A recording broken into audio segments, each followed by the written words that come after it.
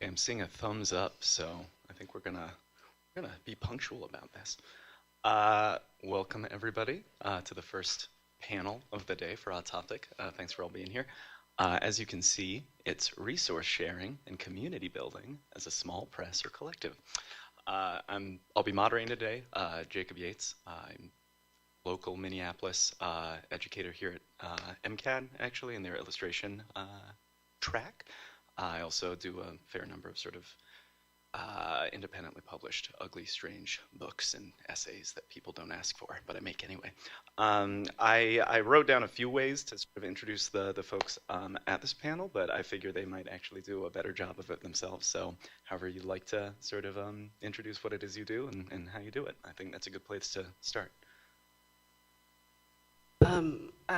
I'm India. I'm half of Late Night Copies Press. My collaborator, unfortunately, couldn't be here today, Aiden. And we do a few things together as a collaboration. We have a publishing program where we publish zines about topics like queer archives and history and arts organizing. We basically run a community print shop from our living room. And yeah, I think that's a good introduction.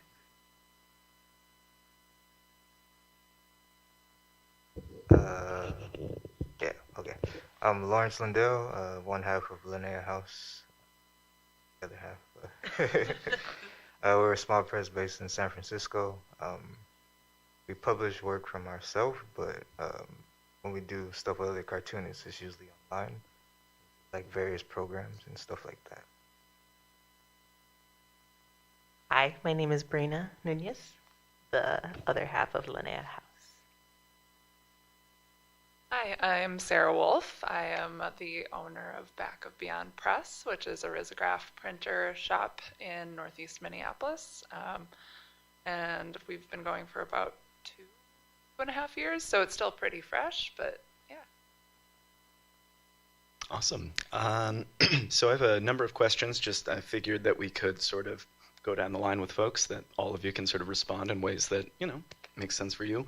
And then we can sort of open it up to kind of bopping around with sort of more specific, individually kind of tailored things.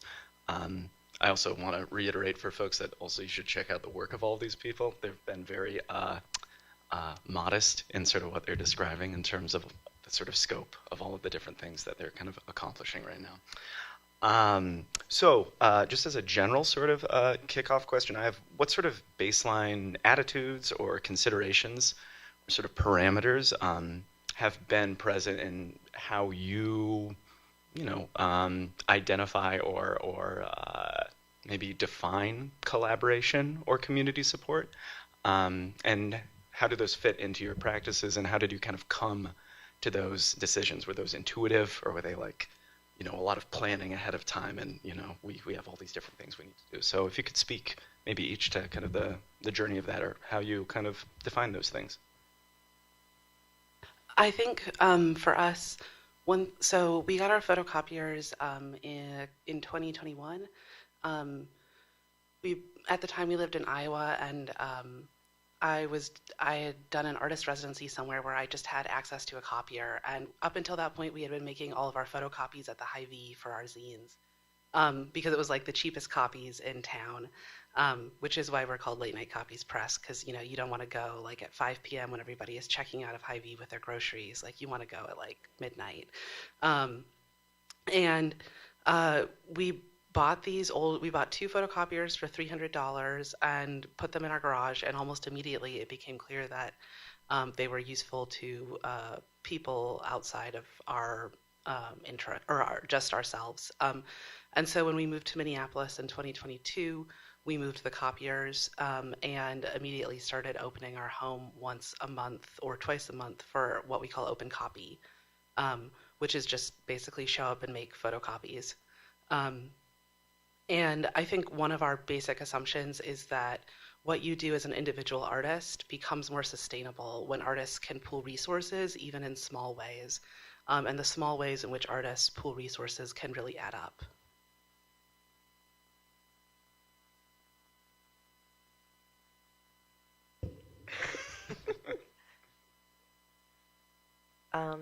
The conversations that we've always had back home we lived in Oakland for a little bit before we got priced out, but we've been working as cartoonists, but we mostly originally got into self-publishing via zine community. Like Lawrence is originally from Southern California, LA, and I'm the Bay Area brat. So we found our own like communities and just like loving the culture very deeply of like the zine community and just creating work that's really accessible and meaningful.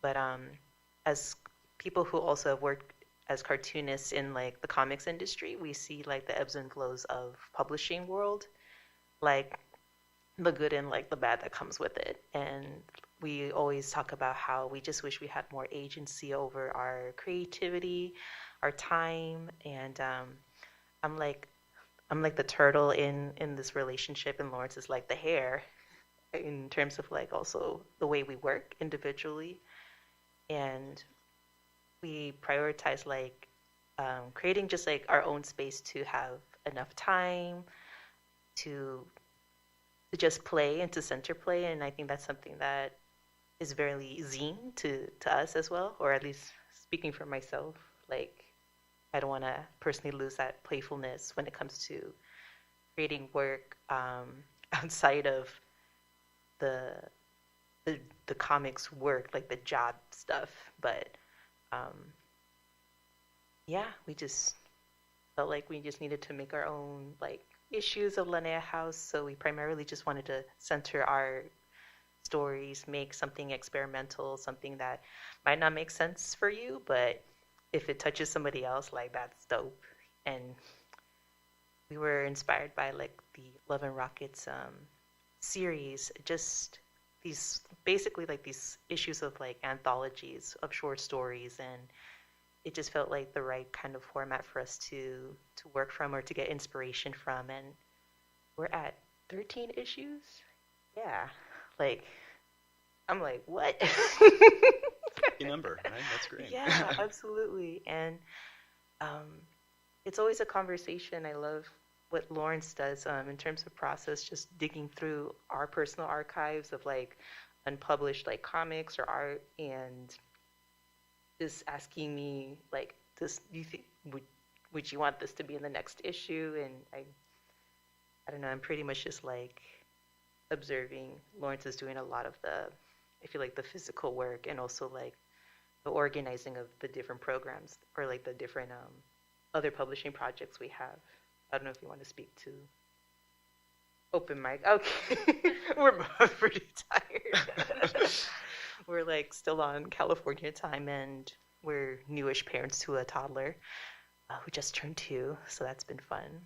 And yeah, we just think about how we kind of want to extend that that culture that we're building with Laneha House to our beloved friends who just are super talented. They're gifted in like their own individual ways, and we just want to give them the opportunity to have as much time as they need to make whatever stories they want to make.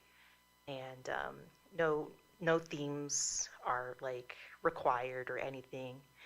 We just want to give other people in the comics community like a lot of freedom and agency as much as we want that for ourselves. So that's how the online project Open Mic came about. Thanks, Brina. Well, I think with Back and Beyond, the whole thing kind of started with the idea that it needed to be about community, because like selfishly, I had always wanted a risograph printer. They have one at MCAD, and when I graduated, I was like, oh no, my access is going to be limited, and I would just love to like play around with it more, but they are quite expensive, and I was very much like, if we do this, it's got to be for something more than just myself. So I wanted to turn it into more of like a print service business model.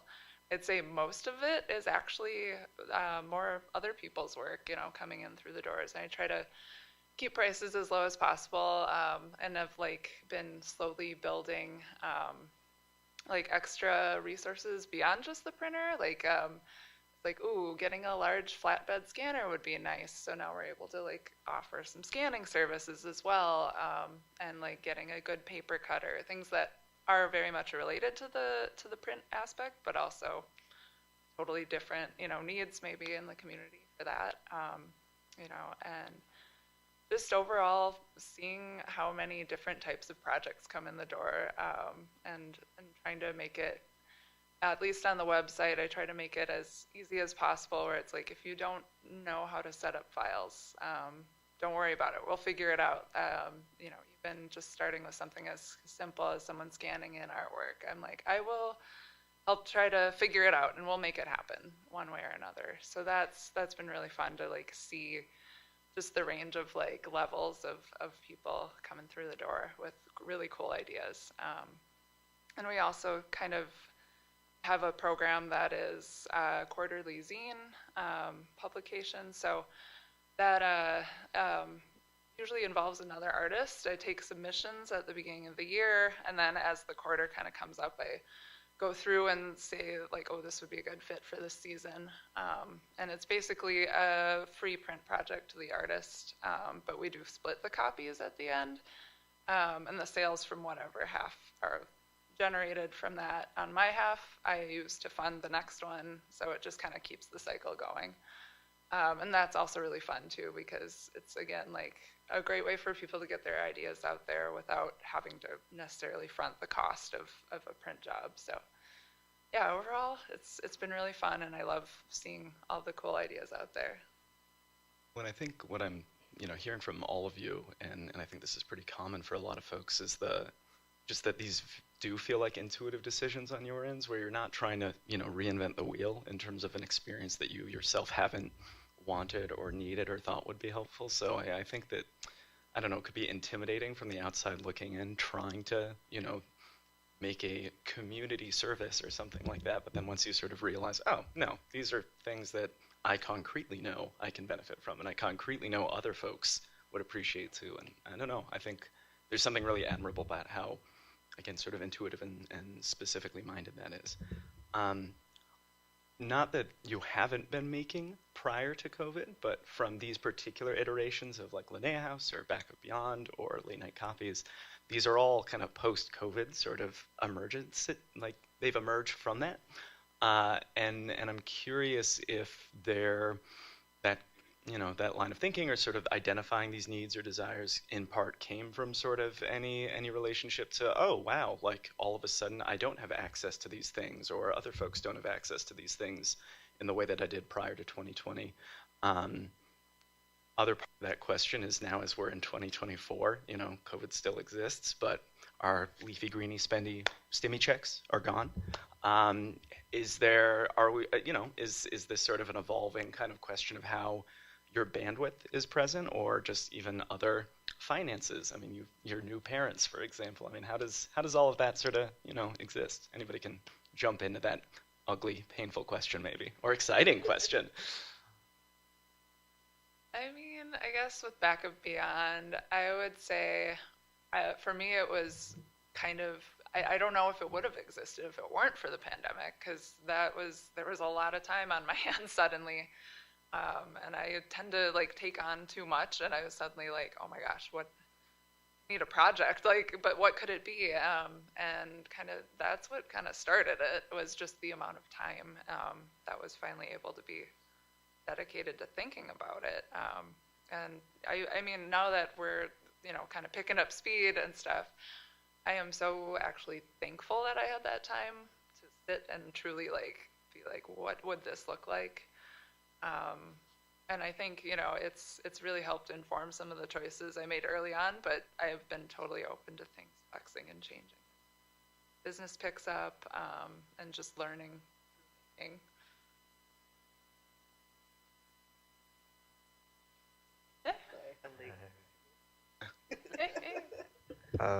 Yeah, I think when it comes to money, so we started in the pandemic just to print our own stuff, and that's different than working with other people. So when we did open mic, the point was, as a cartoonist, I want cartoonists to be paid fairly and to not have as much pressure that comes with making comics as your job.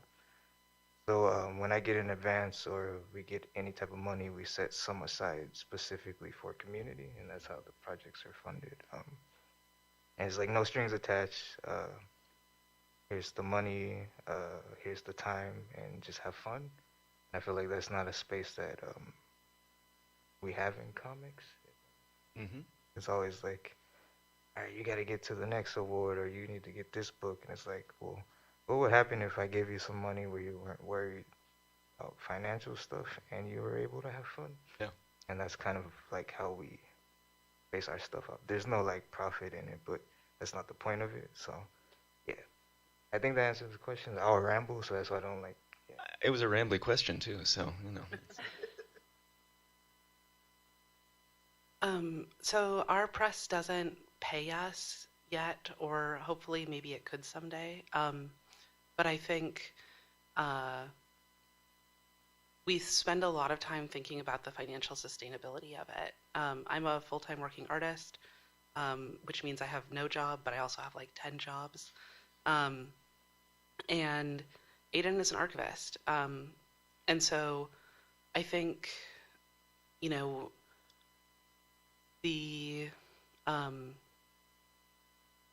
what am I trying to say here? I guess I think financially, or I think one thing we see a lot is people will say, oh, this project looks really successful from the outside, so surely there must be like financial success associated. And the reality is, like, to be able to do what we do and sort of we are funneling all of our extra time, money, and energy into this project. And giving up a lot of things that in a different version of our lives we might prioritize more, like owning a home, children, retirement, savings, you know, a lot of things that people sort of acquire in midlife if they can. And so I think there's a lot of risk with any creative project, and much how Lawrence was saying, you know, I would love for those to be creative risks and not like personal financial risks. And to be able to, I think the way that arts workers, the way our lives are sort of set up and the systems that we deal with, I think that, you know, if you are able to take the risk to work in the arts, there's a lot of privilege there to sort of, for example, you know, I don't have any family members that I need to support who are impacted by the carceral system, for example, or so, you know, we have the ability to kind of just say, we're going to think about a lot of this stuff later and hope that it all sort of works out for the best. But in the meantime, we're kind of a break-even operation. And I think we wouldn't do it if it wasn't enormously rewarding. And so, you know, we've met most of our best friends in the Twin Cities through hosting an open copy in our living room. We feel like we have really amazing community through zines and small press stuff. Yeah. And, you know, I think when we are talking about sort of like sharing resources or sort of collaborating, I mean, it would be, I think, naive and disingenuous to pretend that, you know, we live under capitalism, so we got to pay rent somehow, and money is important, and I have to buy toner for a printer, you know.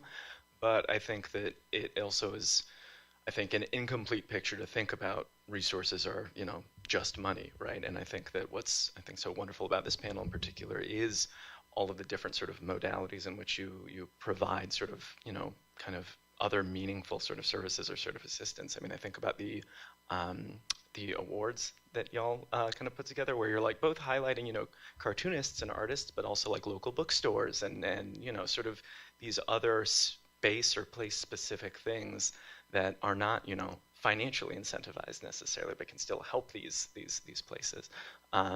You also have you'll describe sort of how a comic page is broken down, right? And sort of describe the technical decisions. So these like free tutorials almost for how somebody's thinking about comics that somebody can learn from, but you're not maybe like paying for a class in that specific way.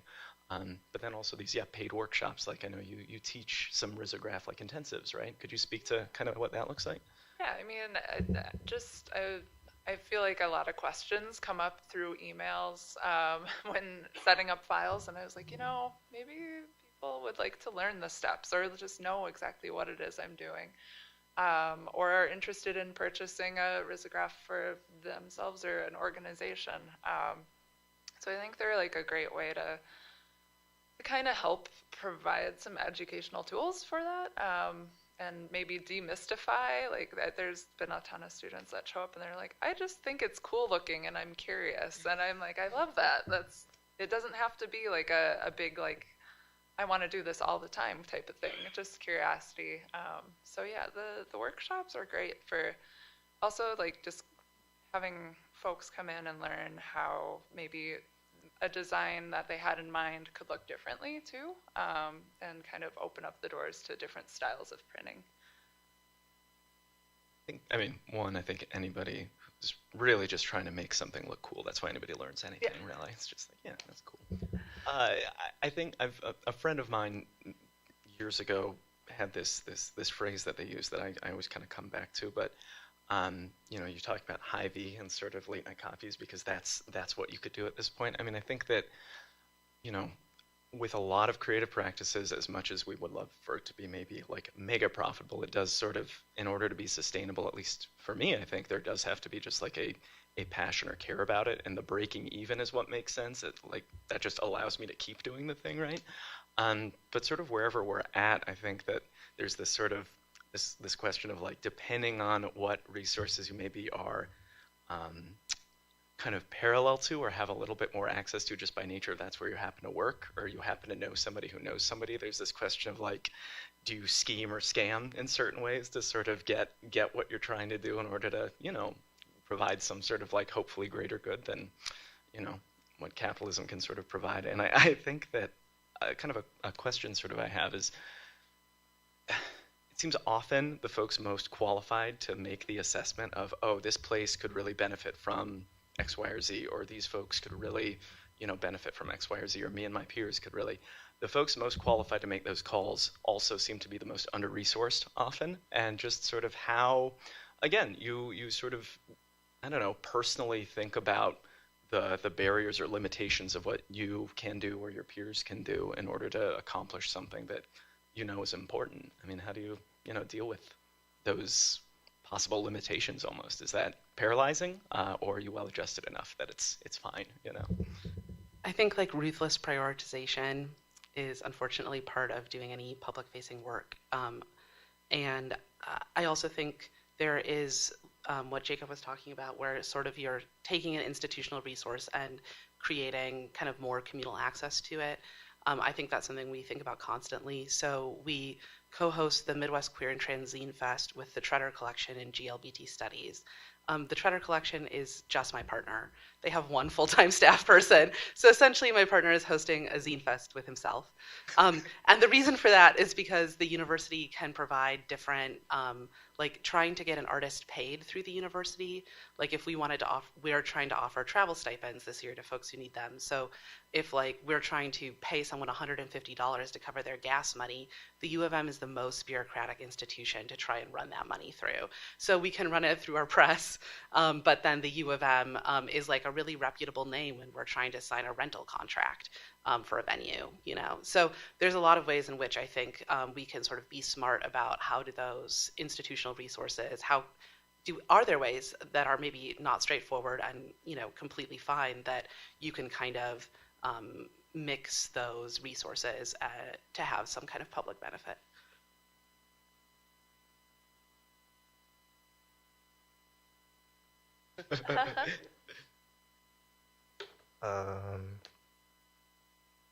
Yeah, I think we're a little different because we're articulated, but we don't print anyone's stuff, so that's one thing that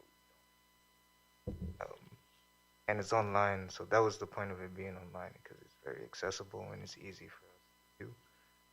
And because we fund it ourselves, there's no pressure to like profit or a margin, or it's just strictly community based.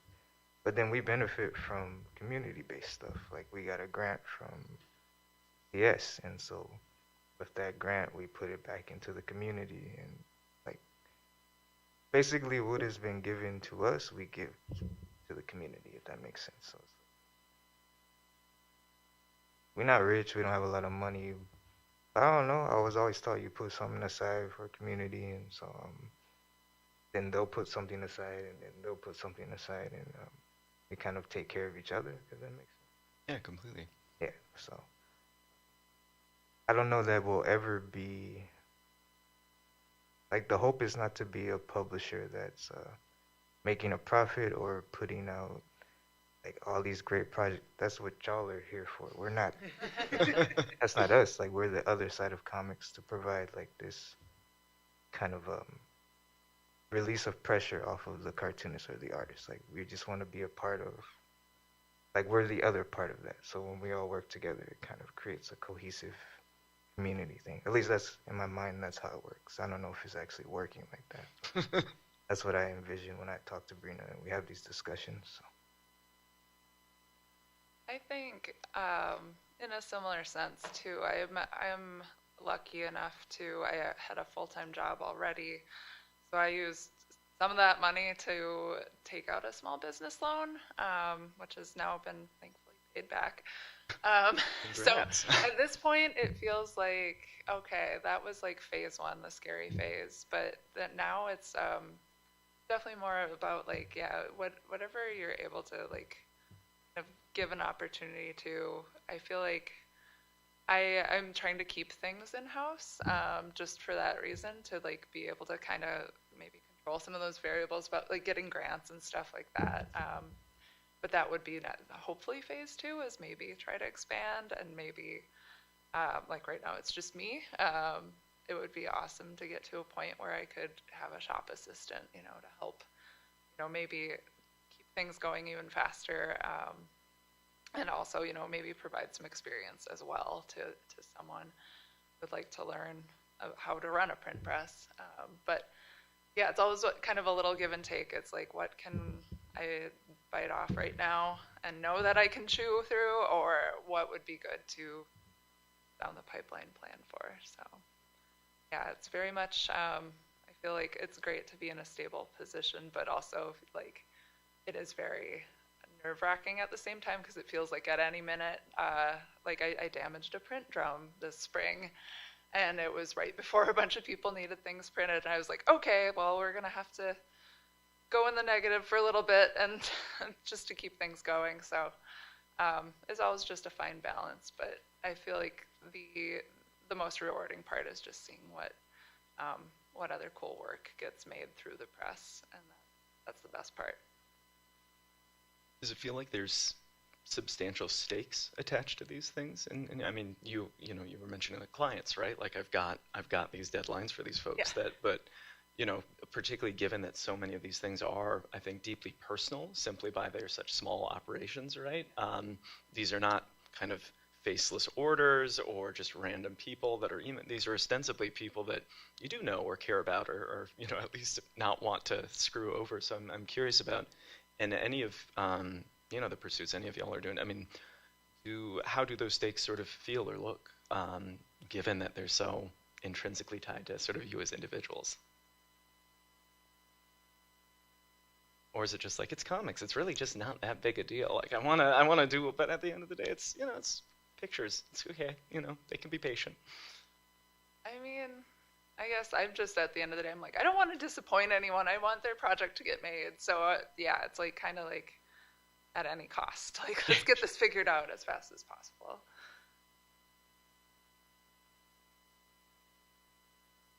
I think you can do a little bit of like living as a collaborative or a press. You can do a little bit of like living in a gray space between like, for some reason, when you're a press, like people think that that's like an entity, or maybe even an institution, and maybe sometimes that's kind of helpful. Like you seem like you're like more official than you are, and then actually it's just like two pretty like scrappy artists right behind the scenes making it all happen. And so, I think a lot about like, what happens as you continue to kind of try and like, for us, the goal is to sort of expand what we do. And like, we would really love to have an incubator space that's way more public than our home, where that's, has key holder access and is like reliably open.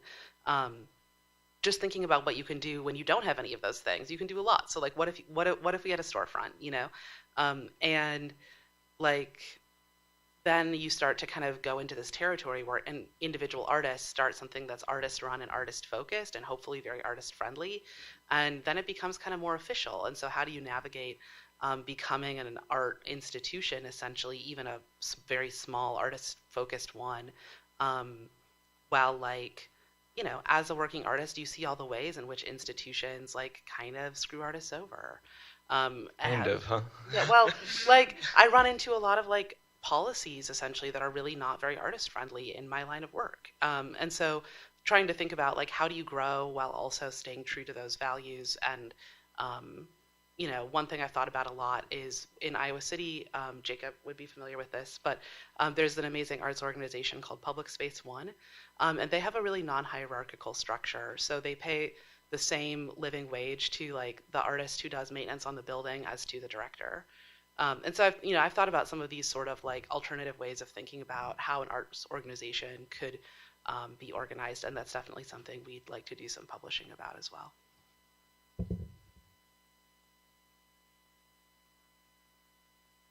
I guess I'll just kind of echo what Lawrence shared, how we're just like a little incubator of like our personal projects and stories that we want to self-publish, so the stakes aren't too high. Maybe like, for me personally, like my sanity.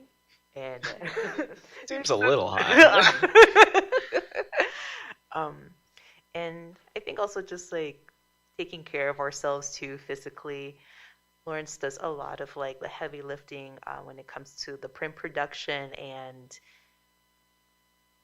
the printer has been probably like once or twice, I don't want to say abused. I think that's like a really negative way to say like, oh, it's literally like not able to print in color at the moment. So that's why you all probably, well, y'all saw like the black and white comics at our table, but we love that aesthetic too, like that choice, like, oh yeah, we did this on purpose, but a happy accident, right? But I think we talked about this too, like just like the physicality part of like printing. I think that's the thing that we have to visit every now and then again. Like, what does the future of like print production look like so that our bodies aren't crunchy and just like incapable of like holding our child at the end of the day, even though she's older. She doesn't need to be rocked, but we'll still do that. We'll still do it for her because we love this kid. And I think there's this. Hopefully there's not always this tendency, but I do think particularly with maybe more mission-driven sort of organizations or groups of folks, if you're not careful, sometimes I feel like there can be this kind of almost runaway sense of this need to grow or get bigger in a way that, ideally if you're able to grow and continue to accomplish these sort of aims, then great, but I think a lot of folks can really burn themselves out or just sort of get into a space where they've kind of changed things enough to accomplish that growth that it is not really accomplishing ostensibly what that nice little mission statement or that collection of conversations they had earlier. So I don't know, I think that, that real self-awareness is, I think, important, and, it's nice to hear that echoed.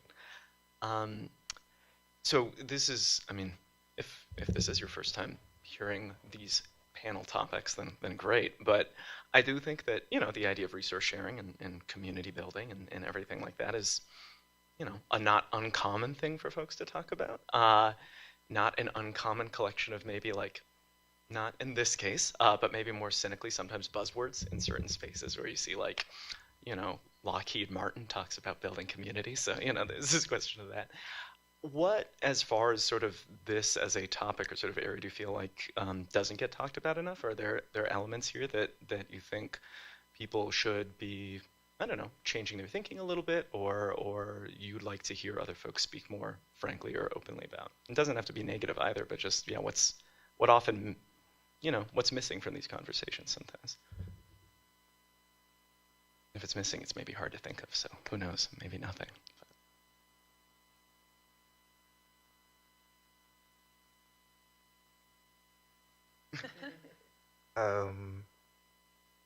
I think the idea that building community has to be like a display. Like I'm more so like, if I'm gonna do it, I'm gonna just do it. I don't need to talk about it. You don't even need to know I did it. As long as like, say if we're working together, you know and I know. I don't have to like, I'm not saying you can't, but I think that's where we get caught up in with making sure, oh, did you see that I did this? Yeah. And it's like, that can mess with you and how you work with actual community. And I try to be like mindful of that, where it's like we're not growing fast enough. It's like, was the point to grow fast enough, or was it to help community? Yeah. So if we could kind of, for me speaking personally, like I like to get to just do what I said I was going to do, and then if you know about it, you do. If you don't, that's fine. But the point was to do it. So like, I think if we had more conversations about that, because I feel like no matter how hard we try, we can't escape capitalism and this idea of like, oh, my press needs to do this, and it's like, well, what you're doing is incredible. You have people coming into your home to help them do stuff like that. That should be celebrated as a type of thing. Like growth is great, but that's growth right there, because it's opened up a resource that people didn't have. Yeah.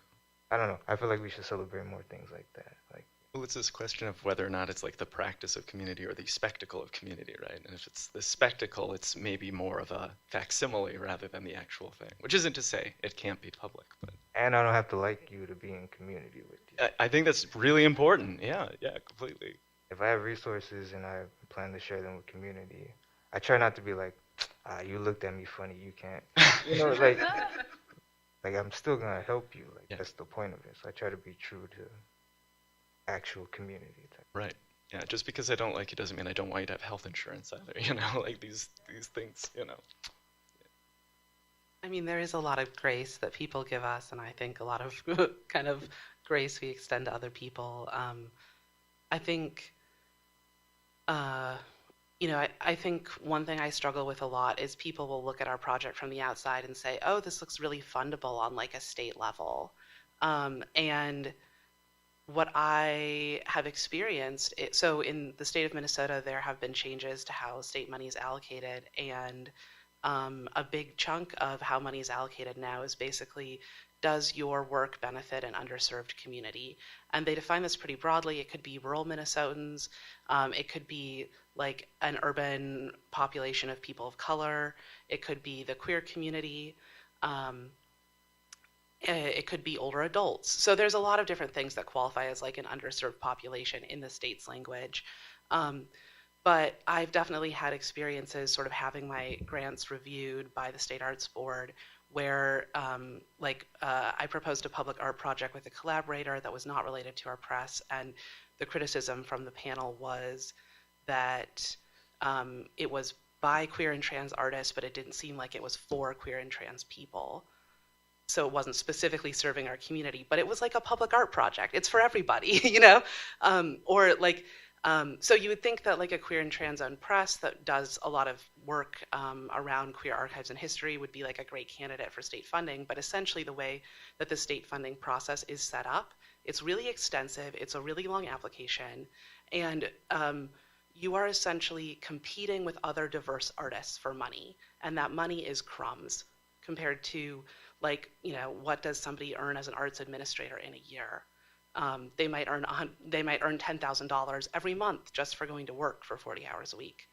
And so I would really love to see, like, I'm a big fan of the like basic income incubator that Springboard has piloted, and that served as a really good proof of concept for a basic income for artists incubator that actually covered the whole state of New York for a couple of years.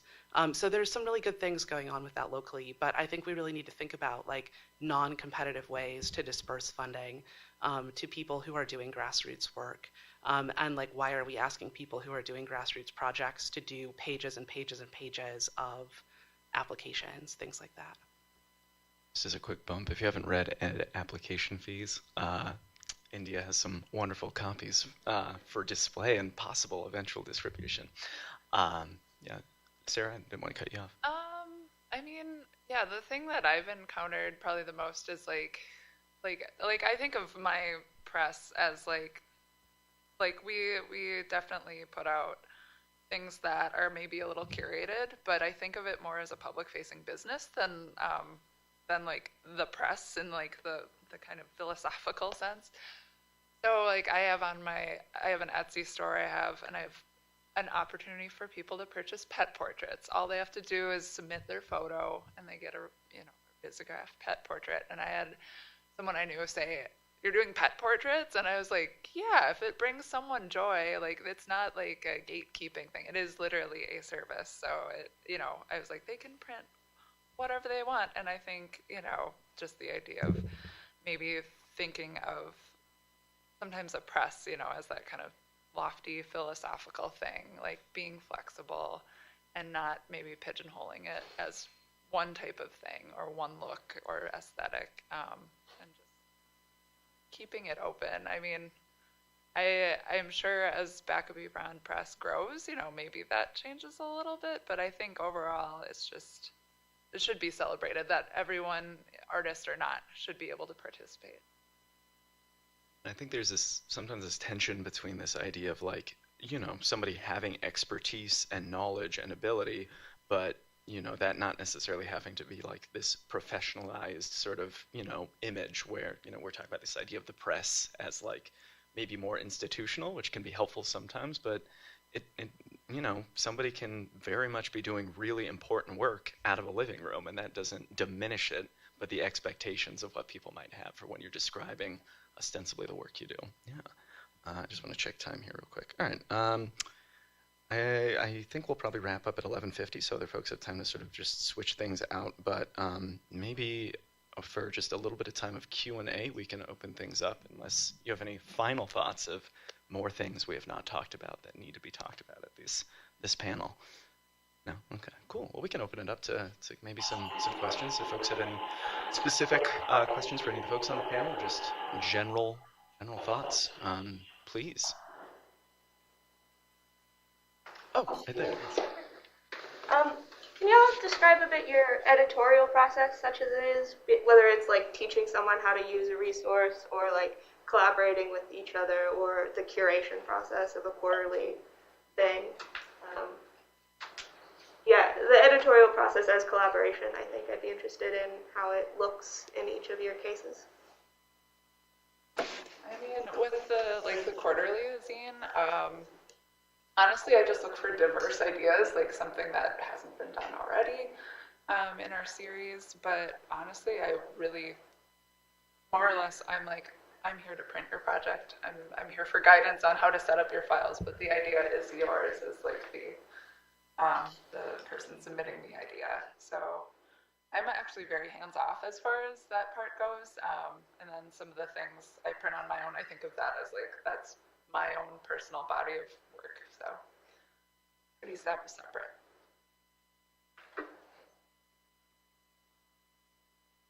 For me personally, when I'm collaborating on Laneha House, it's pretty random and serendipitous.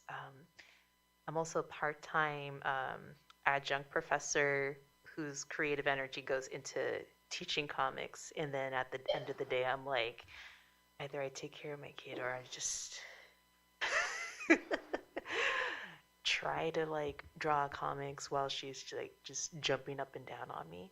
But it's a little harder nowadays to carve out that comics making time. But when it happens, when I have like the little ounce of like creative juices, it'll go into like a short comic strip about what just happened. I'm more of like a memoir person, so it's easier now for me to write about just family stuff, and Lawrence will just check in like, hey, do you have that comic strip? Like, it's got to go in the next issue. And I'm like, okay, digging through, trying to stay awake and just trying to make sure I don't like send like the wrong stuff.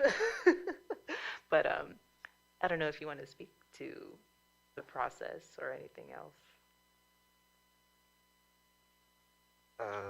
Yeah, usually our Laneha House zine issues are 4 comics per issue, so 2 for myself. We alternate on covers, so I'll do one, and then Bruno will do the next issue. I try to give us about 6 months ahead of time for printing and things like that. And then I try to pick comics related to each other that we have, so that like, it's not a theme, but it's kind of a theme, that sort of thing. Yeah, and so it's like I try not to be like, hey, where's that comic? But then also I'm like, well, if we don't have it, we don't print the next issue. But because it's our own thing, I try not to have so much pressure. But then also, I'm very like organized type of brain. Like, so Yeah.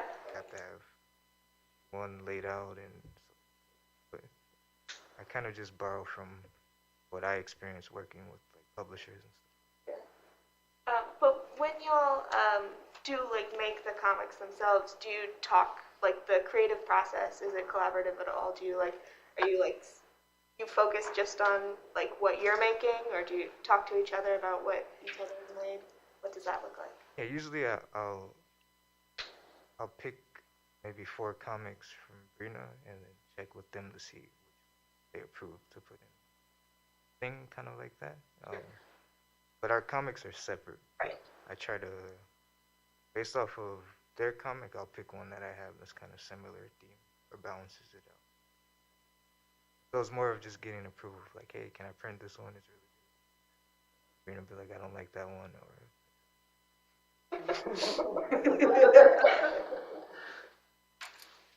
We actually take pitches on a rolling basis, but we have like a pretty clear scope note on our website about what we're interested in publishing. And typically, and we definitely get people like being like, will you publish my gay poems, when like our scope note says we don't publish poetry. We also, sadly, for those of you in the audience here at Autoptic, we don't really publish comics. And that's also in our scope note. Who needs them? We're just not really comics people, and we feel like we wouldn't do justice to that work, right? Same, like we don't have a literary background. We're not a literary press. So we're always interested in publishing work by other artists, and I think I actually am not I have no chill, so this should not surprise anyone, but like I'm not a hands-off editor. And one of the biggest things I do when people pitch us a publication and we're like, yes, great, like let's go for it, is I do a lot of asking the visual artists who publish with us to write. We really love to publish writing by artists, and so we also think of like that writing as kind of an access point for audiences into what the artist is trying to do, especially if it's like weird. So it's not that the writing needs to explain the book or the book work, but it's more like we feel like our project is definitely a like sort of arts and humanities, at least our publishing program, informed by both of those things. So like right now we're working on a book with an artist where she wrote us this like amazing like 500-word essay that accompanies a series of like experimental performance scores, for example. So I'm definitely the kind of editor who will be like, oh, like I kind of want, I want a little bit here, or and usually it's like we're excited about someone's work and we just want a little bit more of it for the publication. Hopefully that's not an extractive process for the artists that we work with. It's obviously a lot less like, we don't have like editorial departments. Like I do all of the editing, all the typesetting, all of the file prep for printing, all the printing, like, it's a tiny operation, but. The cats don't pull their weight, is what you're saying? No. Yeah. I'm an artist who's interested in buying a printer and letting other people use my printer. What sort of like concrete advice could you give me in those first steps of like, I have to purchase the printer. I have to put the printer somewhere. Any sort of like very beginning advice? I mean, with me, I think the best advice I got was from someone who already owned a risograph, and they said, don't get a used one off Craigslist because it might have issues, and you're going to want to have someone who can be maybe a little bit more does this as a business, and that is the best advice I ever got. I bought my printer from someone in Chicago.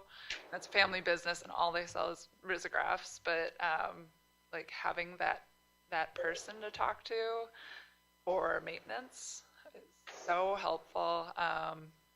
They have a person on staff that has FaceTimed with me when something got jammed, and it was amazing. As far as space goes, that was what prompted me to look for an art studio, because my apartment is way too small to fit all the gear, which was its own kind of, I took the first studio I saw kind of deal, and then that one kind of fell through, and it was a little bit of a process, but if there's not room for that studio space, I even know I've had friends that are like, I run stuff out of my basement or my storage unit in my apartment basement. Like, things, just getting scrappy with it sometimes kind of has to happen as far as like physical limitations. But I think it's a matter of trying it out and seeing what's working, what's not, and just kind of being open to like, this first location may not work to have this printer, and being able to kind of be open to other ideas later on.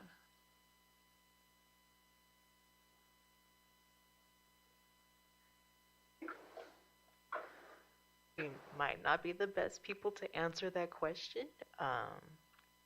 We just print for ourselves, and our printers are always just like getting kapooied, just like sick at a certain point from all the printing.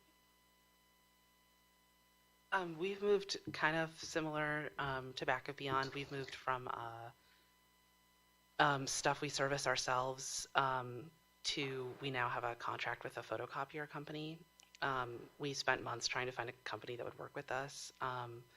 They're pretty chill about like coming into our house, and there's like gay shit everywhere, and they stay focused, they fix it. If you get a copier contract, the issue with that is privacy. So like they can see scans of everything you copy and print to the printer. So we own our printer outright, and it's more expensive.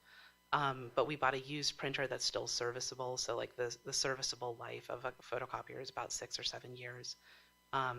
And then we pay for a service plan. So because we're on a second floor walk up.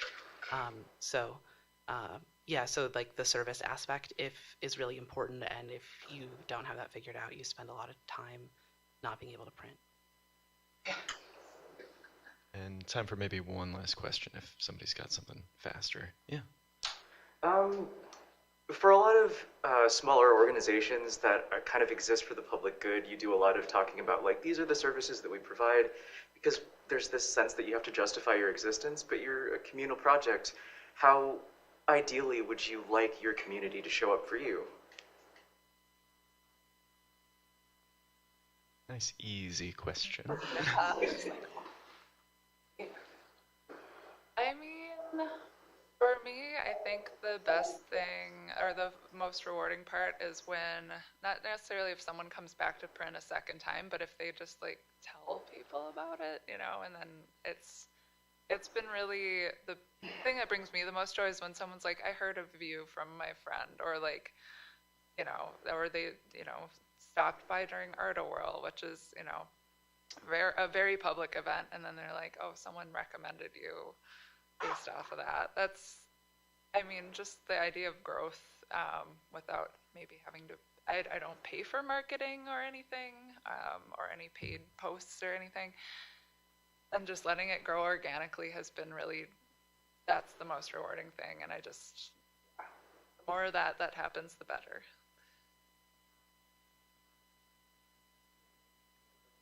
It's a big question.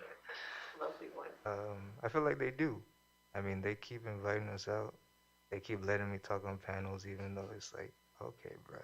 Like, I feel like because we operate in that space, so it's very clear, I hope, that we're very community oriented. Like, community definitely shows up for us. And that's what keeps us doing what we do. Like I see it working in real time, if that makes sense. Like, it's not for nothing. Like, I get to see the benefits of like thing we thought of in our living room, and people are like joyful about it. So it's like, yeah, I don't know. It's hard to like put into words, but I think they do. And I think just kind of paying it forward for me, anyways. Like, If we're provided with something, I provide you with something, you provide someone else with something. I think that's the best way to keep showing up, in my opinion. I would come from that very like DIY, like we could take care of ourselves type of thing. So yeah, and they definitely take care of us, in my opinion. So.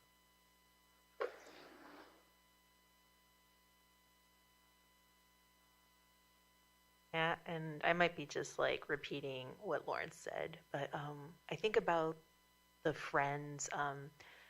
When I was trying to do some grant writing stuff for us back home, and I reach out to them to see if they could be like people who could act as our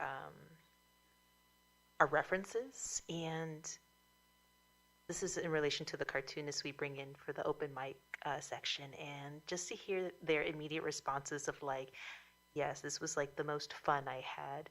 And yeah, I feel like because we're just so excitable and nerdy about the work that we do, it's just so beautiful to see that same level of like love and joy for just like the medium, for um, I don't know, it's something that we do like on an individual level. It can be a very lonely process, but just to hear like over like state lines, like another friend saying, this was the most fun I had, I think that just really fills my cup. I feel very similarly to Lawrence. Like, our community shows up really hard for us, and we are grateful to everybody who's ever printed with us.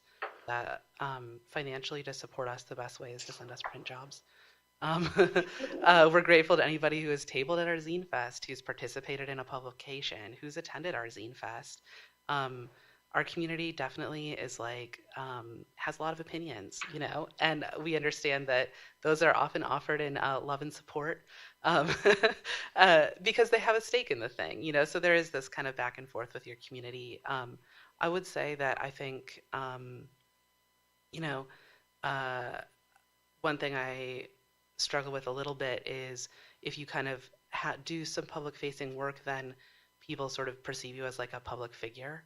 And it's like, actually, not really. And so like if you have a grievance, you know, and the entity you're dealing with is just a couple of artists, you should talk directly to them and not like, you know, employ cancel culture on the internet, for example. Awesome. Well, we are coming up right on noon, actually. So thank you again to Back of Beyond Press, Laneha House, and Late Night Copies, and this wonderful audience. Thanks, friends.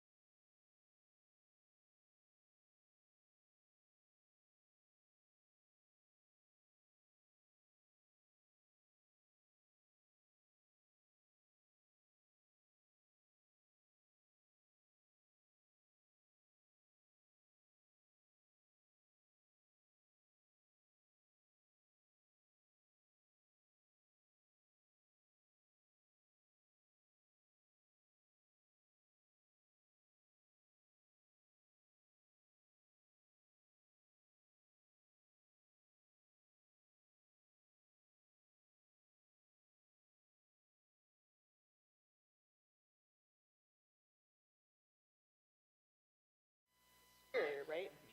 No, I'm in LA now. I moved from Chicago to here.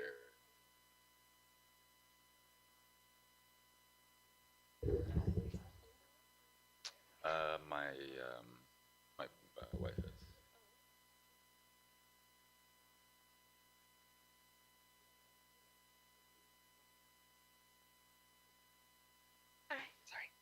All right. Okay. Welcome all. Today we're talking about different avenues of publishing: self-publishing, and small press publishing, large publishing.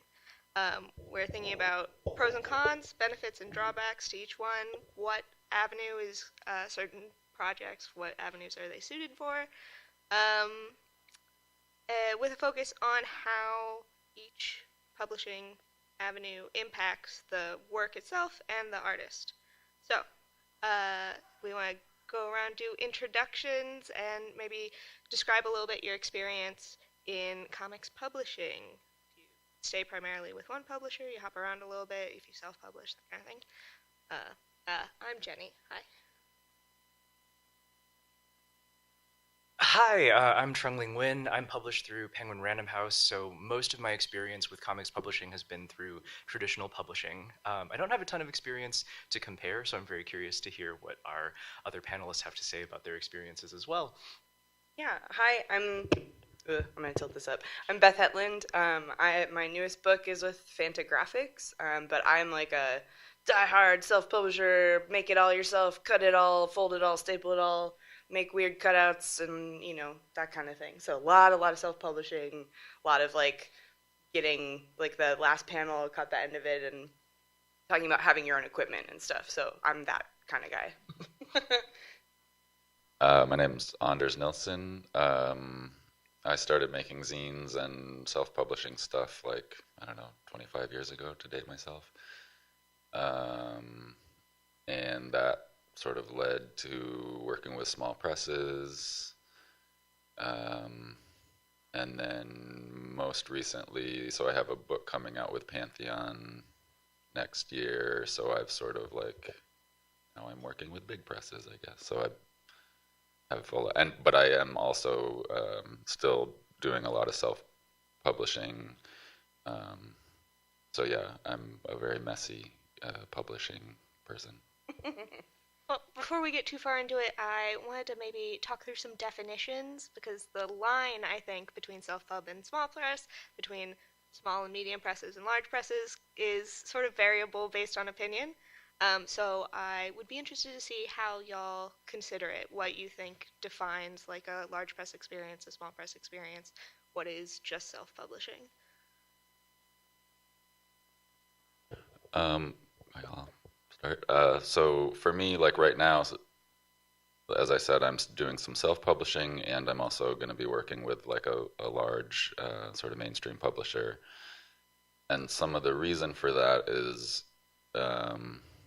like for me, what publishers, sort of the world they exist in, and the kinds of books and the kinds of projects they do, and the kind of audience that they interact with or whatever is of a certain sort. And self-publishing allows me to kind of do stuff that larger publishers or even small publishers aren't going to want to do. So like I'm serializing a graphic novel right now and printing the comics in a pretty large format on thick paper. I'm doing a bunch of like inserts and foldouts and things that like would be fairly daunting for a lot of more established imprints. It's been nice, like Pantheon is gonna incorporate some of that stuff, but I feel like it was sort of important.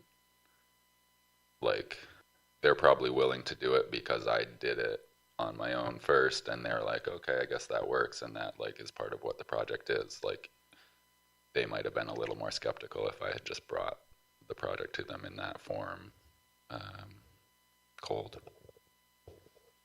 Yeah, I think I would agree with some of that. Is for me, some of the self-pub like aspects have to do with the control and ability to create formats that wouldn't be typically sold on like a bookshelf. Like books that don't have spines, I think, can be a problem for like a trade paperback kind of venue, or like libraries in some regards. Not all libraries, but things that, you know, maybe have a little bit more intricacy, or kind of like toe the line between an artist book or a zine, or something that has maybe like more small print run, and we're talking like maybe less than 2,000 kind of thing. And then I think for me, like larger publishers go into the realm of like, this is getting like international distribution, and this is print runs of, you know, above 4,000, 5,000 types of things. Or these are books that automatically go to every library, you know, in a certain place. But I also think that in comics, which is the work that I think all of us are doing, there's like the big 5 publishers, which are kind of like trade paperback, and then there's like comics publishers, which I think are big for our field, but are not necessarily in the same vein as like, some of the really, really big components. So like Fantagraphics is still considered like a boutique publisher. Yeah, there's a lot of red tape if you want to get sort of published by a traditional publisher that's quite large.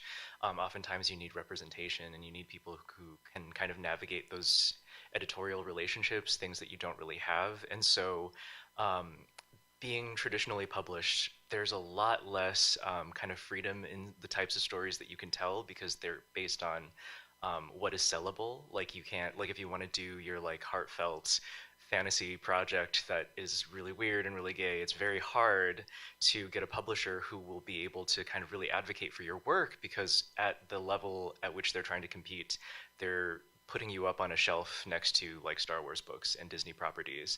And the rationale for those stories kind of being rejected by larger publishers, if they're an original project, is that if a parent is, you know, going out and they want to buy something for their kid, they're going to want to get the name brand thing. They're not going to take a chance on something that they have no idea about. And so small press gives you the freedom to actually explore the things that you want to explore. But if you want to be traditionally published, if you want to be an author, like I think a lot of the smaller press projects kind of serve you really well if you are an artist and you're interested in making your comic as an art object. You can do a lot of really interesting things. Like that's sort of where small press really shines. But traditional publishers are much more rigid, and it serves you much better if you consider yourself to be more of an author, and you're not super finicky about the form, and the things that you can put down can be contained within whatever parameters they have. I would say one other thing about my own experience is that doing the self-publishing at this point for me is part of how I make an income while I'm working on a super long form book that's going to take me, 10 years or whatever. I mean, I've been doing comics, scenes, mini comics for years, and they probably didn't make me hardly any money at all 20 years ago, but like I have an audience now that is very dedicated. It's not huge, but it's dedicated, and like basically it's like if I do these comics and put one out once a year or twice a year, like that can be a supplement to my income where like I don't have to, do a day job in the same way that I might have, 10 years ago or whatever. All right. So, I mean, I think you touched on a lot of benefits and drawbacks in those answers. Perfect. We're so on theme. Okay. What is the, creative process, the editorial relationship like in comics on these different avenues? I know with self-pub there are freelance editors, freelance marketers, if you have experience working with them or working with someone in-house at a publishing house. What does that look like? Yeah, I can start with that one maybe. Is one of the things I love about self-publishing is that there isn't an editor except me. And that's one of the reasons why I really like that. I will go to peers or colleagues and maybe ask for feedback, more of a critique setting rather than an editorial relationship. And then I've limited understanding and experience in publishing with an in-house editor, but my editor was fairly hands-off with Fantagraphics. It was a lot more of like spelling, or hey, maybe these page numbers should be on the sides instead of the middle, kind of feedback, but nothing that was like, you can't tell this kind of story, you can't put that kind of imagery in. I think the color yellow won't sell. Like, there wasn't any of that in particular, which again is why I think some of the nuance of like a boutique publisher or like a comics publisher has a little bit of a different relationship, and each publisher is going to have, and each person who works there is going to have a different preference for how they want to be involved with your work. And I think of that as more of like a collaborative relationship rather than like, oh, I have to do this because that's what they said. But again, these two I think will have some good insight about the people they work with. Let's see. My editors usually are also my friends or my wife. It's been I'm in the middle of the process with Pantheon is going to be putting out the book next year, and it's been very different than self-publishing. It's been different than working with Fantagraphics or Drawn and Quarterly, who I've worked with in the past.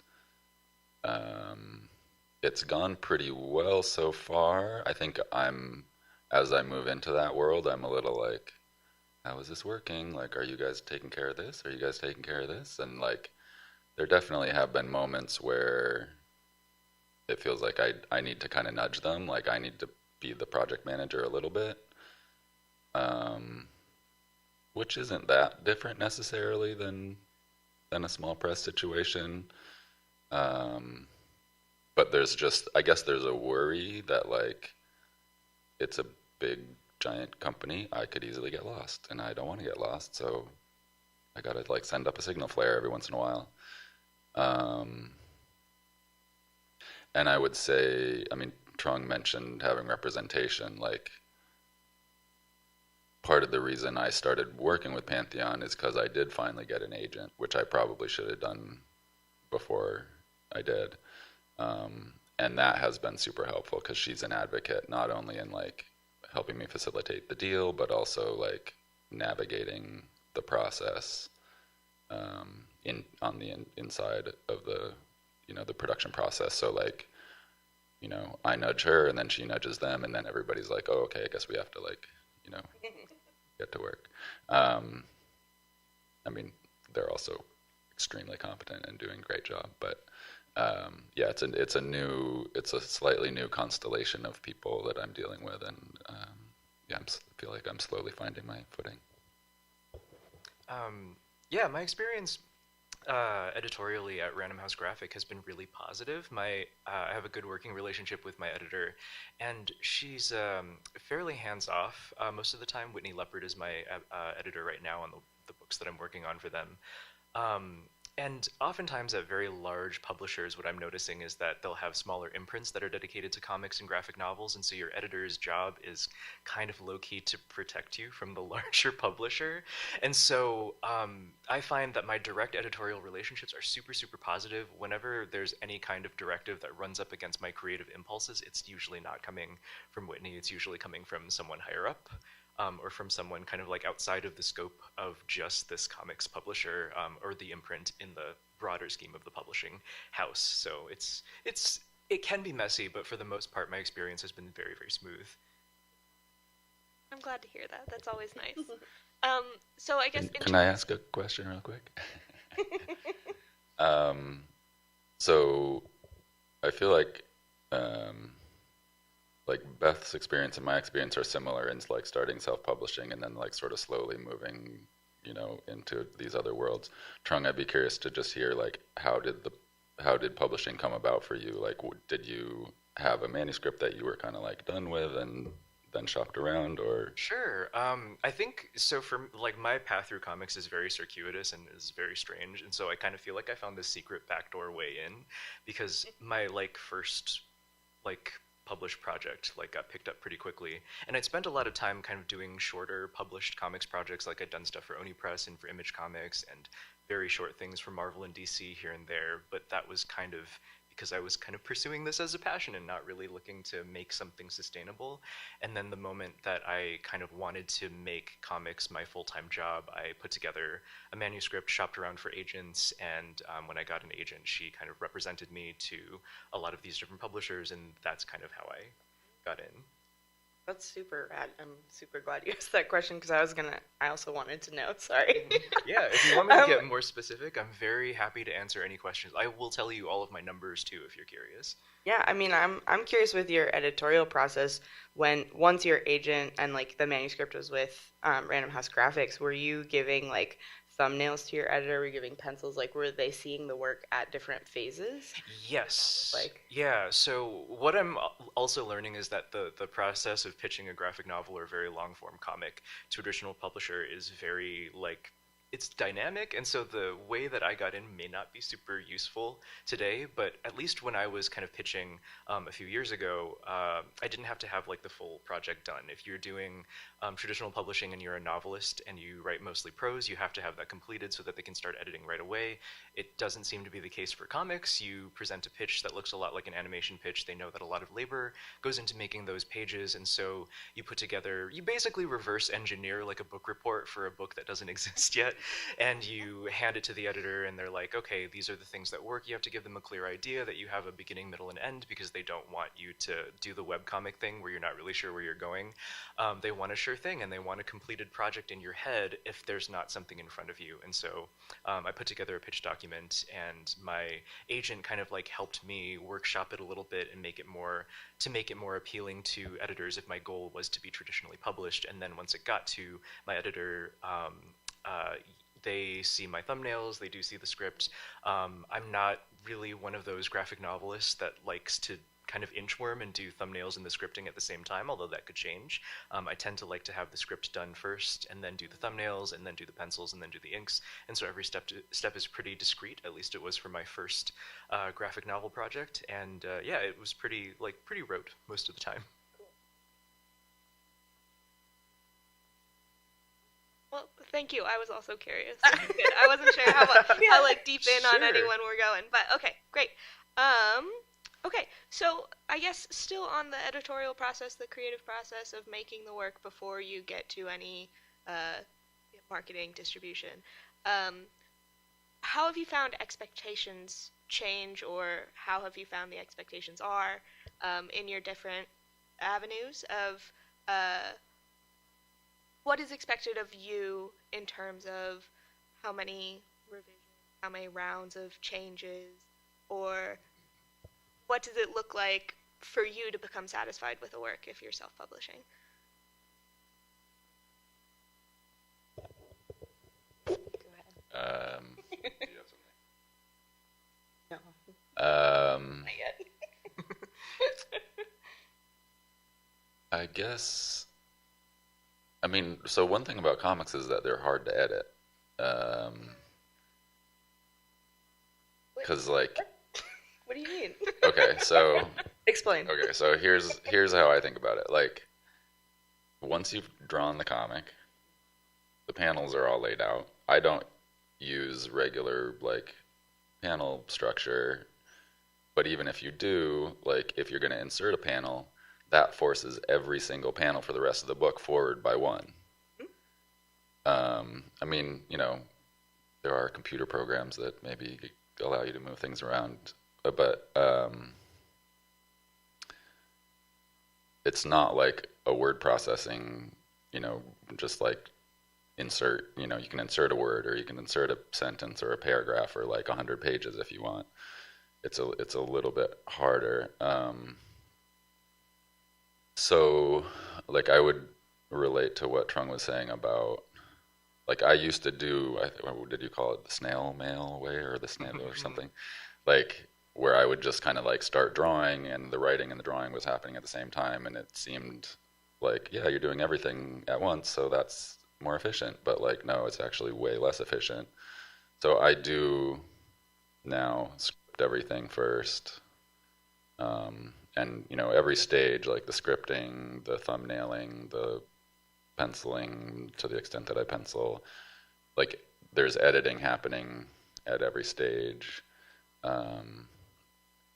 but once it's done and actually readable and in a state that can, like, somebody else can take a look at it, like, there's only kind of so much you can do, I feel like.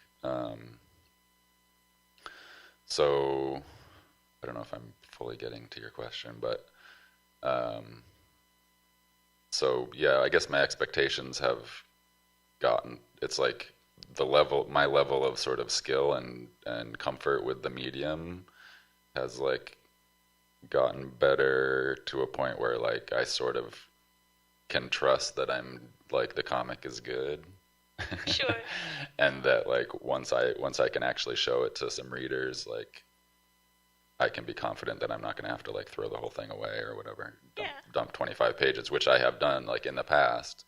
My first published book, like I sent it to the publisher, and there was like there were some issues, and I threw away 25 pages and like drew 40 new pages, which made the book way better, but it was like kind of traumatic. Yeah, real. So would you say that's like the normal process for you, is you don't really show anyone until final pages? There's not, like, I would never show at the thumb stage. I wouldn't show anybody the script because it's like it's so much in my head. Like there's so much visualization and you know the kind of color, the kind of atmosphere I'm going to be putting into the panels or whatever. Like it just wouldn't make sense to anybody to read. And if they thought it made sense, they would be wrong. You know, like. That I think that makes sense for you that like elaboration of how you're scripting and thumbnailing, like that would be a much more difficult process for somebody to access who's not in your brain. And like for me, especially with the most recent book, which my process changed a bit for, but is like I'm hoping to continue in that direction, is to be doing thumbnails at like about 4 inches, 4 inches on like index cards. I used to do just really little teeny tiny, like maybe inch or so. Question: when you say thumbnail, that's 4 inches. Is that a thumbnail of the page, or is that okay? That's the page, the whole page. So I'm thinking about the increment as like a page, and then I'm thinking about it as spreads because I'm like a maniac about like page turns and pacing and stuff. But so I used to just do like empty panel boxes on a page thumbnail about this big, and it was all in my head. And then like especially when I was working, because I also work collaboratively, and so the editorial process is like built into collaboration. And with that, it was more like I would show pencils rather than thumbnails, because thumbnails were just a note to me rather than like to communicate to somebody else. But with this most recent book, Tender, I wanted to show people thumbnails because I didn't know I was going to be with Fanta. My book did not start there. I was just going to self-publish it. And so I needed to be able to show like buddies and my partner and folks to be like, does this make sense? I do not have the years or confidence yet to be like, yeah, it's good, no problem. I'm like, oh God, is it good? I don't know what's happening. So, and those were like fairly, they're still stick people, but I was like shading it and hatching it to try to show and communicate lighting and atmosphere, especially since it's a thriller, or like a horror, and so it needed that. And then I would scan those in and type out what my like chicken scratch balloons and text and stuff say, so I could lay it out as like a 2-page spread or the single page, so you would get the pacing of where you were at and then the text on the side of like a document, and print those out and give them to friends to be like, can you read this? Would you give me feedback about this? And then at that point, I'm going through to be like, okay, that doesn't work. This does. Like, this needs to drop 25 pages and draw 40 more or whatever. I mean, that sounds like you and your community did a lot of the editorial process ahead of Yes, graphics. absolutely, absolutely. So much work. Yeah, so it makes sense. You're welcome. No. Spelling, put the page number over here.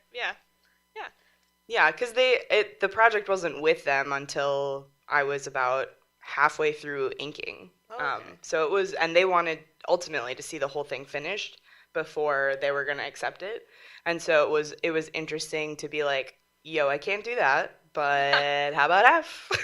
And then that was enough for them to see like proof of concept and like make sure that I like knew where I was steering the boat. Like it has an ending, it knows where it's going, like all of that. That surprises me that they wanted to see the whole thing before they would Yeah, publish I've it. not heard of that. That's Yeah, they were like, cool, we like it, but more.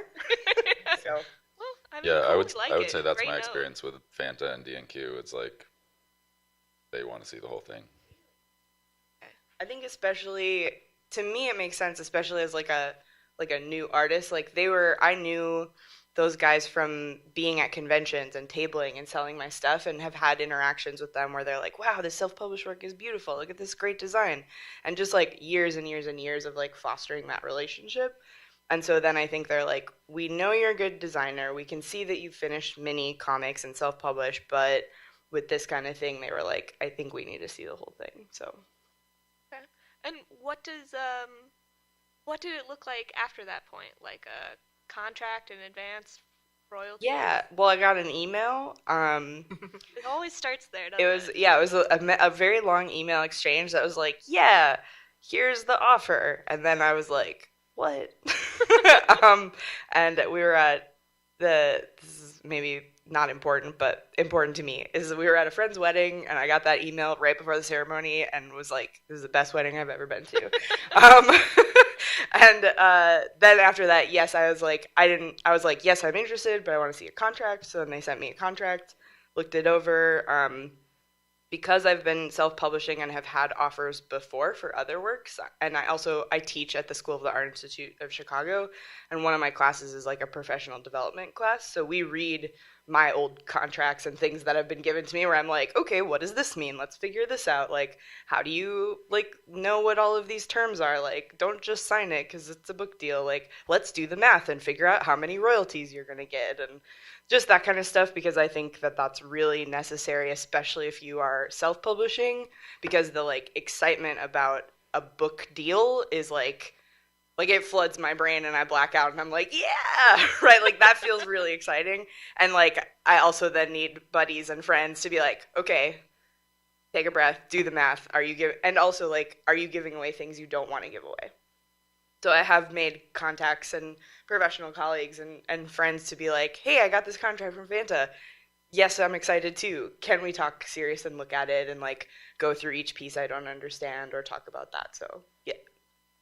Community, so great. Exactly. Yes. Love that. Which is why I think, self-publishing is great. And also bigger publishing, because then when you get to that stage, hopefully you've built those relationships to be able to say like, I don't know what I'm doing. Who did you work with? Is this okay? Am I going to get in trouble? Am I going to lose everything like this precious book baby that I have? Like, I don't want to just give it away. I don't know. I think maybe the question has gotten a little off track, but it Yes, was I'm so sorry. expectations of the editorial process in terms of rounds of revision. And then also, I guess, off of that, just sort of signing away rights. What is that about? Please tell me. I don't know that I had expectations to like really manage, because I came in knowing absolutely nothing. So I think my first order of business was getting an agent who would explain everything to me. So that was very, very helpful. And so now my expectations in terms of that process are that, so it's still kind of in flux, because the way that I work, and because I work through traditional publishing and the nature of my book and its distribution, I end up behaving more like an author than I do a comics person. And so there are some like cultural differences and like kind of logistical differences that I contend with. Like, I don't do a lot of side projects to supplement my income. I'm a speaker mostly. Like, I get invited to go to schools and I show up and like do a presentation for whatever company will have me about the creative process, that sort of thing. And so they treat me like a subject matter expert as opposed to an artist, which I find sometimes can be really affirming, and sometimes that's really frustrating, because that takes me away from the work that I actually want to do, which is finishing my book. And so in the process of becoming an author, I had to figure out how to make time for all of that stuff and sort of renegotiate my expectations about when I needed to turn in certain points of the process. And so my editor has been very kind of understanding and making sure that I have the support that I need to kind of do all of that. But what that ended up being meaning for me practically is that I ended up having to push back my deadline quite a lot, because apparently when you make a book for a younger audience, you end up doing presentations about this book report about the book that you wrote for like the rest of your life, which can be really fun and rewarding, but it's not something that I was expecting out of this. I was kind of expecting to continue to make personal projects and go to shows and network with my peers in terms of like the comic spaces, but I end up doing a lot more kind of library stuff and school visits and that sort of thing. So it's my expectations have been thrown into a very strange space. Yeah, fair. Well, we're happy to have you here networking with your peers. Okay, great. All right. Can I make one comment and ask another question? Absolutely. So I liked hearing that Beth got an email at a wedding that she had a book deal. I was working as a cook in Chicago, and we were doing our first fixed price meal. It was like a new restaurant. We were doing for the first time like a fixed price thing for Valentine's Day. And after the first setting, I had a little break, or the first seating rather. I had a break, went down and checked my email, and there was an email from Drawn and Quarterly saying they wanted to commission me to do a story, which made that like the best day of cooking in my life. So Trung, was there a moment that you got the news that was memorable? Yeah, no, I was at my day job. I was working the front desk at a nonprofit for like 5 years, and it was not an ideal situation for me, although I did learn a lot of really lovely things and worked with great people. But I was like on my lunch break, and I checked my email, and I got an email from my agent kind of walking me through like, oh, these are the tentative offers from these publishers. Where do you want to go? Which one seems like a better fit? Which one is offering more money? And so there was a lot of kind of like, the initial email was super exciting, but then there was also like a lot of negotiation. And so it felt really nice to have a little bidding war. And so that was kind of like it felt prolonged. So I had like a very long, like, oh, this is amazing. They're offering me way more money. Yeah, so that was kind of my moment where I was like, oh, okay, so there's an initial email that says, I've gotten interest from more than one publisher. Let's play them against each other. Right, which is a moment of like, I think maybe my life is going to change a little bit. Like, not like I'm now rich and famous and whatever, but it's like the dream is coming true, maybe. Or And I feel like that does circle back to like the expectations, and especially for me, like having self-published for so long, having looked at other offers, and I'm not agented, and like I don't have somebody who I have community who I can talk to, but I don't have just like one venue of like, this person is my person to help do this. It's like that idea of my life's going to change is there's now a before and after moment of like before that, and the like expectation of everything's going to change is like yes and no. Like it's still like a hustle. It's still like I'm not rich and famous, and like that's fine. That's not why I'm doing it. But also it's like there is the expectation of like the book deal changes everything, but I'm still self-publishing. I'm still interested in the things I was interested in before too. Yeah, so I think this might be a good time to start talking about some of the numbers, because I want newer authors to know like how to expect to sort of manage your finances, because a lot of the numbers that they throw around sound really, really impressive, but you kind of have to plan ahead quite a long time. And graphic novels, like comic books, especially like if they're like novel length, they're like 200 plus pages, is a lot of labor. It takes a long time. And so you kind of have to factor that in. And so, if you read Publishers Weekly, they'll announce sometimes that there are book deals that are happening, and they sound very fancy. Like they'll say, oh, like this author has gotten a 3-book deal for 6 figures, and it's going to sound amazing. But what that means is, let's say, so like for me, like the Magic Fish and the following book was bought, like both of them were bought at the same time for $90,000, like was the advance. So it was $45K per book. And so that is kind of eked out to me at certain points of my like process. So I get paid during like when the script is presented, I get paid when the thumbnails are presented, I get paid when the inks are presented. So there's a little bit of that. I don't get all that money at once. Otherwise my taxes would look crazy.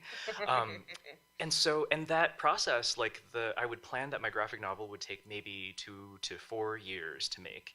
And so like generously I'd be like, let's plan for like at least 3 years. And oftentimes that wasn't the case. Like you would have to kind of push those deadlines forward. So that money has to last you that amount of time.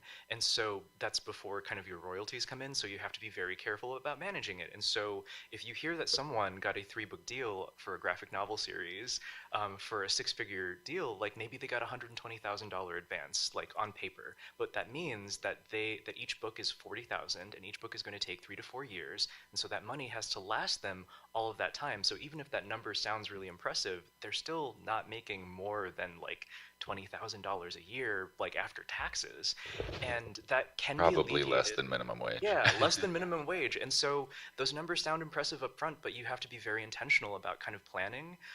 And last I checked, apparently like a good healthy advance is like somewhere within the 35 to like 50,000 range, which can be very large, but it kind of depends on the resources of your publisher as well.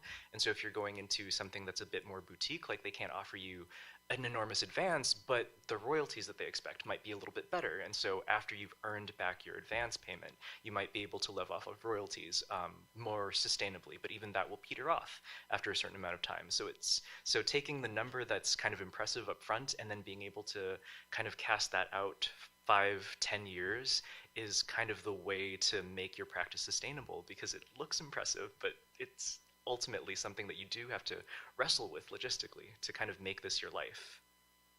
Yeah. And I think also that like something that is in that and goes into like the like rights stuff is really finding a trusted advocate who has experience, whether that's your community, whether that's an agent, but somebody who can talk to you about if you feel uncomfortable about like breaking down the numbers and doing that kind of math, like find someone who can help you with that. And I think similarly, find somebody who can help you talk through like, what does that mean if your contract says you then have something called like right of first refusal or a non-compete clause?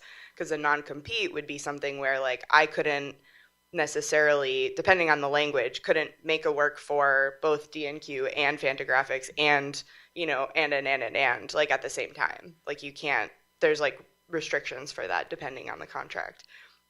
And I think similarly looking into that is something that's been really interesting, is trying to do the math on what my advances has been, which is a fraction of what Trung is explaining, because I am with a boutique publisher and my print runs are much smaller, and I know that. But the thing that's been really fascinating is looking at what does it cost for me to be at a show and sell my books versus for them to sell my books versus for the books to be sold at a store. And really carefully doing math and paying attention to what those percentages are. For example, book comes and I'm like, yes, I want 200 to my house, right? Because I'm going to do 1 million shows. But then I have to pay for the shipping for that.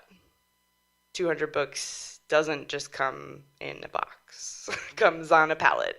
And so then that's freight shipping. And then after doing the math of that, my profit of my books that I have to pay up front to get those, the freight comes out of that, which reduces what my profit per my book to about 30% of the cover price.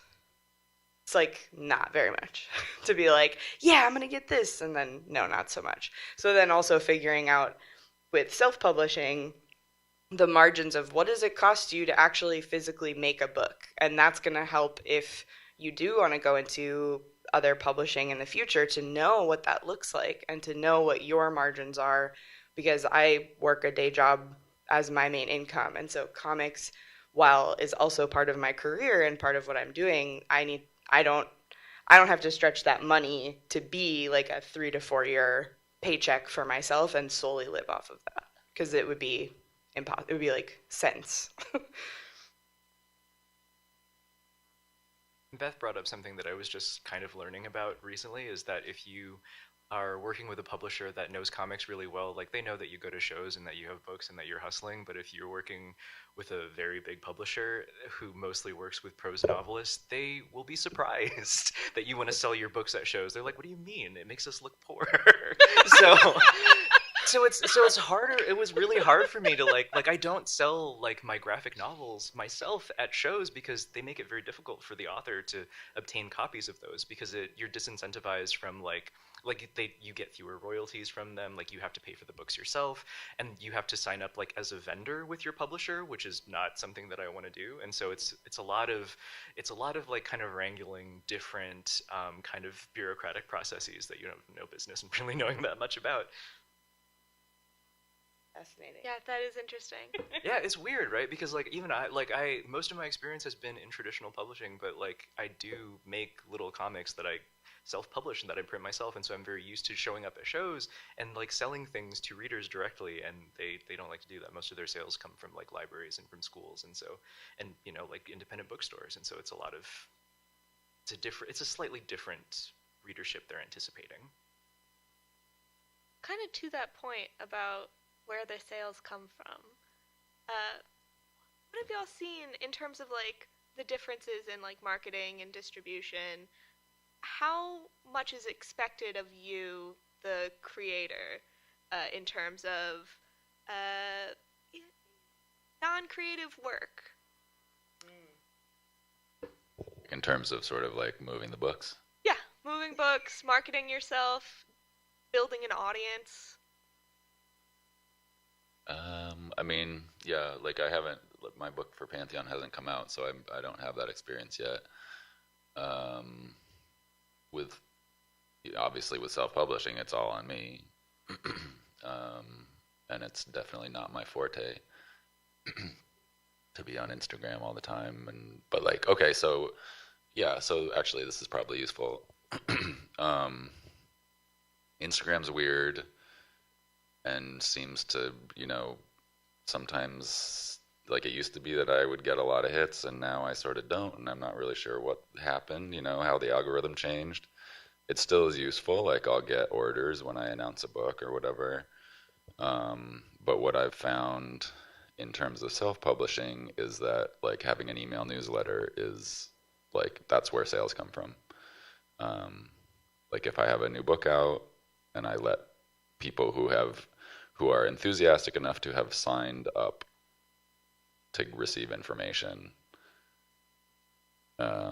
those are the people that are then going to open the email, see the thing, be excited, and put in an order. So that's been, I feel like, an education over the last like 5 years or so. In terms of like small publishing, so like D&Q and Fantagraphics, they weren't really asking much of me. Like I would, when a book came out, I always would sort of volunteer / demand to go on a book tour. And D&Q in particular was great about setting that stuff up and making sure there was like promotion for it.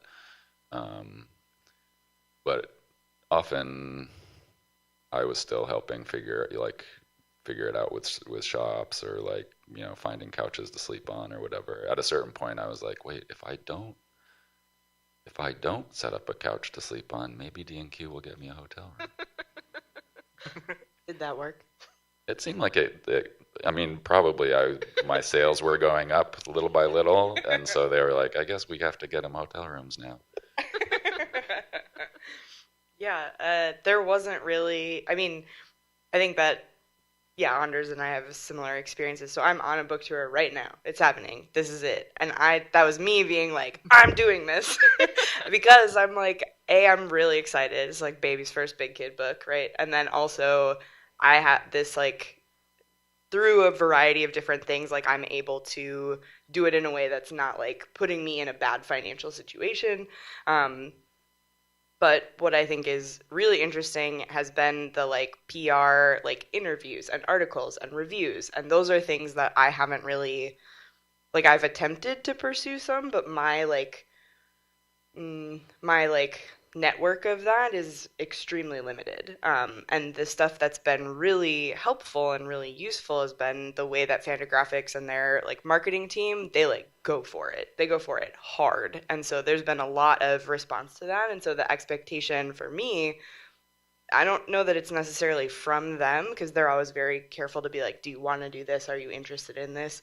But my response is like, yes, let's go, let's do it. So it's like email interviews, phone interviews, podcasts, like all this stuff, like send us this, send us that. So like me trying to keep track of, am I responding on time? Am I, being thorough in my answers? All of that is like a lot of work. On the tour, people are like, what is your next book? And I'm like, no, this is the thing right now. The tour is the thing. The marketing is the thing. Like, not really at my drawing table. There's this like speaking engagements feels very relevant to be like, nope, I'm tabling at a show, not making art at the moment. Like, that's just what it is. Yeah, I mean, in my experience, I think it really just depends on how good your publisher's publicist is. And so my first book had a really good, very enthusiastic, dedicated publicist, but she's since transitioned out of that job, and so I'm really curious as to like what that process will look like now that we're sort of sharing a publicist with like a bunch of other imprints. But she did a really good job of, and my book also came out during the pandemic, so I didn't like want to tour, like she got me a lot of interviews with like news outlets and entertainment news outlets and things like that, and so that kind of was how that arm of things like kind of got out. The publisher made some animatics for the graphic novel. Like, it was really nice. There are some things that I absolutely refuse to do. Like, I will not make a video for TikTok or for Instagram. Like, I won't do that. Like, I'm pretty upfront about that. And so I think like most people who work with me know that like even though I'm fairly comfortable using social media in a variety of ways, there are still some no-goes for me just because I find them annoying. In terms of like what I can do myself, like I think a lot of my success is owed to that I happen to be able to build an audience on social media at a time when the algorithm was not averse to doing that. There are a lot of like, it's just harder now. A lot of like really highly skilled younger artists and cartoonists that I see, like whose work I love, like are not getting the traction that I got when I was starting out. And so it's literally just harder to do that. But I still kind of managed to amass a pretty good audience, which kind of helps encourage my publisher to kind of take advantage of whatever resources they have to work with me to do that, because it still sounds really impressive when you say that like, oh, like, yeah, I know most of these accounts are dead because people left the platform because it's unpleasant to use.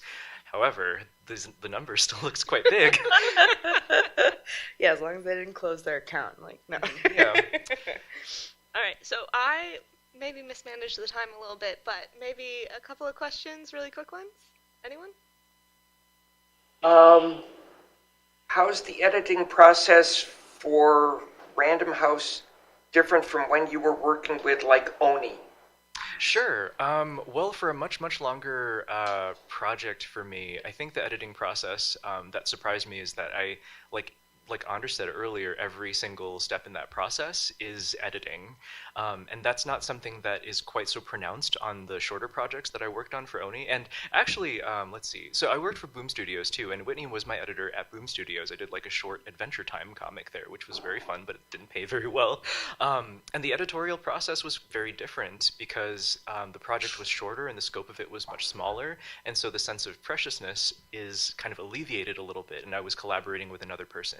And working with Random House Graphic, I'm much more, I'm pickier. I'm much more nitpicky about the things that I want to show up on the page, and so I think a lot more involved, and I expect a lot more feedback in the editorial process just because of that, and so it kind of compounds on itself. So it's just that the editorial process is more intense with Random House Graphic by kind of my own hand. Thank you. So you have talked about like working with agents on selling your book to publishers. Did you have a conversation with your agents about what publication companies you would like to see your book in, or did they just sort of throw it around? For me, it was kind of like it was sort of like a vibe. I was like, these are like, I've liked books that have come out from these publishers. Let's see what relationships you have. Like I didn't have any hard and fast dreams about which publisher is going to publish my work, because I just like whoever treats me well, like please just like I'm going to defer to your judgment. And so I kind of like gave my agent an idea of like where I would like this book to end up on a shelf. Like where did I envision it in, at Barnes & Noble or whatever. She would sort of be like, okay, take that information and I know where to go.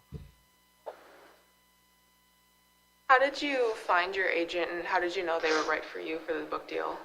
Okay, so my agenting query process was a little bit convoluted, and it's confusing because your agent works for you, but the process of finding an agent feels like a job search. Like you're being please represent me, but once you've hired them, they work for you. So that was very odd. So I kind of treated it like a series of job interviews where I would kind of look at all of these authors that I liked and admired, who sometimes they worked in comics, sometimes they didn't, and then I would ask them about their experience. I would just send them a cold email hey, what's your experience working with this agent, and would you recommend them? And most of them got back to me. They were very generous with the details. They answered my questions. They gave me I had follow-up questions, and they answered all of those too. And so I had a pretty robust idea about which agents were kind of most appropriate for me. And so I got a few different offers from a bunch of agents after I'd put together kind of the pitch document for the Magic Fish. And the process in actually picking the agent was sort of like an interview process where I would send query letters out to agents that I thought might be appropriate for my work, if they were open to queries at the time, and then they would get back to me. I would have an informational interview, and then I kind of went with the agent that that represents me is Kate McKean at Moorheim, and I liked her best because she. I remember, the line in the email that clinched it for me was she said, "I'm not a young and hungry agent. I don't like to take huge risks. I want to make sure that you have longevity." And I was like, yes, because the thing that I'm the most terrified of, as a new author, was getting a really impressive advance and then never being able to make that money back, not getting royalties, and then publishers would never want to work with me again. And so having an agent who was really patient about explaining all of the different processes to me, things to how to manage my expectations, what editors are looking for. She was very thorough and answered all of my questions, and was not shy about treating me a little bit like I was 5 when I'm asking really silly questions. That kind of really helped clinch it, but it was a very long process for me. Do we need to be done? No, go on. I would just answer quickly and say, I think I was prepared to kind of do the same. I made a list of, or whatever, I sort of looked at authors that felt like they were in the same zone or the same world as me. A bunch of them had the same agent, so I sent a cold email, and happened to be lucky that they were they had just brought on a new, it was this woman, Nicole Araji, and she had just brought on a partner, Frances Cody, and so she had a long history in publishing, a lot of great relationships, and just happened to be building up. She had just transitioned into becoming an agent and happened to be building up a list at that moment, and I got lucky and started working with her. Excellent. Okay, so I think that's going to be it for questions, but if we could go down any closing advice you wish you'd had at the beginning of your process, and then anything to plug. Well, I alluded to this before, but I guess I probably, if I could go back 10 years or 15 years, I would have gotten an agent earlier.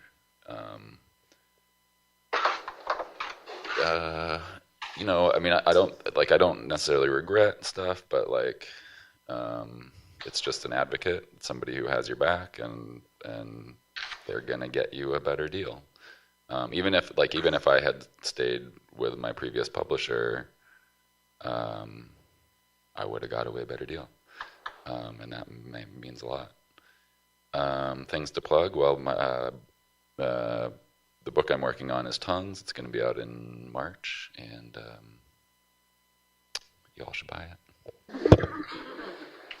I think my advice is maybe two-part is make work, whether there's a publisher or not. Make it. Put it out there. Not just think about it, finish it. And don't start with your opus. Start small. Make mini comics. Short things. Can you do 12 pages? Can you finish it? Is it good? Then go to 24, 32, 60, etc. And then the second one is once people are noticing and interested and want to give you offers, be patient. Don't just jump in and sign the thing. Be patient, be excited, be grateful, but be patient. which I'm not great at, so I'm also talking to myself. And then things to plug. My new book, Tender. It's spooky with Fantagraphics. You can get it now. I don't know that I have any like kind of specific advice because I don't know what the shape of the industry is right now, so I don't know how helpful like very specific needly information is. But if you want to ask me about it later, I'm very open to answering questions about it. But the broadest general advice that I tend to like to give to like especially younger readers or like aspiring comic artists is that even if you get like you have to find ways to make work that is just yours, because you will feel like it will start to feel like a job and you'll start to forget how to enjoy the thing that you love to do. So you have to save a little bit of yourself for yourself if you possibly can. That kind of helps. It helps your published work as well. Like it makes you kind of better at what you do when you have avenues where you can make mistakes and grow and be messy. To that end, I post all of my like very messy side projects on Patreon and on social media. I also have a newsletter. And the book that I'm working on right now that should be published in fall 2025 is Angelica and the Bear Prince. It's very different than my other work because it ended up being so heavy, and I was like, I need to make something fun and stupid. So that's what I'm working on. Well, thank you all so much. I'm looking forward to all of these books. Thank you.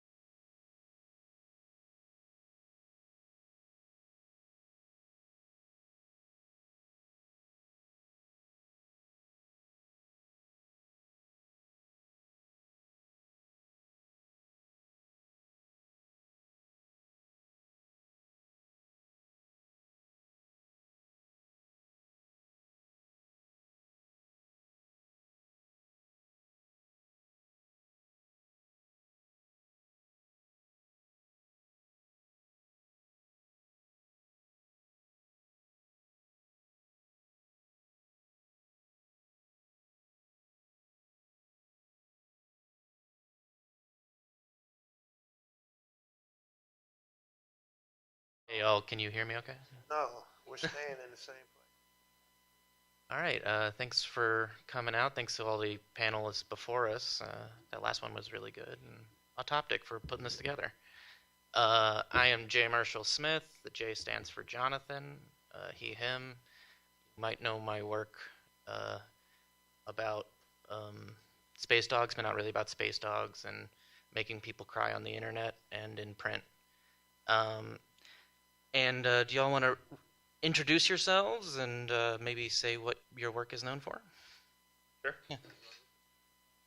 My name's Craig Thompson, and I'm probably best known for Blankets, which is about growing up out here in the Midwest, but I'm here specifically at Autoptic to promote the finale of Ginseng Roots with Uncivilized Books. I saw Tom earlier, but there we go.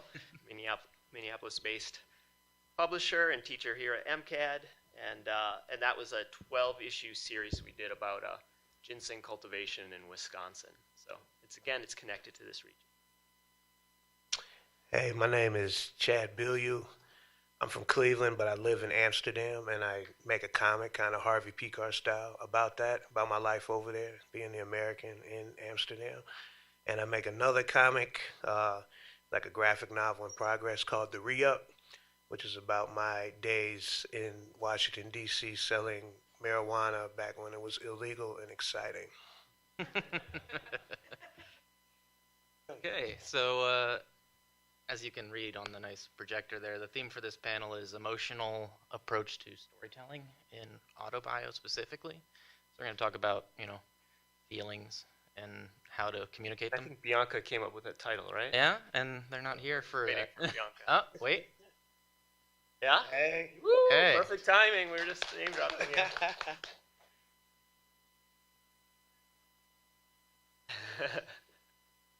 You got to do your self-sell. Yeah, just in time for your name and what we might know you for. A lot of people don't know this about me, but I have epilepsy.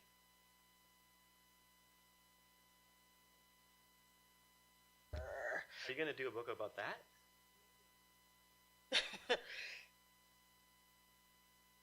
But thanks for Bianca. waiting. Also, I love to make an entrance. Cool. So I guess my first question, just to sort of open to set the table for talking about media and stories and emotional experiences. I just want to, what's a piece of media? It could be comic. I mean, that's what we're here for, comics, but could be anything really. That what's something that has emotionally affected you? For instance, I really like Kate Beaton's recent book, Ducks. I'm reading Sharon Olds' book of poems, Odes, right now. It's really good. And every one of those is completely mind-blowing poems. Very inspirational, very humbling. If only I could make comics that had that kind of density in their perfection. It's like no wasted anything. I just want to figure out how to be better about not wasting paper.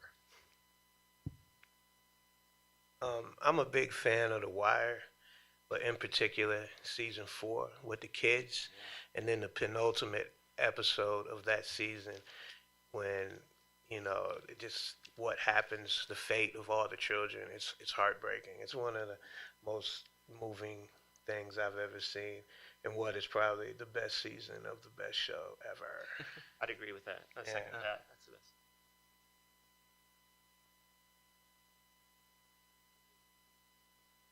What's something you like that made you feel something?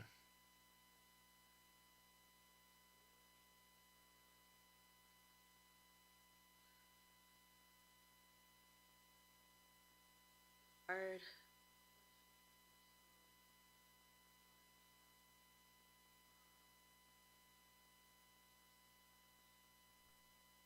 I mean, honestly, I pull a lot of my inspiration from music. A lot of my work is music related or music based. I feel like when I first heard a song was kind of like the first time I gained. Then just passively listening to music on the radio, like hearing music on the radio and then listening to a message under a song and then experience that. I'm trying to like think of a song.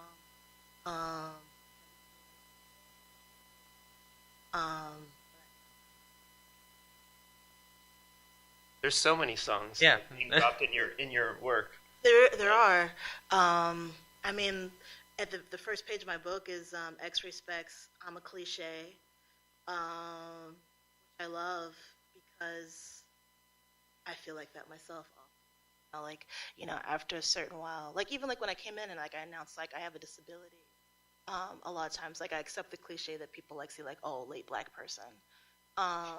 Then like understanding that there's like layers to a person's self, but I'll accept the cliche. I'll let white supremacy just label me a late Black person without seeing the layers of who I am. This is about storytelling, autobiography specifically, and emotion. And I was thinking about questions for this, and something I was wondering is, whose feelings are you most interested in your work? Like the character's feelings, your own feelings, the reader's feelings. Like what are you most invested in your work? I mean, I can jump on that one. I always write to my younger self. I always write to that lonely kid who felt like no one heard them or saw them. Like I always say that I started drawing comics because I felt like I didn't have a voice. I'm the youngest in my family. There was a lot of chaos growing up, and I wanted to, even when I was a child, like I had a stutter that would come up every once in a while, and I'm nervous. And like I couldn't speak, like it would hurt to talk, and I would just sit there and draw while like all the madness was happening in my home. And now it's just like if that one kid can find my book, feel seen, and they can feel like they belong here and they deserve to be seen. That matters more than all the capitalism that is attached to what we do. Perfect answer. I think probably, I mean, I relate to that too. I don't know. I mean, this was an interesting panel for me because I really don't think about emotions too much, to tell you the truth. So I kind of going off like the Greek word pathos, which I don't know, a lot of times it's defined as pity, but I prefer to go the route of empathy for that. So, I mean, for me, yeah, like, do I feel the story? Does it move me? I try not to, and I don't know if this is the right way to do it. I really don't think about like an audience when I'm doing what I do. I just do it. It's like, oh, I like this, I'm gonna do it. So if you resonate, great. If you don't, I don't know. I'm not really concerned with that. But like emotionally, I don't really think about it. Maybe it's more for me ethical and logical approach. And then from that, the emotion comes into play. But I'm not thinking like, oh, this will make people cry. Maybe it will. I don't know. If it does, that's great. Like if you can feel me. I guess I am interested. Does the audience feel, like we say colloquially, do you feel what I'm saying? But I really don't consider it. I just like, oh, I want to write a story about learning how they tip strippers in Amsterdam if euro and €2 are coins. So that's something I write about. And I don't know who. Not really planning tear-jerking moments in the strip club. Nah, I mean, it's funny because like my latest comic in the re-up, there's an episode where my grandmother dies. So, of course, that'll probably hit people emotionally. And it hit me emotionally. So I'm hoping, because I felt that, people will feel it as well when they read it. I like both your answers, but I relate to Bianca's answer. I'm envious of your answer because I think I worry too much about the audience and their expectations, and it's a bit of a handicap. So we use that word already for me right now, but I relate to what Bianca describes of I think a lot of cartoonists and maybe readers of comics too, it comes from a place of sort of a lonely childhood. I think, trying to create your own friends and world on paper. So that's definitely I think the primal motivation of being attached to this medium that imprinted on me as a child. But with the new project, the Ginseng Roots project that I did with Uncivilized, it shifted a little because it was so documentary based, so based on audio recordings I was doing with people, and then transcribing all their words, and then having hundreds of pages of transcribed interview where I'd have to isolate a paragraph or two to turn into a comics panel. And I worried so much about what the people I was representing would think, and I had to run it by them for their approval. And there were definitely issues, like issue 9 was an issue where I wasn't sure if the representation was flattering to the person I interviewed, and so I was very nervous to run it by them. And thankfully, they really enjoyed and approved of it. And actually, there's no examples in the book of people asking me to change things. Although of everyone interviewed, it was my parents who I had the most, like subtle conflict with. They were willing participants in the first issue of the series, and then that diminished issue by issue as we went further. But in the very end, I was also very nervous. Will they sign off on this? And they actually were quite acceptant. They're like, it's your book. You can do what you like, But they would refute some of the lines. I never said that, even though I had it on the recording. Yeah, and my siblings are like, yeah, they've said that like 100 times, So. I'm sure that I know it happens with me too, where people are like, "You said this thing a year ago," and I'm like, "I don't think I did," and they're like, "It doesn't sound like definitely me." did." Yeah. I'm a good person. Yeah, exactly. That does kind of bring me up to another question I had, which is, we try to tell true stories as best as we are equipped to, and sometimes, how do you navigate your interpersonal relationships, or are there kind of boundaries you put into place with the kinds of things you write about? Could I insert a story that Louis Trondheim told me?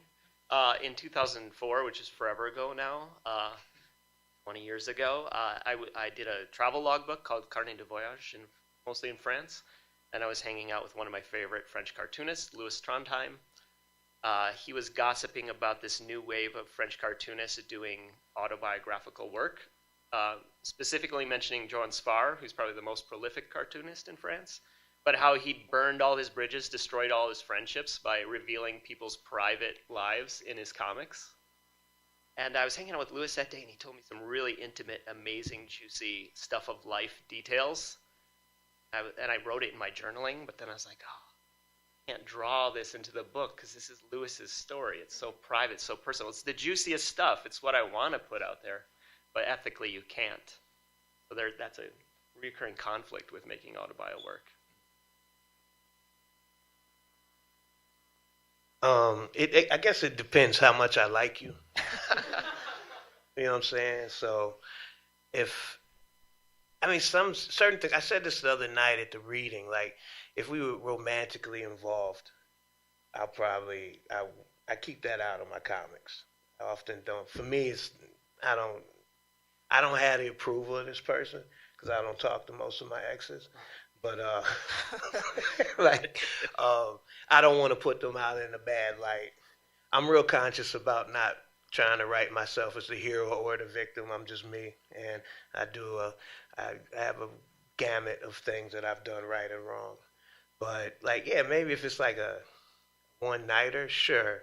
Or maybe if it's like I'm writing a story about selling weed, mostly weed, and I had customers. So for me, I put the customers in, but for the people who actually sold, we black out their eyes. You know what I mean? Not that you can tell who the cartoon avatar is anyway, but just to add that on top, because I respect the fact that the people who took the risk to actually do this illegal activity, you keep a certain amount of anonymity and respect for that. But the customers, they can't get in trouble, so I don't put names of people, but the people who have read it, they're like, oh, that's me. I'm like, yeah, that is you. So I don't know.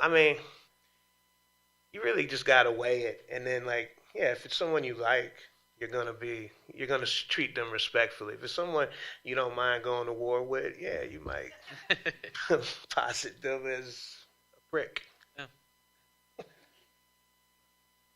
I think part of me is just waiting to reach a certain age where I'm like living in France and don't give a shit anymore. And then I could just like tell all. But I haven't like done enough messy shit.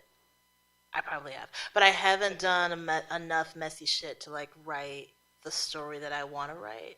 So I'm still in this world collecting experiences to write about them. I also like joke that like I have like a Death Note sort of notebook situation where it's like whenever I write about a relationship, whether it's like a friendship or a romantic relationship or whatever, the relationship always like ends soon, and I'm like, damn, now I gotta look at all these comics with this person in it.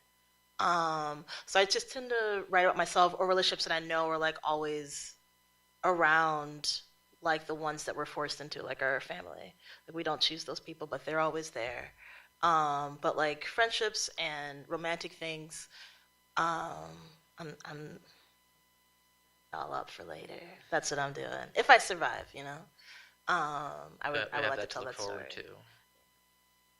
It'll be juicy. Or you could just, you know, do what I did and write fiction and just put all the people you know into fictionalized characters. And then they can DM you and be like, is this person supposed to be me? And you can be like, no, it's fiction. Don't be crazy. I have the problem of pretty much every time I have a flawed paternal figure in any of my stories, I like finish drawing the last thing and I'm like, damn, my dad. Ah, shit, I did it again. Yeah, it's funny, like using your own life as source material is fraught, and in some ways, it can feel like you're kind of commodifying your internal life for others.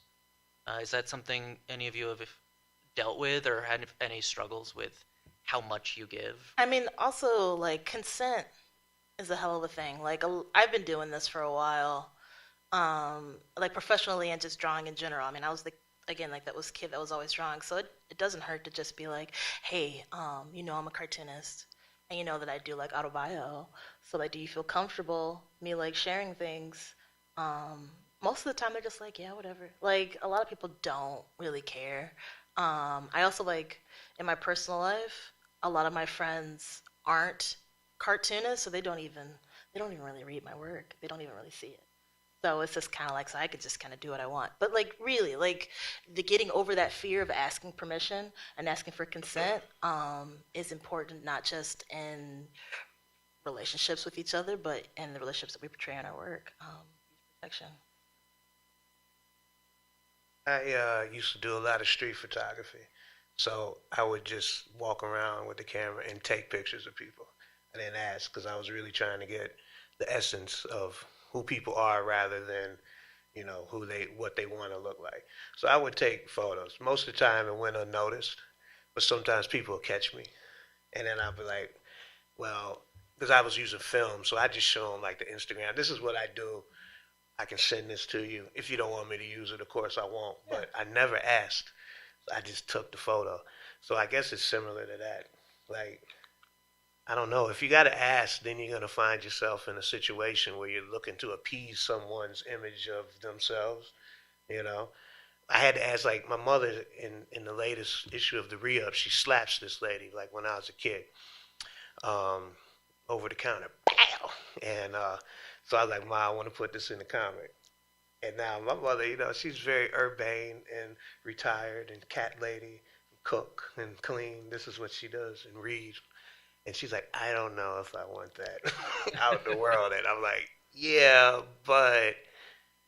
And she's like, yeah, you know, I did it, whatever. Like, that was me in 1986. Yeah, I definitely would have slapped a bitch. So, yeah, go with it. So, I don't know, but like you said, the consent. But sometimes you got to be like, whatever, I don't care. I'm putting this in, man. Like, and you can keep some anonymity in it, but you got to be real to a degree. if your whole comic is like you're trying not to step on a toe, yeah, you might as well go the fictional route, right? I felt a lot of anxiety with ginseng roots around my parents. Again, I was explaining that they're the only ones that didn't fully approve of the issues. So I felt like I was being a bit exploitative using their words in the book. The 12th issue arrived last September on my birthday. That's when I saw the 12th issue and held it in my hands. It was also the day my dad had a stroke and then lost his ability to verbally communicate normally. He has severe aphasia. So I had this huge wash of guilt that hit me, and this weird form of narcissism where like, oh, did I somehow cause this? The stress of my book induced this mental trauma. But over time that sort of shifted where I'm grateful that I preserved my father's voice in some form, because he'll never have that voice again. So it's in the book. You know, a lot of people tell me like, oh, I'm going to write a book like you write after my parents have died. And then I wonder like, why am I doing this while they're still alive to like disapprove of it?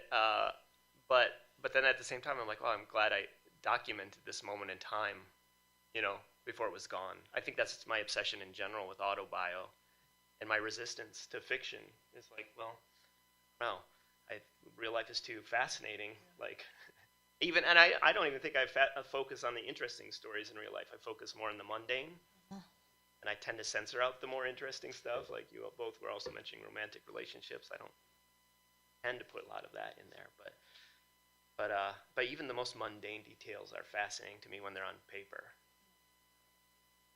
I mean, kind of jumping off the whole parents thing, I feel like people can look at me and tell that I have a great relationship with my parents.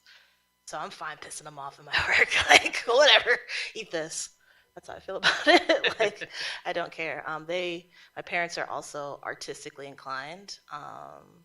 And so, like, again, like with my family, I'm like, be mad. Like, are you going to get rid of me? We're stuck together. So, or don't read it. Like, but write your own book. Write your own book. Like, whatever. It's important to get that truth out. But honestly, like in most of my work, they don't even exist because we didn't have that type of relationship where I felt like it was important to document all the pain that exists within us, that I don't even really write about them. But one day I will, but it hasn't happened. So often with autobio work that has particularly emotional stakes, right? Sometimes the reader, I have found, you'll get things with the magic of the internet with people who have this idea of an intimacy with you that they don't. Like, you'll just get messages from random people about their internal lives. How do you navigate that? Do you just not, like, what do you guys do? The parasocial relationship? Yeah, I guess. It feels weird to say that about yourself. It's tough.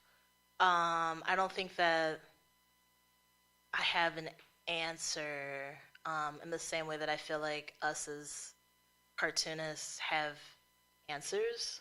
We're just sort of recording and documenting, but not necessarily, like I always tell my students, like, you don't have to tie a nice bow on this. You know, you could just tell the story. You don't have to, like, and then the moral of the story is, but with those things, it's been kind of frustrating because, you know, I started writing because I didn't see a lot of work that looked like people, where people looked like me in the work. You know, a lot of the comics that I was drawn to when I first discovered autobio were like cishet white dudes, you know, who were sad. And I was like, well, I'm sad. So I relate to that, and I want to share my story. And we can share this, you know, the melancholy of life together. But a lot of times, like, I'll post something or I'll put something out there, and people are like, well, that's not what I experienced.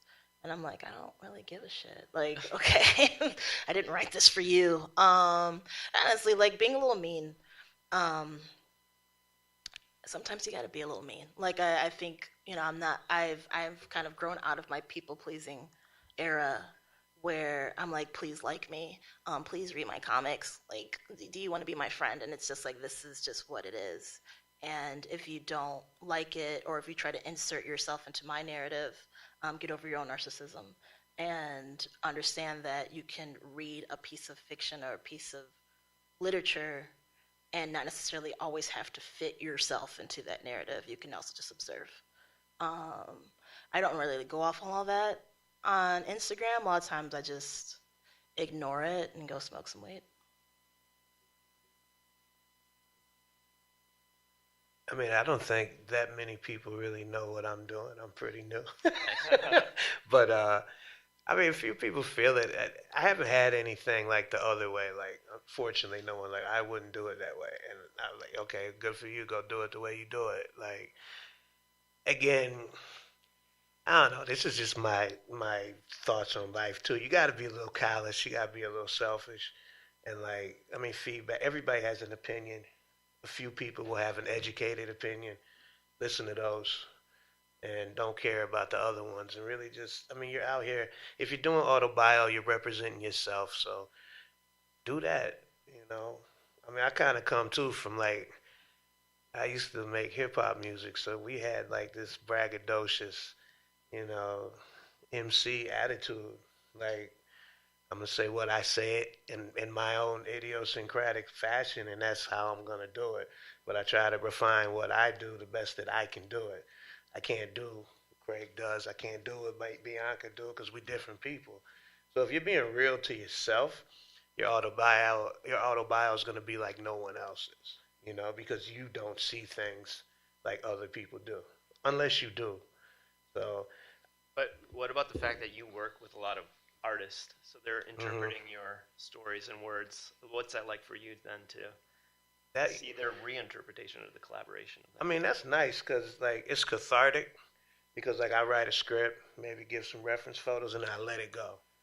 So it also shows how effective my writing is if it comes back to me how I saw it.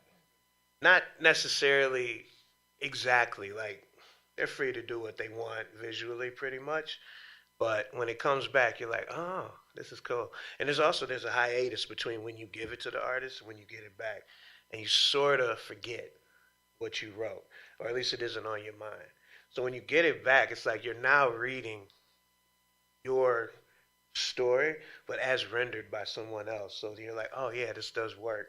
And you can tell they put their emotion in it, too. Maybe they're like, oh, I resonated with what you're writing, so I'm going to do it in this style. So actually, it's kind of exciting and an honor when you get that back from an artist. And like only like maybe 2 or 3 times has that totally not worked for me. Okay. And I think it was more like, you know, ethical hiatus between me and the artist. What do you do in that situation where there's like like, how do you fix that, or do you just part ways? I don't know. I mean, I pay them and then probably don't hire them again. Right, where it works for now, but like you publish it though, or you just I have the stuff that wasn't completely resonating with. I did publish it because I thought, you know, it's part of the process, and then maybe also the fault was mine. Maybe I didn't just explain it well enough. That could be, you know. I wouldn't bet on that, but it could be. You know. So yeah. Well, Jonathan, you asked about like when I think. What I was interpreting your question was like when the readers think they know you because they've had a version of you in your work. Yeah. I mean, I've been doing this for so long now that just kind of rolls off me. I know that they just know this certain version of some story of myself. But you know, I've had to defend autobio before to people like my dad or to even other cartoonists. With my dad, he was like, well, why would you make our private lives public? He said, what makes you think you're so special? Why do you think your childhood was so hard? And my response was like, no, I don't think I'm special. I don't think my childhood was hard.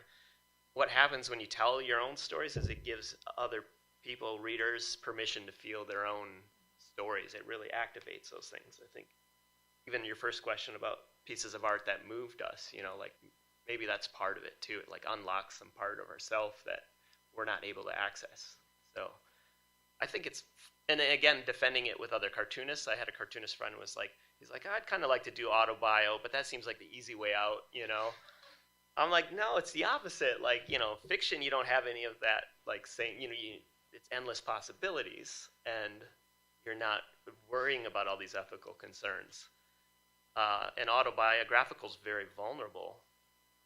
So I think it's actually more difficult, but I think as a reader, I really love autobio, and I think comics has a special power as a medium for autobio, like seeing that author's handwriting and the way they draw everything, you know, draw the world around themselves, draw their self-portrait, you know. I think those Crumb, like, collaborations with Aline and Robert, or even with Soph, like the whole family, it's like a really cool version of autobio where everybody's drawing themselves and each other. I don't know. Like, kind of, we've circled around fiction and nonfiction, autobio and stuff. Do any of you have interest in doing fiction as well, or are you like totally one or the other? And if so, why? I've done both. But yeah, as a reader, I keep going back to autobio. I still think it's the most potent thing in comics. And like I said earlier, why make up stuff when real life is so endlessly fascinating? I got a fictional thing planned after I conclude the re-up. It's based, though, in things that I love, though, like hip-hop and gambling and... Gambling? Yeah. And risk-taking and, you know, changing who you are as a person as you get older, you know, leaving things behind. But it's very personal. It might be even more personal than a lot of the autobio I write, because I can kind of hide in it. But yeah, I don't want to do any more autobio after this. That's the plan. Who knows what I'll do? But I'm kind of tired of writing about myself. Time to try something different. Yeah, everybody, you know, like, because I'm a writer, so, you know, you guys are cartoonists, so you kind of get that, and people think if you're a writer, they don't think you do anything. So on top of that, I'm writing autobio, so they think I have no ideas.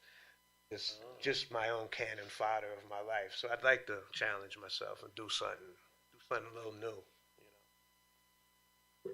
I mean, I do it all. I mean, a lot of my work still, again, like, is surrounded through music. Like, I do autobio work, I do fiction work, I also do nonfiction, like, interviews and things like that. Like I did like a comic with Blondie and Bauhaus and things like that.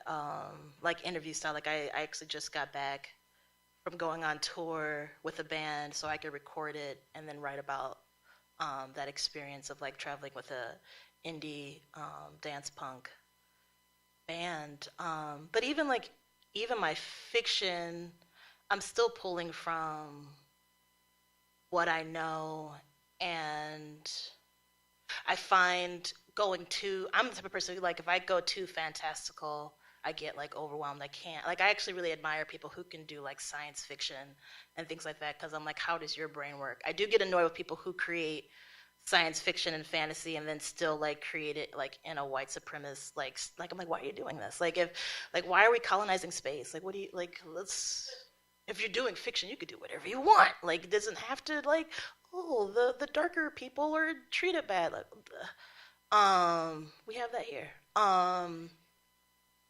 But I do really admire people who can do that. Like, I have like an Octavia Butler book in my bag. Like, I'm trying to, like, how did you do this, dude? Like, come on.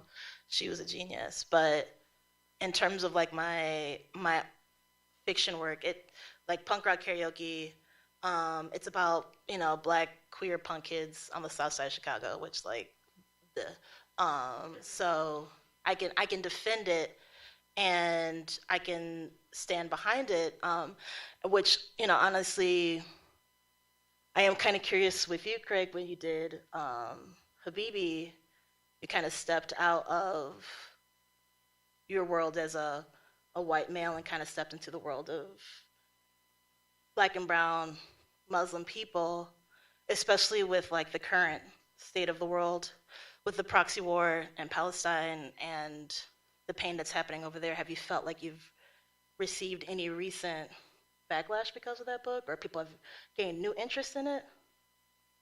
Definitely that book got backlash. Yeah. You know, went through layers of backlash. There's not a current thing.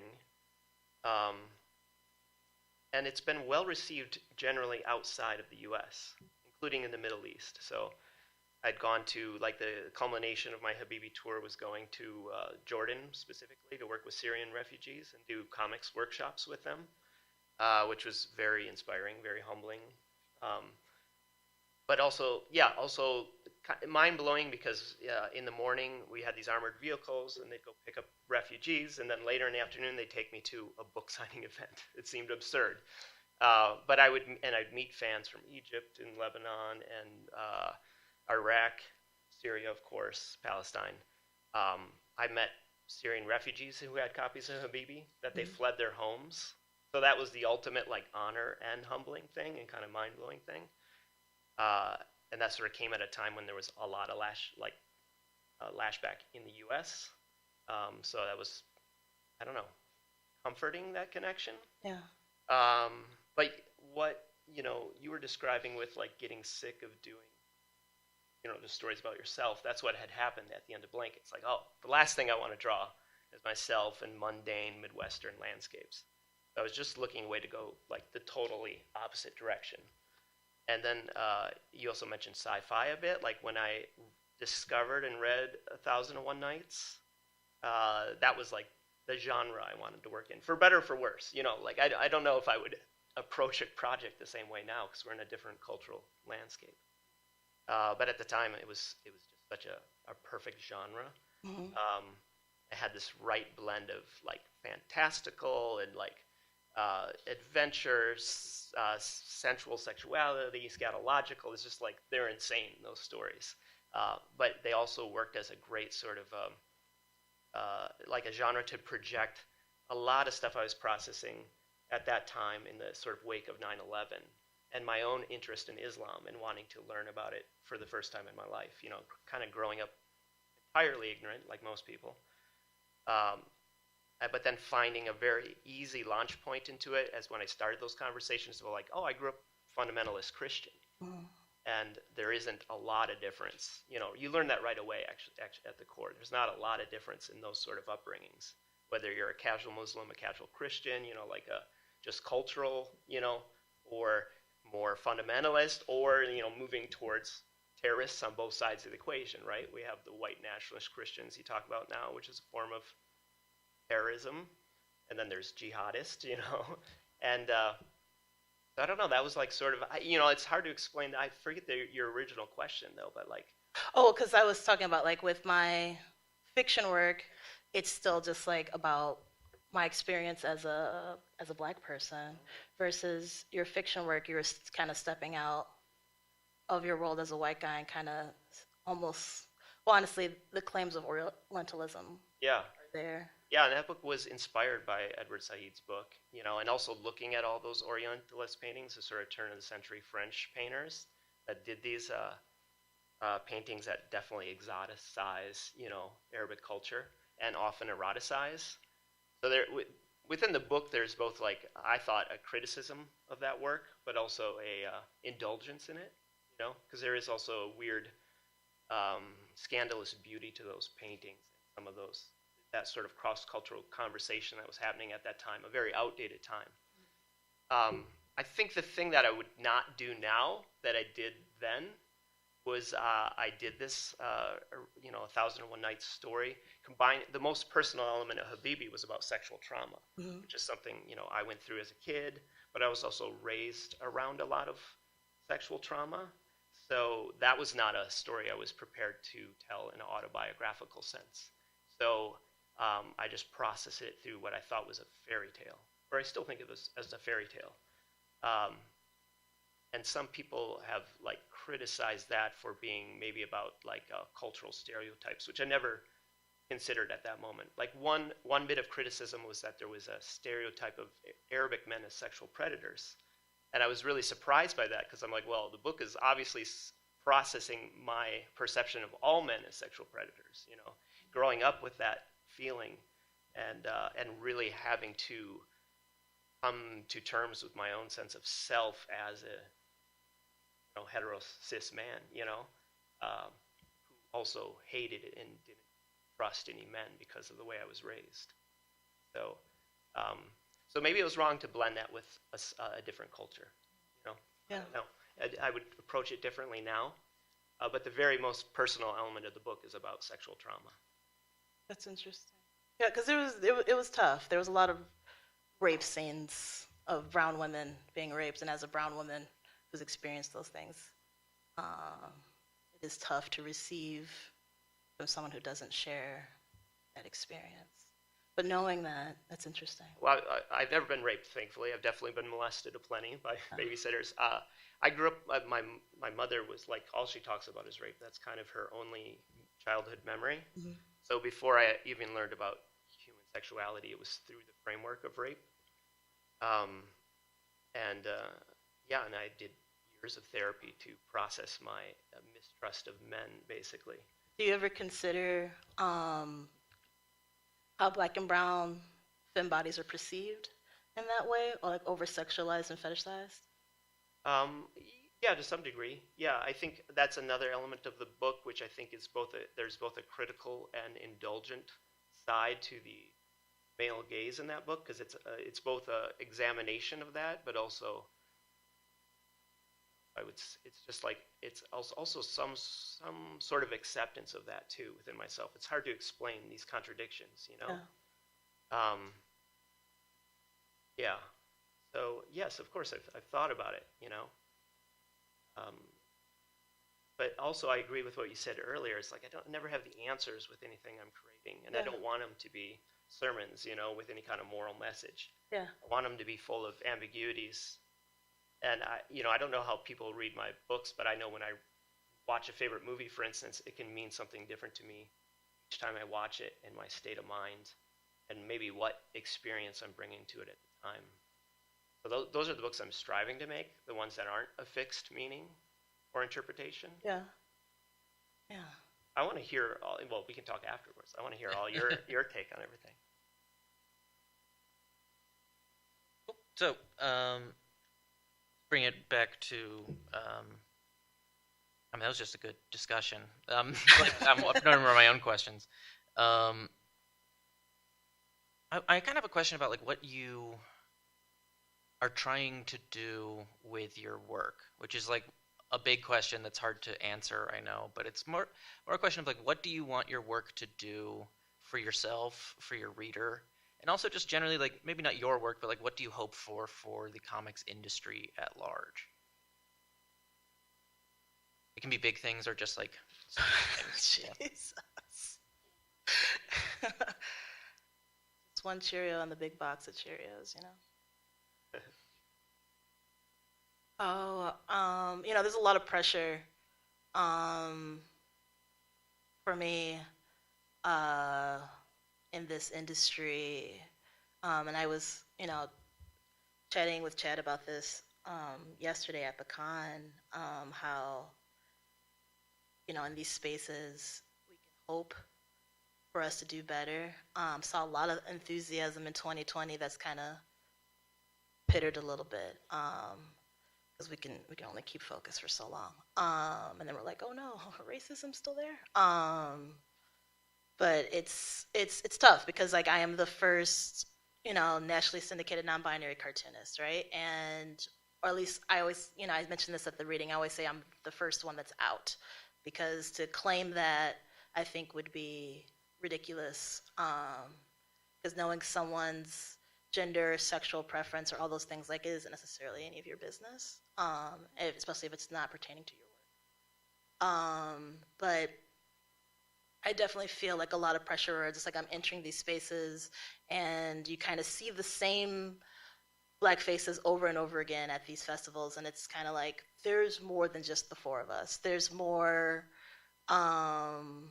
than just me and Ben Passmore and James Spooner and Ron Wimberly. Like there's so many Black and brown cartoonists, but it's almost kind of sort of lazy. And I also kind of feel like it's kind of putting a wall between either up and coming artists or artists who like sort of never get that opportunity. Like I'm like, how come we don't never like invite like Aaron Magruder to things, and he created Boondocks. Like Boondocks was one of the first strips that I saw in the paper where I saw like black kids that reminded me of myself, and I was like, I like this. But we don't see them in these spaces, and I feel a lot of pressure on myself to sort of have to walk this line of respectability.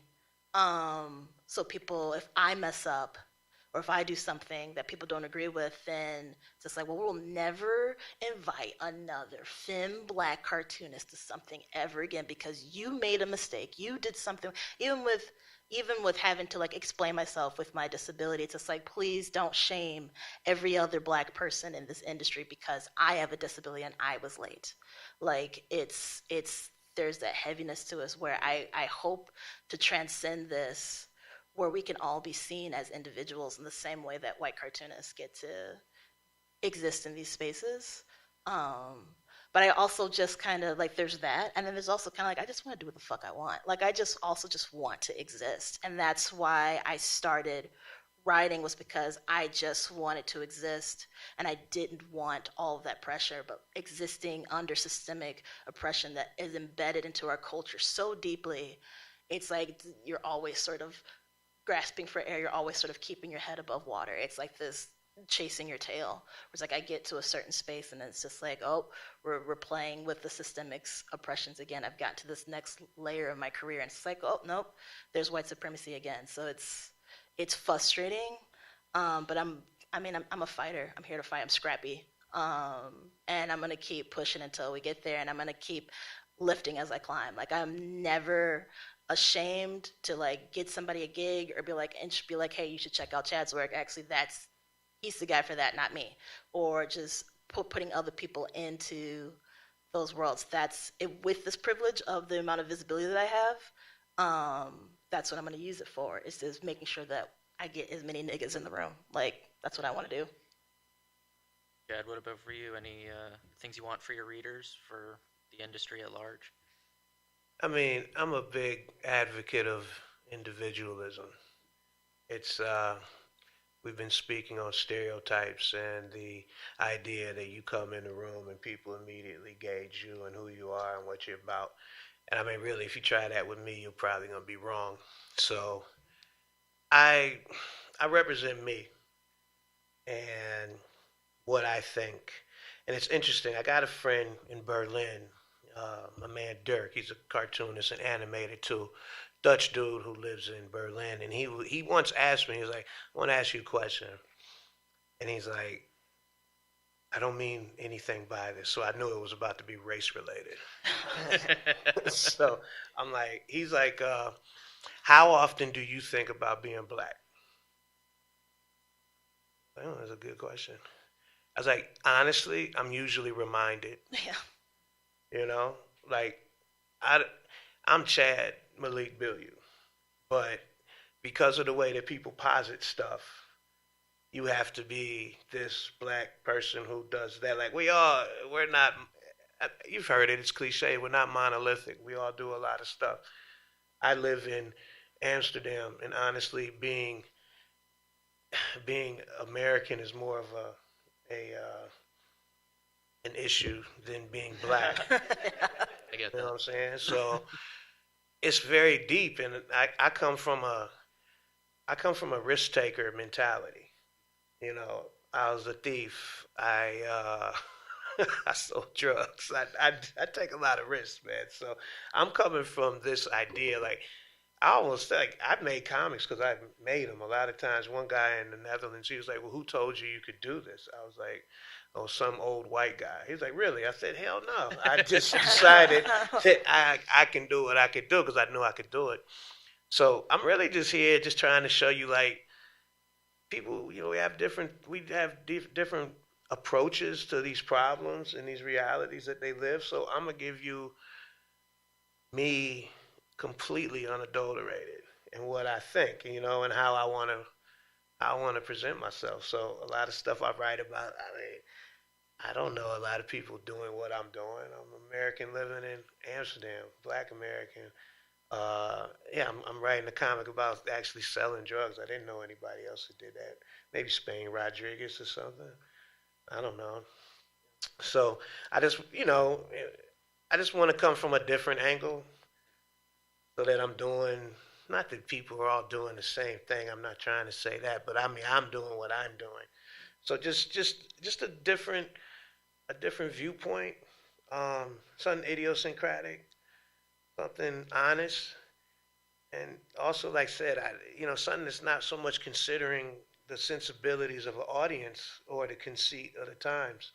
I'm just really, yeah, I mean, I'm a little backwards sometimes, I won't lie, but I want everybody to be able to live a good life and pursue happiness. So everything I do is rooted in that, even though, like, I'm probably not always on whatever is the right side of politics for every single issue. So I'm also trying to be very honest with that. Like, so I keep a lot of my politics out of the arena online.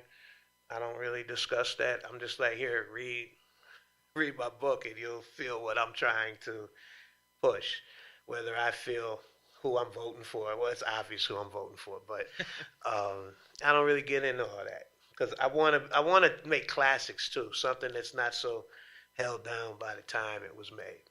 A lot of people are trying to communicate this value about themselves when they could be making art that does it in a more convincing or subtle way. What about you? What stuff you want for the industry, for out of your work? Comics have changed a lot since I started in the 90s when indie comics were like a really, really tiny, I mean, I guess it was just a tiny scene. It was like 12 people, and there weren't schools like MCAD teaching comics then. I really wanted to be a cartoonist, but there was only one school in the country, SVA in New York, that had a comics program, and it was untouchable for a working class kid. So when I did a kid's book, Space Dumplings, and got to tour schools across the country, you meet all kids of every ethnicity there, and tons of black kids are into comics, obviously, and I found that very inspiring, but then also like, well, are those kids going to stick with it? Like, are they going to be the next, generation of voices in comics or not? Like, comics is not a lucrative field, so it's hard to entice people to the scene. Like, it has to take some sort of, like, I don't know, labor of love, but also strong need for self-expression to motivate you to do this. But I do think it's improving. I mean, we're in a better time. Like, it is starting to diversify. What I'm looking forward to is the moment where, like, comics, like, the medium is not so important anymore. For a long time, people just thought superheroes was the medium of comics, this genre.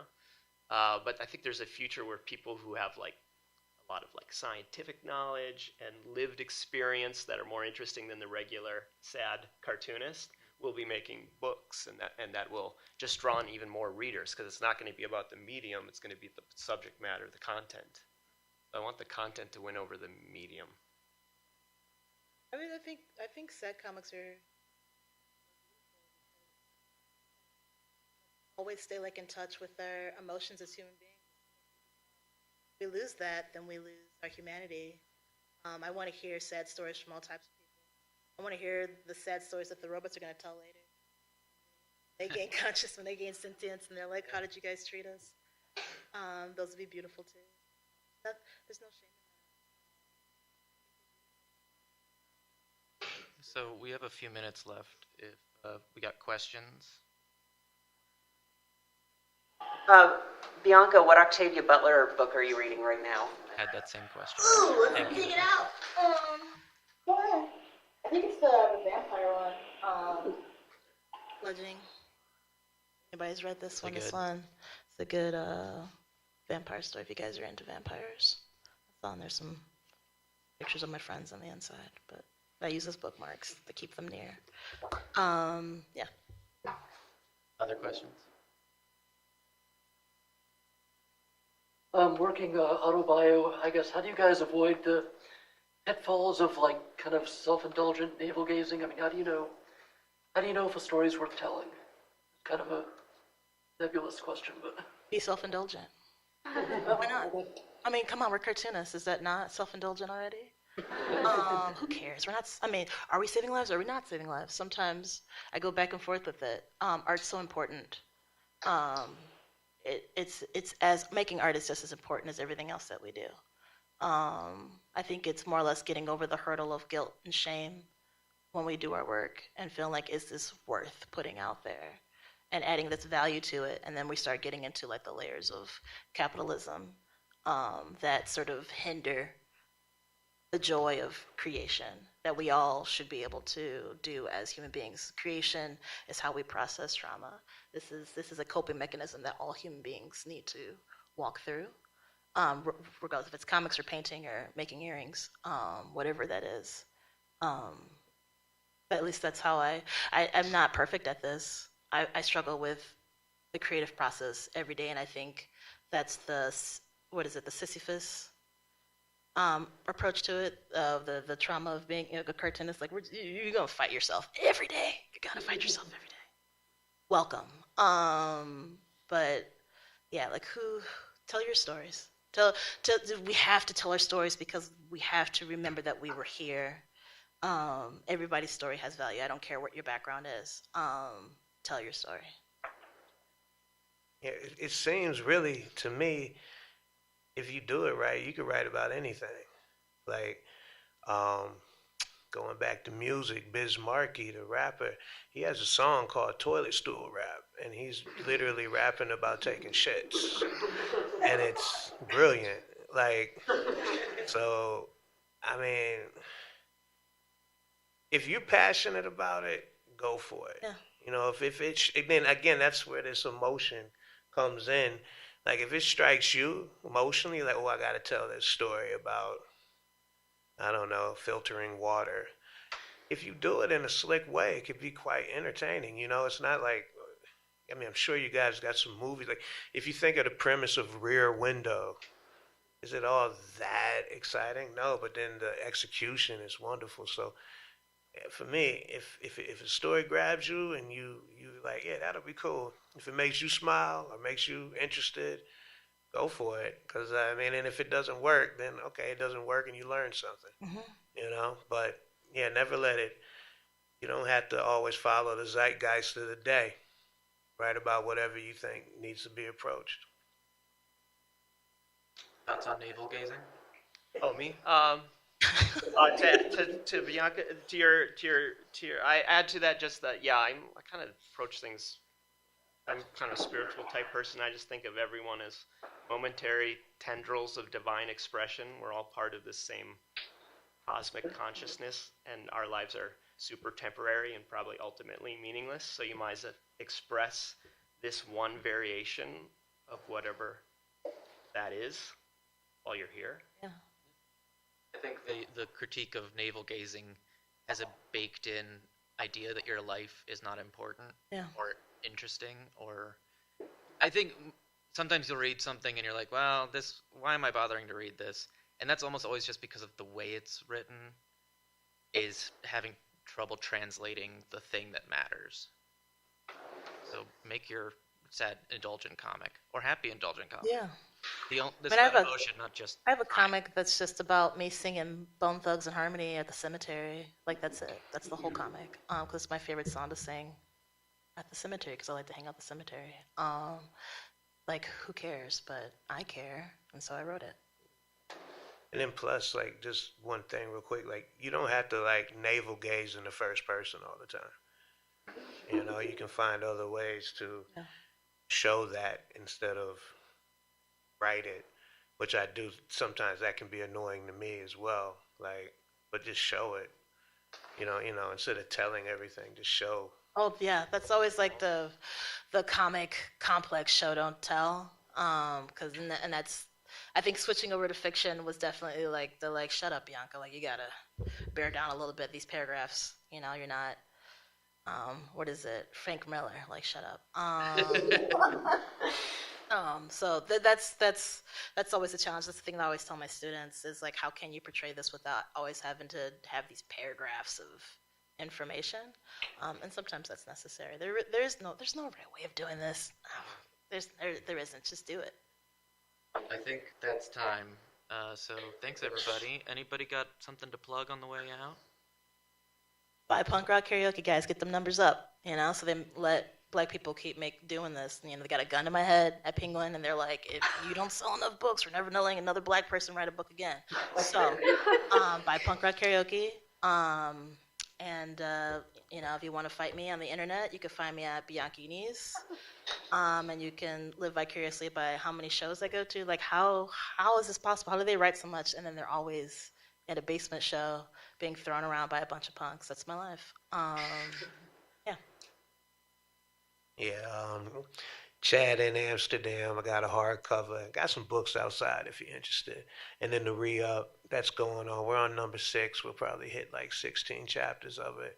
It's real fire, I think. Yeah, nothing like it. Check me out. And online, I'm Chad in Amsterdam, although I'm in Minneapolis right now. Yeah, we're doing a signing right outside after this, and Uncivilized has copies of the full box set of Ginseng Roots, and this is like only the second event we've done during the course of this series. We did the first issue at TCAF 2019, and then have not had the opportunity to do any events or promotion until now. So this is a culmination of that journey at here, Minneapolis. So great. Thanks, everybody. Thank you, guys. Thanks, y'all. Oh, that was great.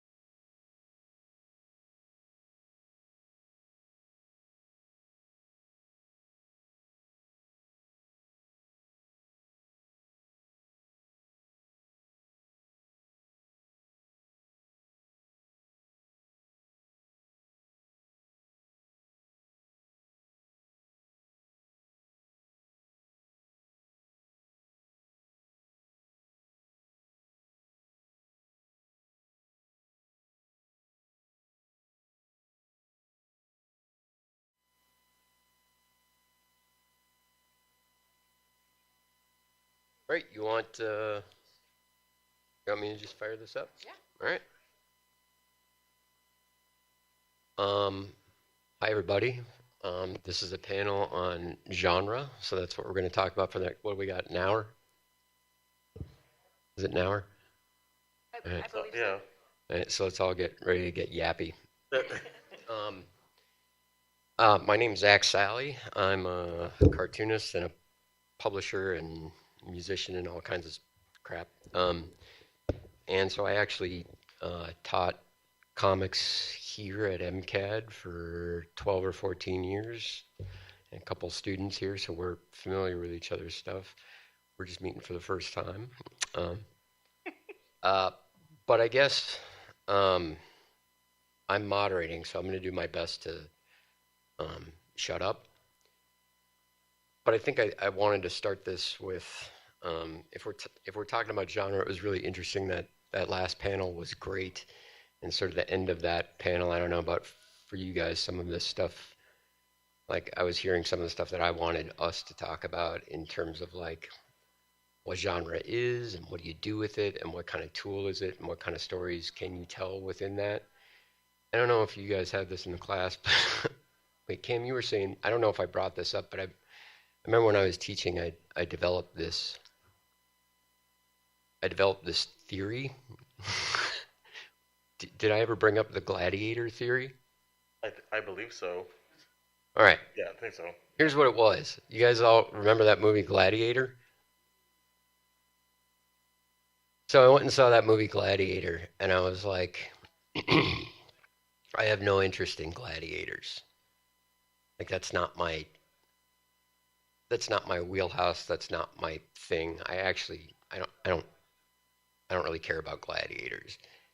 And I didn't love that movie, but at the same time I was like, okay, here's what these storytellers decided to do. Here's what sort of we decided on a historical era or this piece of thing. And within gladiators, there's all these like larger umbrella features of like you're going to be dealing with manly men in this certain time period fighting each other to the death and killing each other for this certain set of reasons. You know, there's all these cascading levels of what this thing is. And for me, it was like I watched Gladiator and I was like, well, it was a pretty darn good Gladiator movie. Like this is not my deal. This is not my thing. But they took this genre, and I don't even know if they necessarily like elevated it that much. But you used this framework to tell a pretty decent story. And it also made me think of like, I mean, we can talk about this in comics or all kinds of stories, but it's like, I also think about, okay, like, I also don't really care about Westerns. Like, it's not something that's near and dear to me. But I think about like Sergio Leone and there was a genre, and all of a sudden there's this Italian guy who's got this imaginary version of the American West, but is Italian and coming from this completely different perspective, and he's making movies about this like mythological American West that's being filmed in Spain, and absolutely, for me,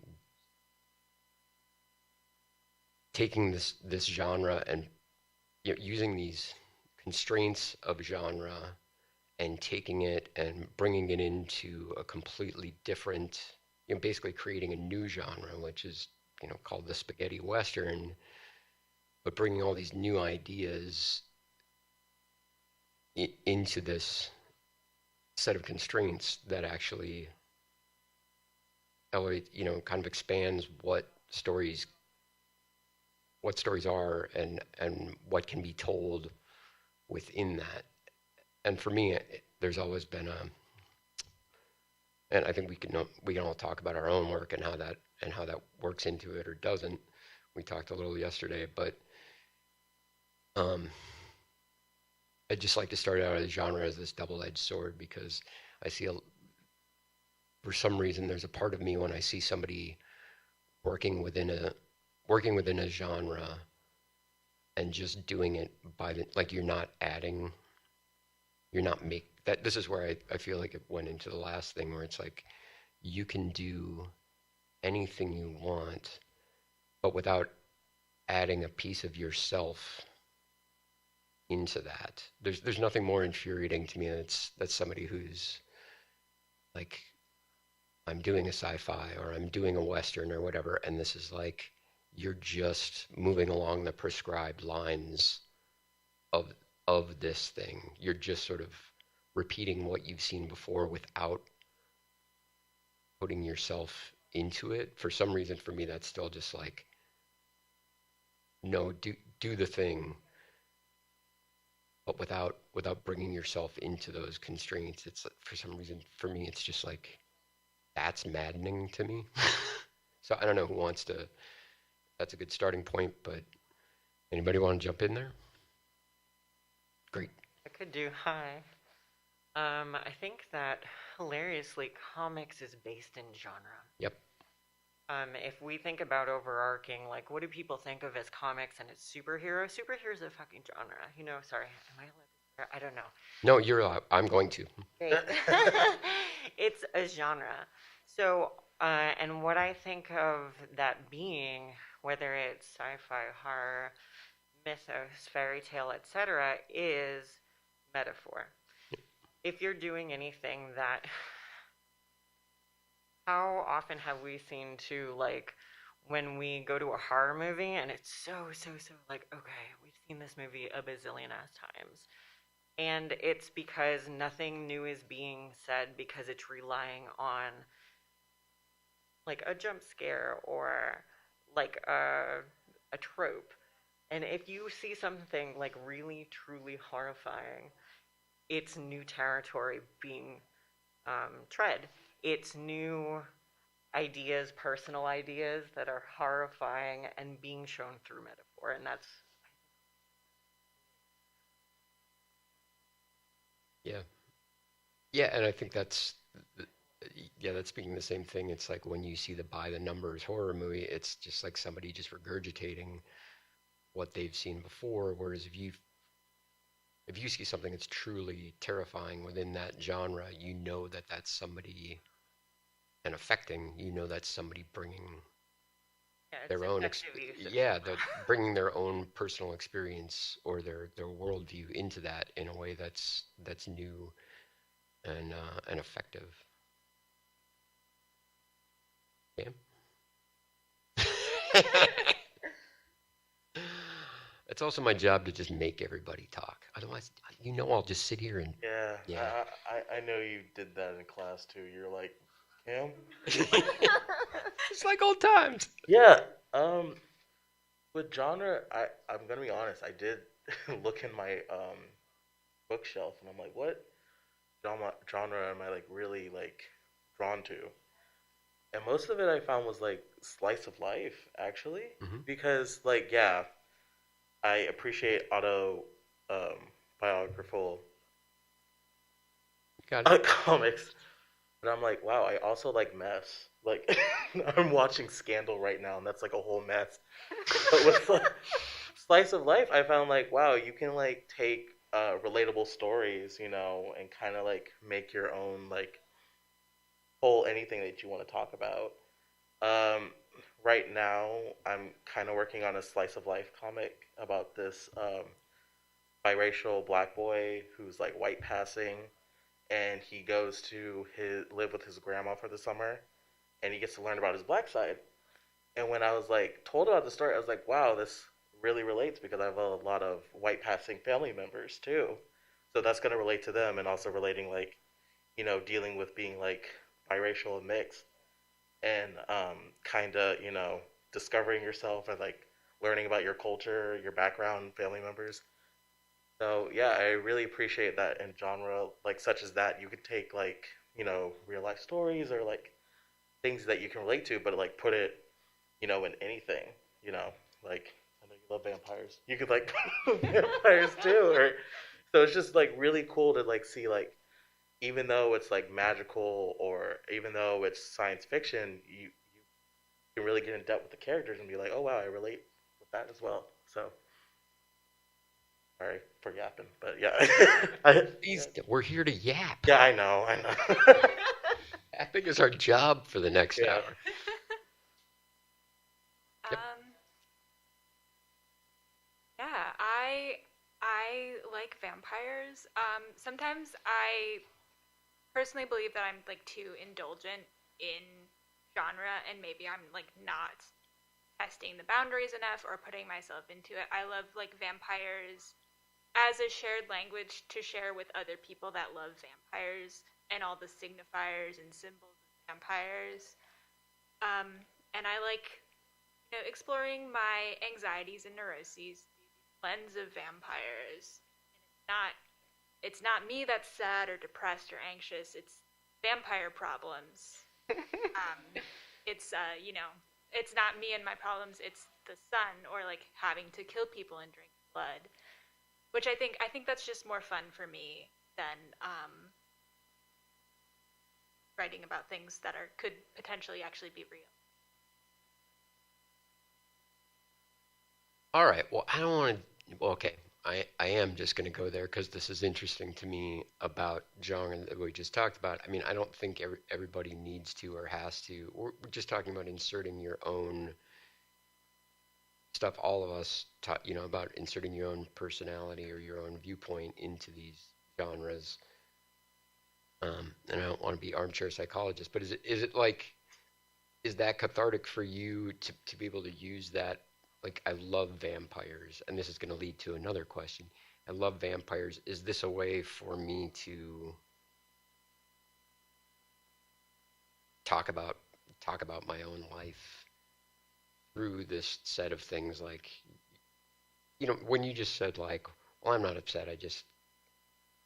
I'm bummed out that the sun has to come out, and like is that a way for you to work stuff out for yourself at the same time you're having you're having this conversation about vampires? Like, is that conscious for you in the way you're working through that stuff, or is it just like I'm doing stories about vampires? And does that make any sense? Yeah, I mean, I think it is a conscious decision, and sometimes I also like rely on making comics to like prop up my mental health. I don't know if anybody else does that. But yeah, I do think about that. I made this comic called Vampire Horse, and it's a very, very silly comic. It's about a horse that's a vampire. And I just wanted to like make a comic, and I was busy with a terrible job and other stuff. So I made it in perhaps 24 hours. And it has all these silly things in it, but it also, like, the vampire horse is sad. And, I mean, she's doing all these other things, like she's drinking cowboy blood and cow blood, but she's also kind of sad and has to, like, learn to accept her own feelings and also live in her vampire horse world. Yeah, I think it's just, like, really, I don't know where I'm going with this anecdote. I mean, I'm asking because when you were kind of talking about all of this as metaphor, and Cam, you too, it's kind of like I'm trying to figure out I mean, a lot of art and art creation is metaphor, So actually, I think sitting down, an artist sitting down and being like, I'm going to deal with this aspect of my personality.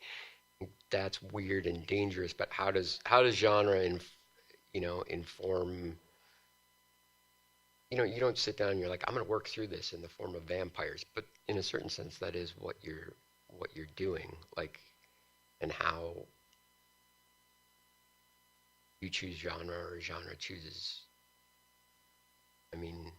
Oh yeah, I totally get it because I do love like superheroes a lot. Yeah, I know. I do remember you taking us to a field trip, and you're like, comics, and all I picked out was like DC, and you're like, come on, man. Was I?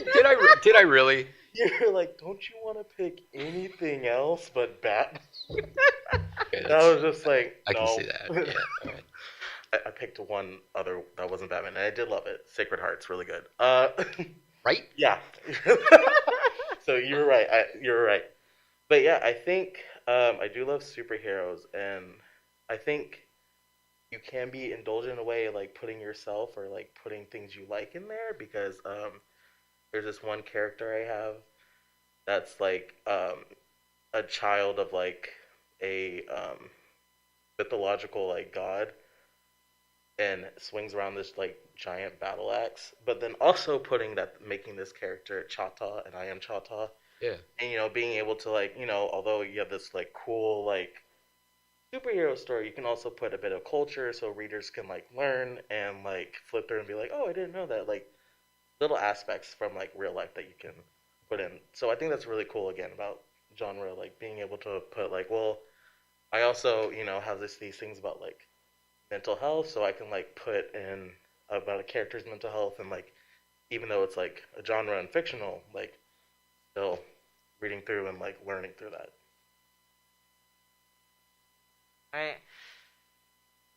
Comics as storytelling relies so heavily on symbolism, and we do so much of that stuff trying to effectively communicate, effectively obscure, and I think that genre specifically is so good about that. You can take whatever symbol you want, and it doesn't have to be a one-to-one, because truly that is so boring. But just having any kind of way to, like, I personally like obscure my own autobio or obscure my own like experiences by transforming them into horror or science fiction or whatever, because it's. And also, like, there's so much symbolism that is at work with things like monster stories, or, like, who is the monster?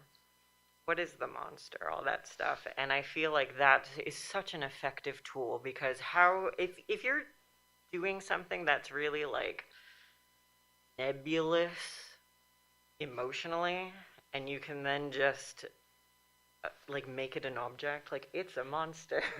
How much quicker is that as a symbol, is that as a storytelling tool to say, we're fighting this monster, we're fighting this thing, and then everybody gets it, everybody can relate, everybody knows what you're talking about. So I feel like as symbols, it's such an easy shorthand to just be like, oh yeah, I'm going through emotional problems, or not, It could also just be really indulgent, fun. This is just what it is. There's just a monster here, and isn't it amazing that you can watch people be in a theoretical like situation where you have to fight a monster? What would you do? Absolutely. I totally agree. It can definitely be self-indulgent in the way of my partners here. We both love Bridgerton. So we're just like, what if we made this like really cool like Bridgerton like gay comic? It could just be something like that. Just like, just be fun and do things like that. And I like that too, because I think a lot of this opens up, when you're saying a monster can just be a monster, and we all understand that. I mean, I think a lot of what all of us do and what storytellers do is you're trying to, you can be self-indulgent, but at the same time, you're trying to address things that you can't necessarily explain to yourself or to anyone else. Like, that's kind of a lot of times why you're making art. Like, I don't know why I'm doing this, and the process of doing that is you figuring out what that means to you, and like you can start off with a monster, and then over the course of the work, but I think it lends that non-specificity where, like, and comics in particular, where it's like, well, this is a monster. I know what that is for me, but I don't necessarily need to sit and explain this whole time what it is for the reader.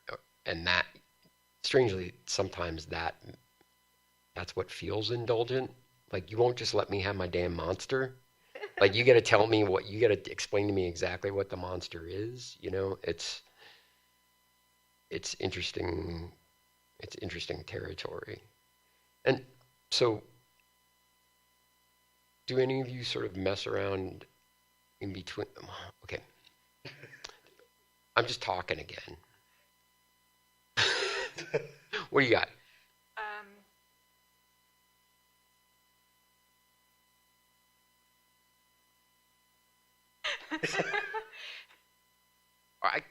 Yeah. What are genres that each of you like versus genres that you think you actually create?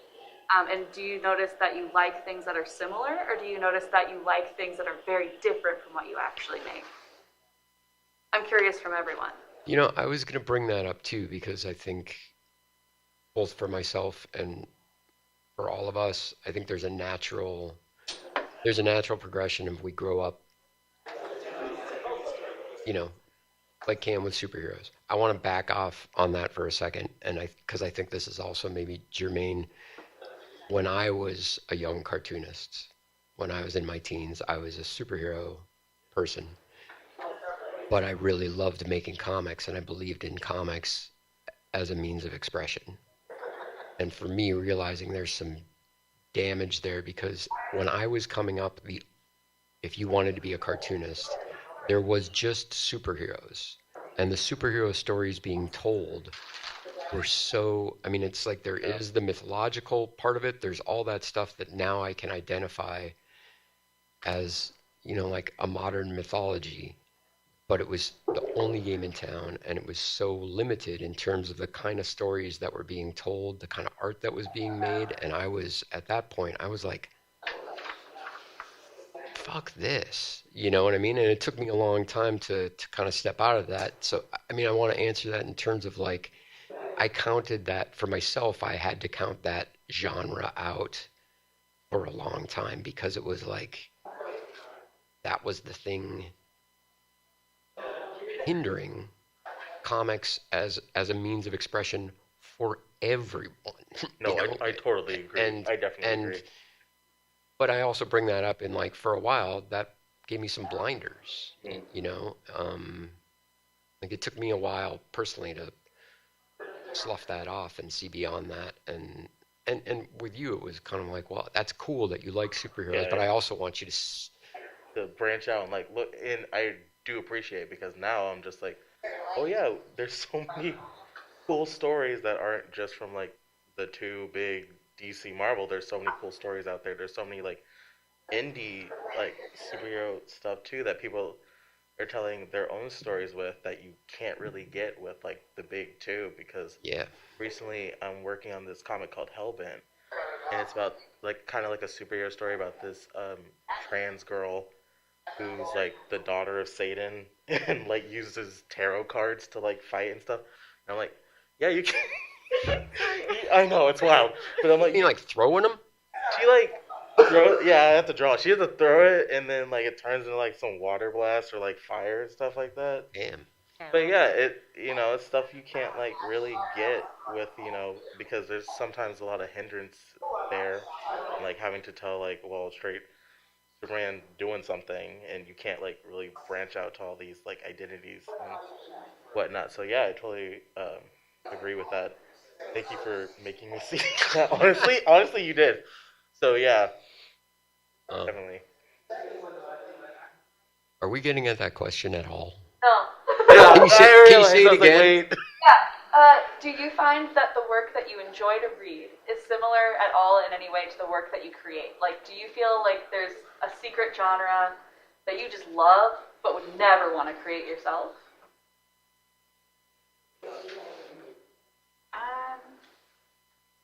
I don't know. That's a good question.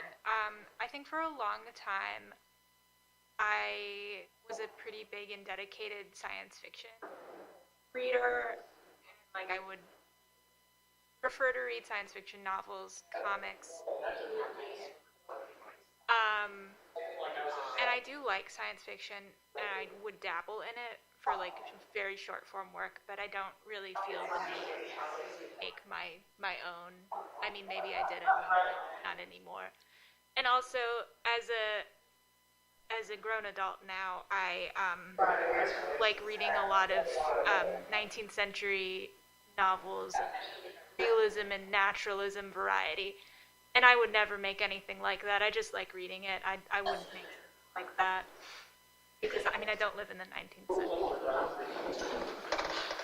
Okay. I will just move on. But I would love to see like a naturalist 19. Like I would love to see you do that comic. Like sorry. Okay. A comic about slowly pawning off all my silverware and spiraling into alcoholism. Yeah, that sounds awesome. Like, I'll probably get over it, but like, I love psychological thrillers and mysteries. But then every time I'm like, I'm not smart enough to pull that out plot twist, and everyone's gonna see that coming from a mile away. But yeah, it's just some things that I'm just like, can I like approach this, or like, will this blow people's mind, or is it just like they read this like no? So yeah, there are some things that I'm very like interested in, but I'm just like, can I pull that off? And I'm like, I'm sure people are like, you can, but I'm like, can I? So yeah, that's just. I think you can. Yeah, it's just some things that are like a little intimidating, but I'm pretty sure like I'll find a way around it someday. Okay, I love all sorts of genre, and I mainly end up in horror or sci-fi because it's way more like relatable to me to be like have characters who are like deeply unprepared to deal with trauma or scary things. So that's where I just normally land. However, I am so interested in like writing a romance, like a straight up romance, because I've never done it before. And it would be like, and I love them because I love kind of like I don't know necessarily about like, I don't think that I've read too many like romance novels, but I've seen a lot of romantic comedy, and I think that the genre is so interesting because it's like so formulaic, but with, things like how you were saying that Western is so overdone, and then here comes spaghetti Western, here comes revisionist Western, and like, can there be revisionist romantic comedy? Can there be those things where we turn like those predictable tropes on their head? Can we do it different? And so I'm deeply interested in that, but I don't know, I love everything. Well, is that exciting to you guys, any of you? Because, I mean, for me, hearing, and this is just my personal thing, but when I hear each of you talking about that, for some reason that's really, really exciting to me. The thought of somebody jumping in there. And I think it's also, I think this speaks to genre as well, because I think almost always when I see someone kick the shit out of it, it is that sense of risk, where I am not doing, it's saying about like a romance thing, or it's like somebody who's just kicking those things out and everybody knows. It's like McDonald's. I know what I'm going to get out of my romance novel. The person who jumps in there and is like, they're doing a formula. And for somebody who's like, I don't know the formula, and I don't know if this is going to work, sometimes it doesn't, but when it does, I'll get cosmic here. When it does, it changes everything for everyone. It's like somebody turned this on its head. And, the older you get and the longer you make art, you're like, some of this is going to work and some of it isn't. But without, just that sense of risk with genre and with the constraints you're working in, It makes me think of, not to say that any of us could like stand in that shadow or whatever, but Kubrick, like every single time he made a movie, it was his first time that he did a war movie. It was his first time that he did a horror movie. He's like, whatever, I'll do it. We can be that guy, but maybe not necessarily Kubrick, but be inspired by that,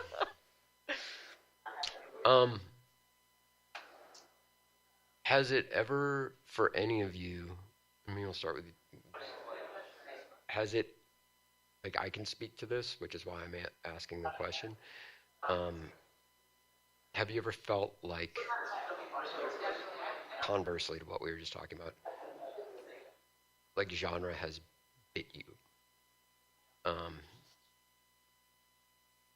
Where you've decided, I mean, I guess maybe this is super pertinent in terms of vampire stuff. It's like, this is what I love, this is what I'm doing.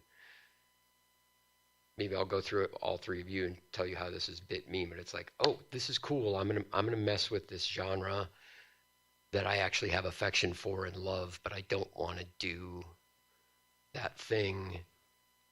And in certain ways, it sort of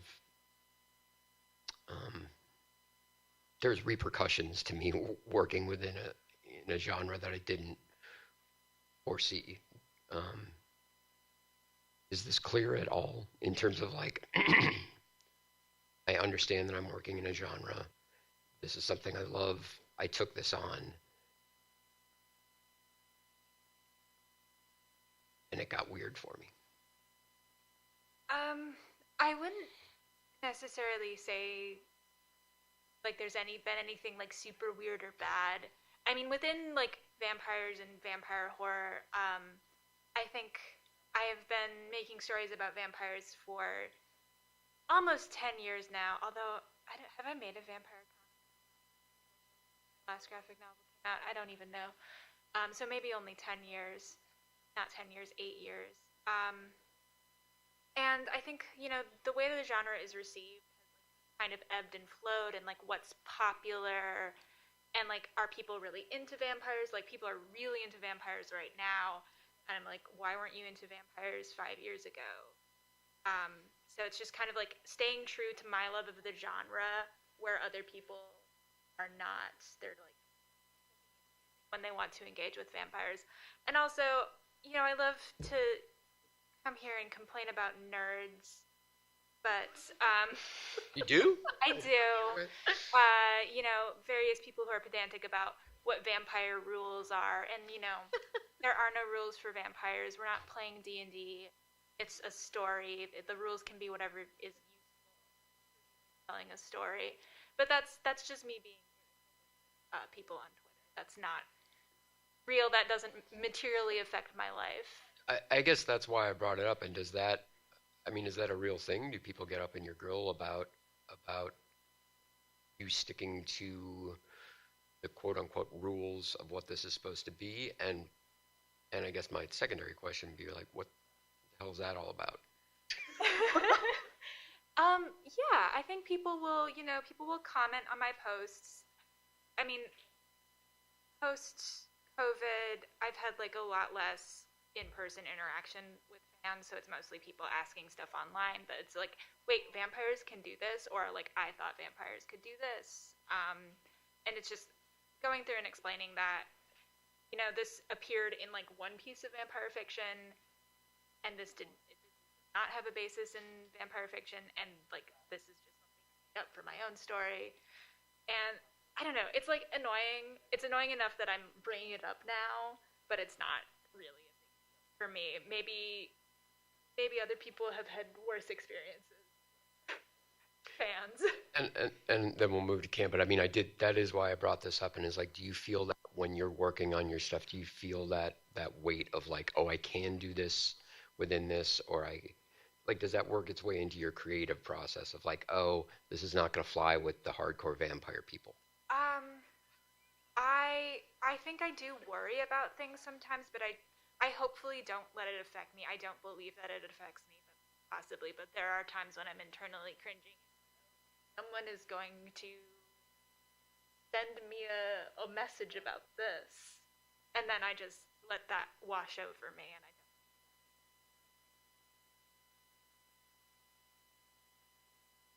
don't. Oh, well, first of all, do you watch Interview with the Vampire? Okay, cool. I love it. Okay, good to know, good to know. The only thing I can think of that, like, if I try to, like, touch a genre and I'm like, God, it's like, this might be, like, petty, but when I'm just like, oh, cool, I want to do this genre, and I'm like, dang it, now I have to, like, draw it. And it's like, I don't know what that looks like. Like, action comics, I'm like, great, now I have to draw someone getting punched, and I don't have, like, there's like no reference for that I'm thinking of, except if I like some weirdo on Google looking up like MMA fighting and stuff like that. But yeah, it's just sometimes like things with like science fiction or horror, like yeah, it's in your brain like probably what it looks like, but then I'm like, no, but like what is that trying to really like translate it and put it out there. So I think that's something also kind of tough sometimes about genre when have like a vast imagination about like what this is going to look like and then like translating onto the page. And I just want to follow that really quick. I mean, because we're digging into this a little bit, do you feel like it's like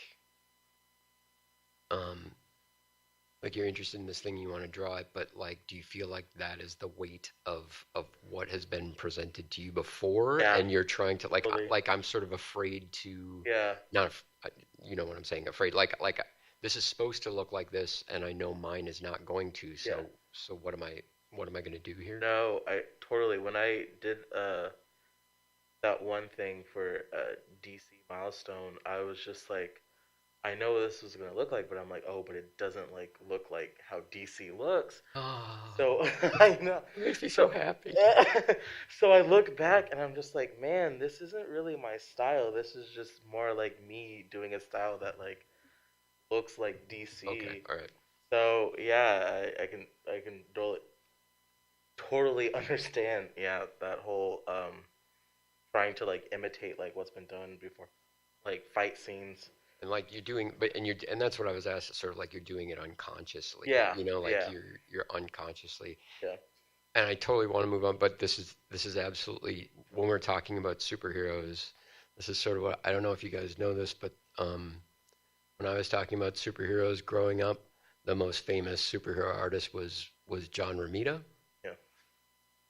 And I didn't know this until later, but John Romita hated superheroes and was super into sports. So somebody told me this, and if you go back and you look at those comics, all of those things of like Thor swinging a hammer and all that, he was just looking at the sports page. Yeah. Like, and it's just like a person swinging a baseball bat or like throwing like all those moves are straight from, and that's why I bring this, like from then on, this person who was, not into that sort of defined superheroes and how you draw action for the next 20 years or whatever, from this person who was like, I don't really care about superheroes. I think that's really funny that you brought that up, because in the comic I was talking about, Hellbent, there's like a guy swinging a scythe. And I'm like, I don't know what that looks like. So then I went and used a reference of a guy swinging a bat instead. So I think it's funny that it helps. So I think it's fun. Yeah. I know people like to also use people swinging like tennis rackets. Yeah. As well. So I think that's pretty funny that you brought that up. I don't have those problems. Genre. It's either like you can push the limits, you can do it all the way. You should do it more than you're doing it. Does it feel confining? Not really, because you don't have to do genre. You can do whatever you want. Mm-hmm. I don't know. I think that, is it influenced by things that I've seen? Absolutely. Is it too influenced by things I've seen? I don't think so. I try to be conscious of that, but I don't know. I just like it, and I work primarily in horror and science fiction, and I think that horror and science fiction is the most fascinating, most fun time to like be doing that stuff right now. So I'm just excited about it, and I don't feel like threatened by it or anyway. Right. Yeah, I brought it up because maybe this is interesting or maybe it's not, but the thing I've been working on for 17 years is this thing called Sammy the Mouse. And why I'm asking this question about it biting you was, for me, it was like my whole life has been like making comics that are sort of trying to be genreless or whatever. And I was like, I want to get back to what it was like when I was a kid and I could like comics were fun, and they were just fun to read. They weren't necessarily these heady, just comics that has the joy of reading, sitting on the floor on your belly reading a comic book, that very simple thing. And so I was thinking, none of it was conscious, but it was all like, okay, I'm going to invent these characters that are like the ones that I liked when I was a kid. So it's like Sammy the Mouse, and it's okay. So it's funny animals, the funny animal genre. And I was like, I'm aware that I'm working within that, but I'm going to make all my funny animals look like Iggy Pop. That's my contribution. Instead of like hose arms, they're going to look like Iggy. But then, I started doing this, and these characters became my own, and I loved them. Like, I truly love them. And I would read these reviews that it's like, oh, he's doing a postmodern pastiche of Disney characters and that entire thing. And it was this crux for me of like, no, I'm not doing a postmodern commentary on Disney and all that. Like, these are my characters, and I love them, and they mean a ton to me. But then you go back and look at your own work, and you're like, I absolutely can't. They have the suspenders, they have the white gloves, which all have deeply, actually significant cultural meanings beyond that. And that's why I kind of asked that question of like, I can't fault or blame anyone for viewing that comic in that way. But when they do, that's not what it is for me, because it is like the trappings of that genre. That's like, oh, he's doing this. And I'm like, no, I'm totally not. And it's really upsetting to me that you think I am. But I'm a jackass if I'm like, yeah. Do you know what I'm saying? Like, oh yeah, I totally get what you're saying. Like, you mean to like put out something like this, and then someone else like, oh, it's that. Hey, everyone, it's that. It's like, no, it's not. It's totally not. So. Yeah, and I, for me that's like, that's why I asked that question of like, where does, if it ever bit you, that's where it. I understand, I think, about like too, if people are used to reading something and you're doing it a different way, it may not, reach them. And hopefully, though, it's reaching the people that it needs to reach, and those people who are writing the reviews who just don't get it or think that. They can, and you as an artist, you can't control any of that. Maybe I want to flip this for a second. So I just have to say this as a public service announcement, and it's made me think a lot about this stuff. I just finished this book that has certainly had the biggest effect on me of thinking about art in the last 10, 15 years. It's this book called Why Surrealism Matters, and by this Mark Polizzotti, I think. What's that? Yeah, he's done a lot of books on surrealism, yeah. And I could go on about this forever, but I won't. But basically, this knowledge of what the surrealists did and the philosophical basis of what they did, and a lot of it was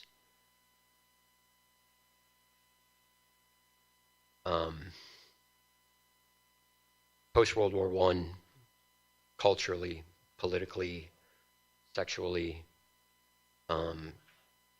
They had this entire viewpoint about making art and how it should address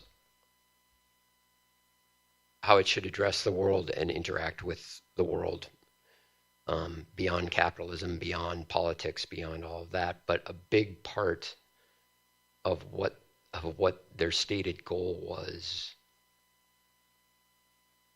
was basically destroying purposely creating works that destroy not only the differences, like genre, like forget it.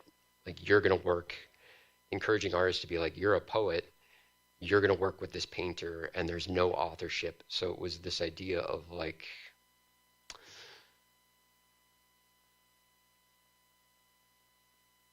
like we've talked about, you're working within a genre and you're trying to bring yourself into it and elevate it and bring something of yourself into this genre. Their thing was like, all of that is BS. You have to, not BS, but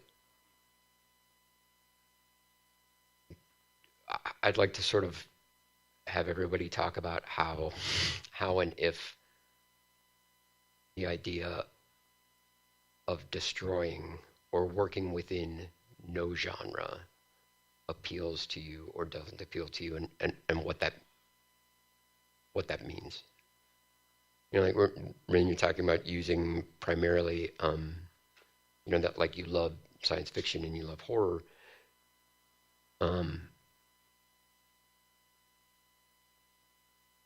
Have you ever thought of not doing that?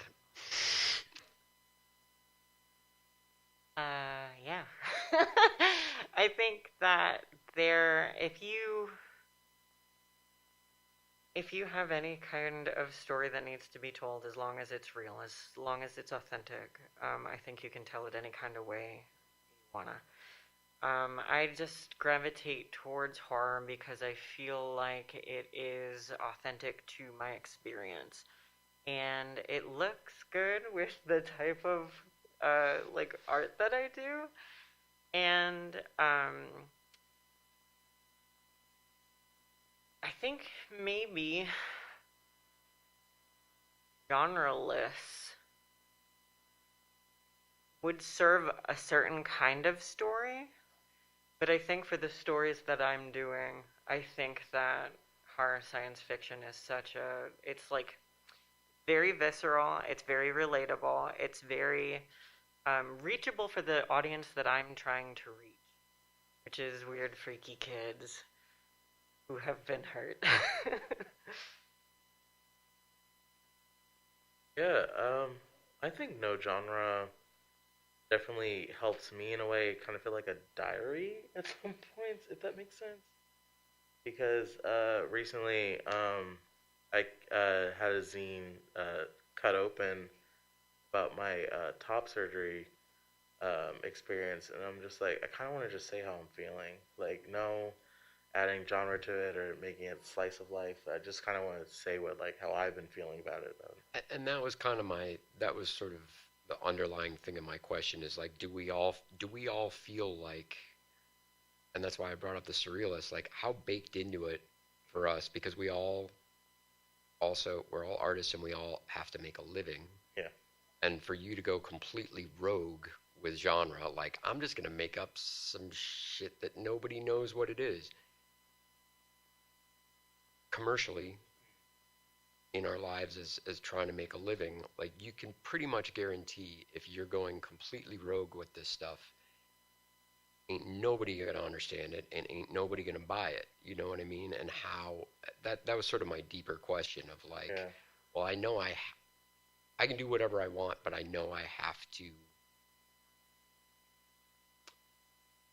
work within the confines of what people understand and what people.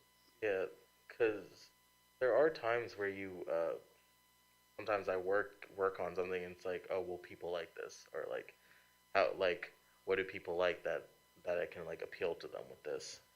And instead of thinking like, well, making it for myself, just finding yourself like, well, how do I like appeal to like the bigger crowd and things like that. It's a different thing. And man, you've been doing so this is your second vampire book? I mean, do you feel like you're doing exactly what you want to do, or do you feel that sort of weight of like I have to do this in a way that's still. Oh, no shit. Okay. I think I do feel a lot of expectations from the commercial aspects of like traditional publishing for graphic novels that like people will. So I do feel very, very constrained by that. Yeah. And I feel like there is some ideal that I could make if I wasn't like under those constraints and limited time to make whatever comics I want. And I don't know, maybe someone would then categorize them as postmodern, but I don't know. Yeah. Maybe we all have like the ideal comic that no other life affected us. Yeah. I wonder what that is. I'm sorry, does that mean we're done, or is there time for a question? Oh, I'm sorry, everyone. I thought we had like 30 minutes left. That's terrible moderating. It's totally not moderate. Thanks, everybody. Yeah, and thanks to everybody who did the organizing and everything on Autoptic this year. It was wonderful, and thank all of you.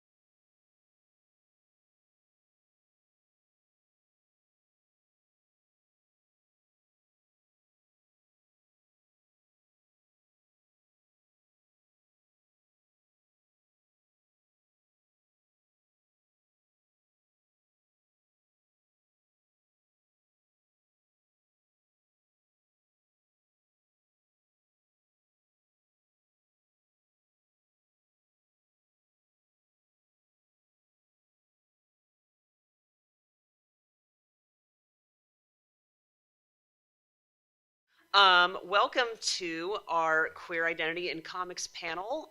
My name is Blue Delaquani. I use they, them. I'll do a little bit of housekeeping before we start. We may run a little bit over 4 p.m., so we're not going to like hustle to get questions. So please, if you have questions for any of us on here, don't hesitate to bring them up. Finally, we're going to be discussing some mature themes, and there may be like mature topics in the images in our slideshow. We've got a slideshow showing off everyone's work. So if there are any stray 8-year-olds in the panel, this may not be the one for you. You may see yourself out now. So why don't we go down the row, go ahead and introduce yourself, your name, your pronouns, and we'll go from there. My name is Sarah Evanson. My pronouns are they, them, theirs. I'm a gay and transgender illustrator and print media artist based here in Minneapolis. I have never worked with a publisher, but my zines, artist books, and short form comics are held in more than 40 collections worldwide, most notably the libraries of the MoMA, the Metropolitan Museum of Art, and the Tate London, as well as numerous specific zine libraries, queer-specific archives, and public libraries, and high school libraries across the United States. And I'm both very honored and very nervous to be here, and I have a lot of notes on my phone. So if you see me looking at this, that is why. I'm Franny Loeb Cardona, she, her. I'm a trans woman based in Minneapolis making comics. Mostly self-published, and I am more online than Minneapolis, but yeah, furries and furry community and all that. Hi, I'm Ziomar Luna. I also go by Zio. My pronouns are they, he. I'm a gay transmasculine cartoonist. I'm also mixed race. Yeah, I've been self-publishing my work forever. And yeah, I do a lot of zines. I'm actually also tabling Insert Name Zine Fest right now. My partner's at my table. Yeah. Fantastic. Thanks, everyone. All right, let's kick us off with a question. And like I said, you can answer if something comes to you. We can always so pass it back and forth. I'd love to hear about what kinds of work influenced you to start making art. And this can be comic artists, but if there's anyone outside the worlds of comics or zines for that matter that really got you interested into creating work of your own, I'd love to hear about it.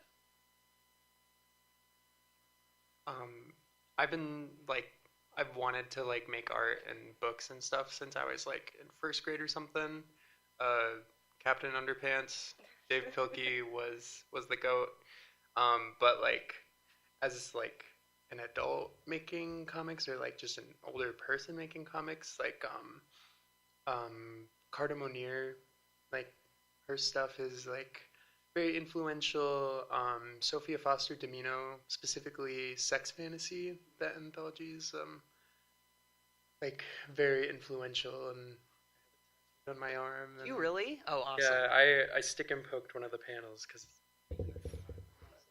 yeah. Yeah.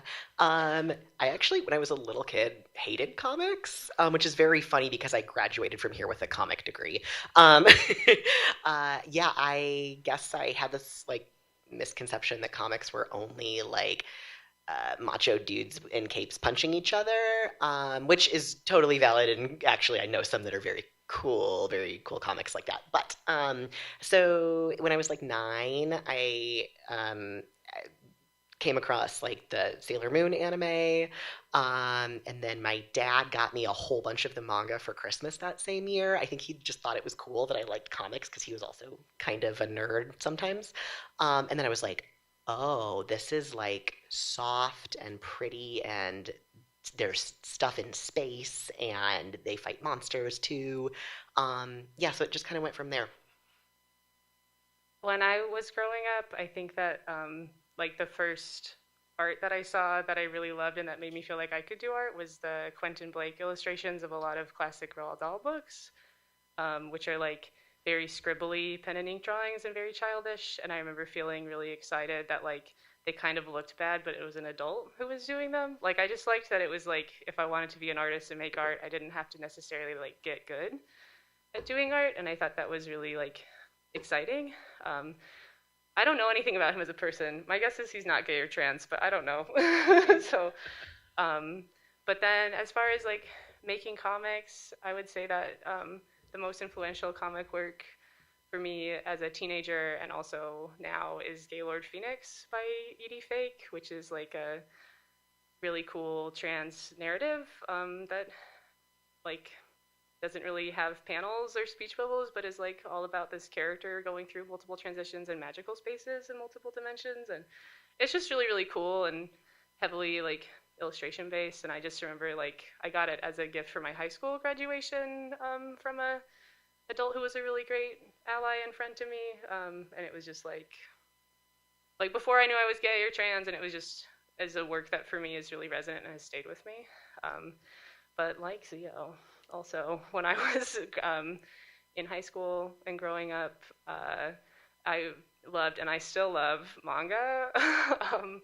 And I think for me too, like something that feels really special when I think about my life as an artist and as a gay person and as a avid reader of manga is that like I read a lot of narratives that were about girls pretending to be boys, where there were romantic misunderstandings where things that looked gay happened but they weren't gay, so I was allowed to have them in the like Christian home that I was being raised in.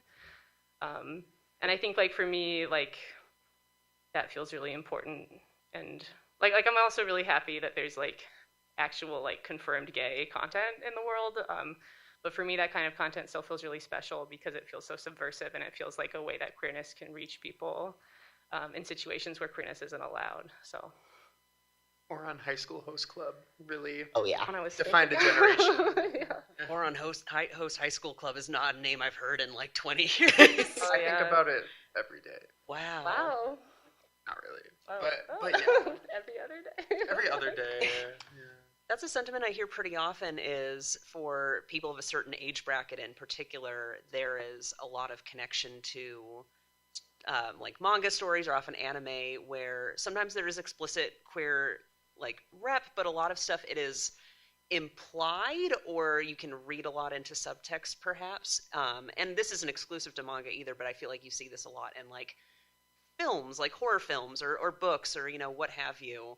A few of you spoke about things like that informed you. Is there anything else that comes to mind that you feel like kind of falls within that category? So I said we were going to talk about Pacific Rim. Oh, God. Like my actual first like oh shit, I'm trans moment was definitely like the year after I graduated and I was living in LA and knew nobody except my like kind of toxic ex. We went to go see Pacific Rim and I was like, I think I kind of look like this scientist guy and I think that's actually really cool. And then that was just like my mindset for a very long time. It was like the one thing that got me through that like very horrible couple of months. Yeah, I don't know. Just he seems like specifically the character Newt seems very like transcoded to me, and I am sure that was like not intentional. But I mean, he's short and he has a weird voice, and he's like kind of annoying about his like special interests, and I don't know. I just thought it was really cool, and yeah, thanks Pacific Rim. Have you two anything you want to add, or shall we move along? Think of anything else? All right. Well, with that, how do you now use your own creative projects to explore aspects of your own queer identity? And this can be explicitly or just in terms of like themes you like to explore. How do you use the creative projects you're working on right now?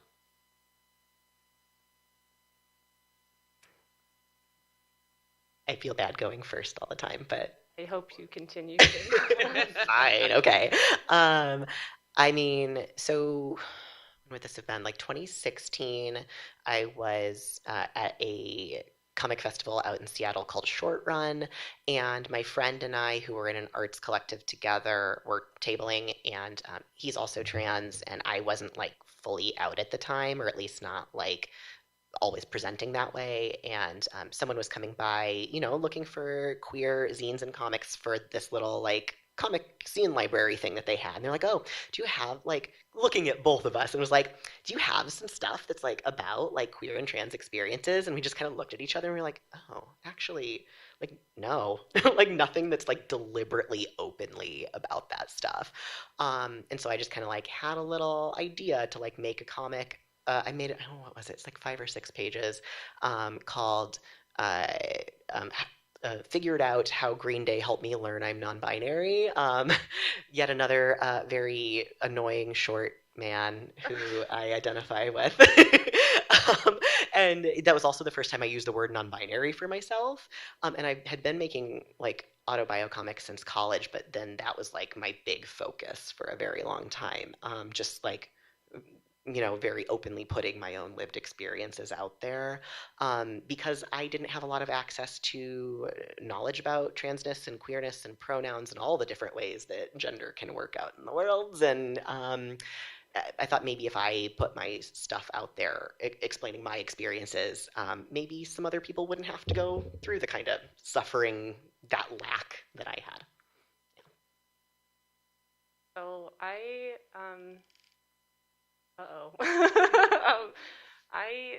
part of my practice, like my art practice, and part of why I love making zines is that it's a way to be in community with other people and other people who might be really similar to me or might be really different to me, and that it's a way that you can, like, go to festivals in person and meet people and sometimes see the same people over and over again, or meet new people and you can trade with them, or you can mail zines all over the world. You can trade with people, and it's relatively easy, especially with the internet. It's really, like, easy to find people who also want to do that. So I think that, like, there's a couple different ways to answer the question that you asked, where it's like, with the art that I'm making, I make a lot of zines. I think the ones that I gave examples of are, like, zines about, like, pop culture being really gay, like Lord of the Rings. Everyone seems so homosexual in that to me. Like, I think that's one of the ways that I'm exploring it, but I think there's also, like, this underlying other way that, like, I feel like is maybe more relevant to answering the question, where it's, like, having this practice of, like, getting to be with others and either, like, be with them in person or, like, be with them through trade, and, like, reading people's zines about, like, what's important to them and what they're imagining the world might look like and what they're hoping for. To me, like, that feels like it's been really important and really a wonderful way for me to understand my identity as a queer person more, just by being with people and, like, being in the dream with other people, and kind of, like, being outside of, like I don't know if it's all the way outside of a power structure, right, but, like, getting to be in this mode of making with these other people who also, like, want to do things, not just themselves, but, like, themselves for other people. So I think, like, for me, that feels the most relevant to the question. Oh, yeah, of course. Basically, how are you using creative projects to explore aspects of your own queer identity? And that can look like a lot of different things. Yeah. I feel like most of my work is definitely, like, centered on queerness. Like, I make a lot of comics with characters who are kind of just, like, trying to fuck each other. And yeah, I make a lot of, like, furry work too, so, like, I feel like that is, like, inherently queer, and, like, I feel like I put a lot of myself in that kind of thing. And what you were saying about, like, community too, like,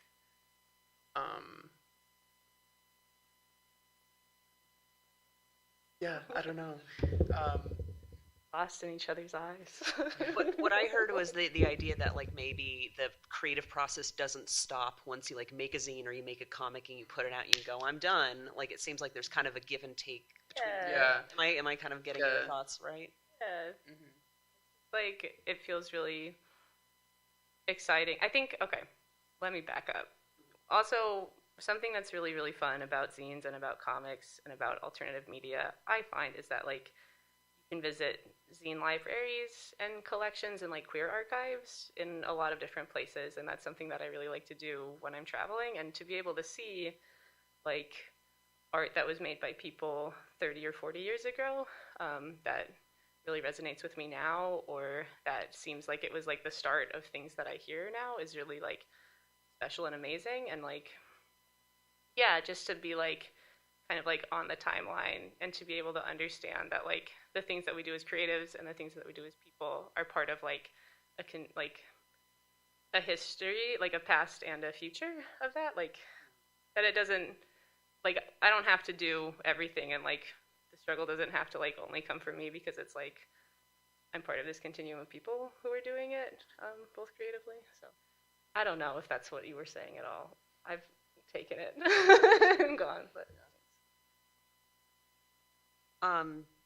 does that resonate with either of you too? Either this kind of connection to either a larger community or maybe like a related like community or subculture or something like that? And how does that like inform the kind of things that you like to do?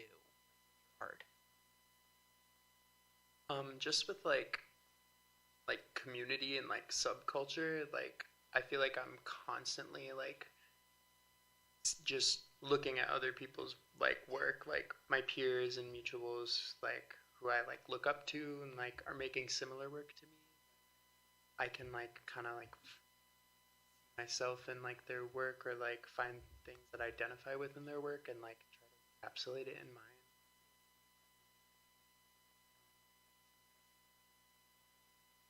That just made me think about how like when I was a student, and even more around that same time period, a little bit after, like most of the people who read my work were also my friends, and they also made like comics or autobio or both, and just like we were all each other's fans, and like we part of the art collective I mentioned that I was a part of, Plus Dog Collective.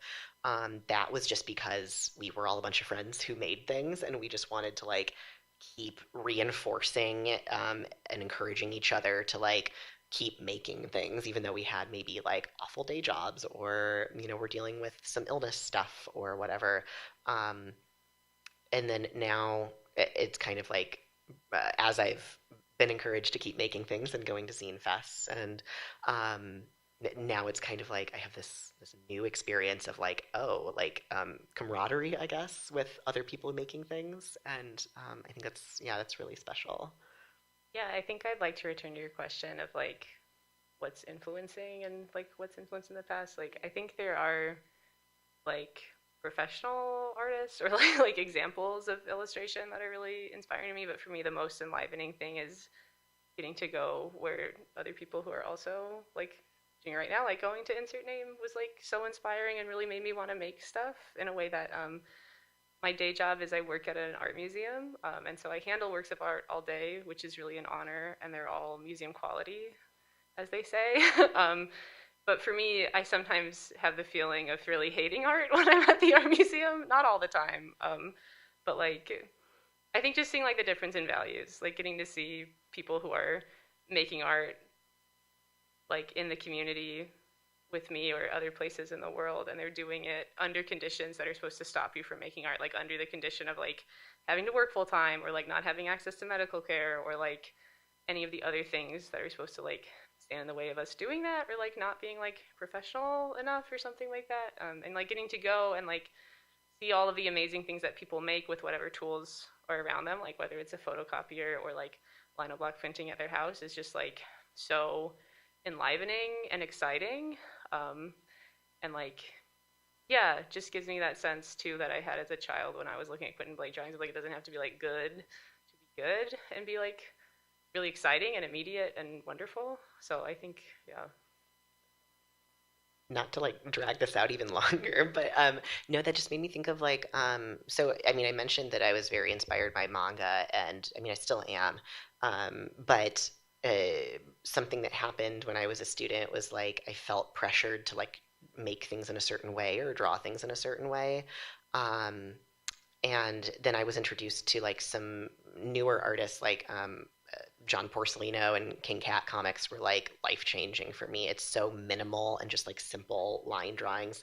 I actually ended up doing my internship with him, but just seeing something that was so different than the kinds of comics I'd been doing before, and his method of doing it, like he has his own little like publishing and distro thing now, and it was like kind of recognizing like, oh, someone else did this, and like he's not trans or queer, but like I don't know, he distros other people's stuff who are trans or queer, and yeah, it's possible to do things that way, and exist in the world in that way. And I don't know, that just zines were a very life-changing thing, I think, for sure, for me. Yeah. Yeah, just to like talk about like people, like community and like people printing work and stuff. Like shout out Toxic Metal Press. Yes. It's coming back in a different way. Is It's it? really Oh, that's good. exciting. Yeah, Ari's picking it up. But yeah, that was like life changing, and like just, you know, they were like also like my friends, but like people that I look up to, like who are queer, who are like making the work I want to make and like printing it, and then like to like have them print my work and stuff. It's like so cool. Like, sorry, I've never been on a panel before, and I'm Y'all are crushing it. kind This of is a exactly... bad talker, but I don't think any of us have been on a panel before. It's No. not good. Y'all are really like playing off of each other well, and I feel like y'all have a lot of like shared fundamental things in common that manifest in different ways. And something that I'm really interested in hearing more about is, what do you like looking at your work kind of like over the course of making comics and zines? Are there any themes or motifs that you've noticed that you keep returning to, or that you like to explore in different ways? And what are those?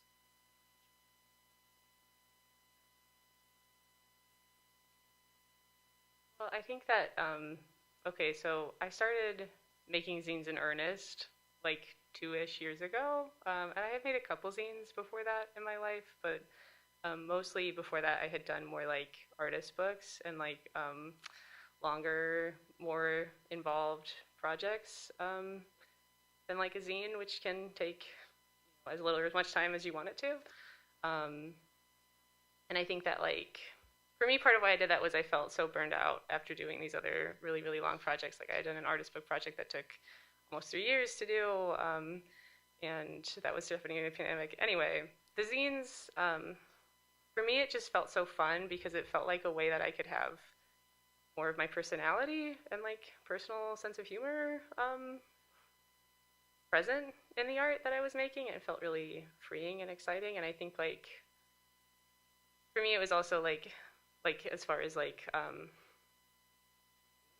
might repeat, it was like being able to make art about everyday experiences or things that are a little bit embarrassing, but that would be maybe really relatable to other people, and being able to like actually get it in front of other people.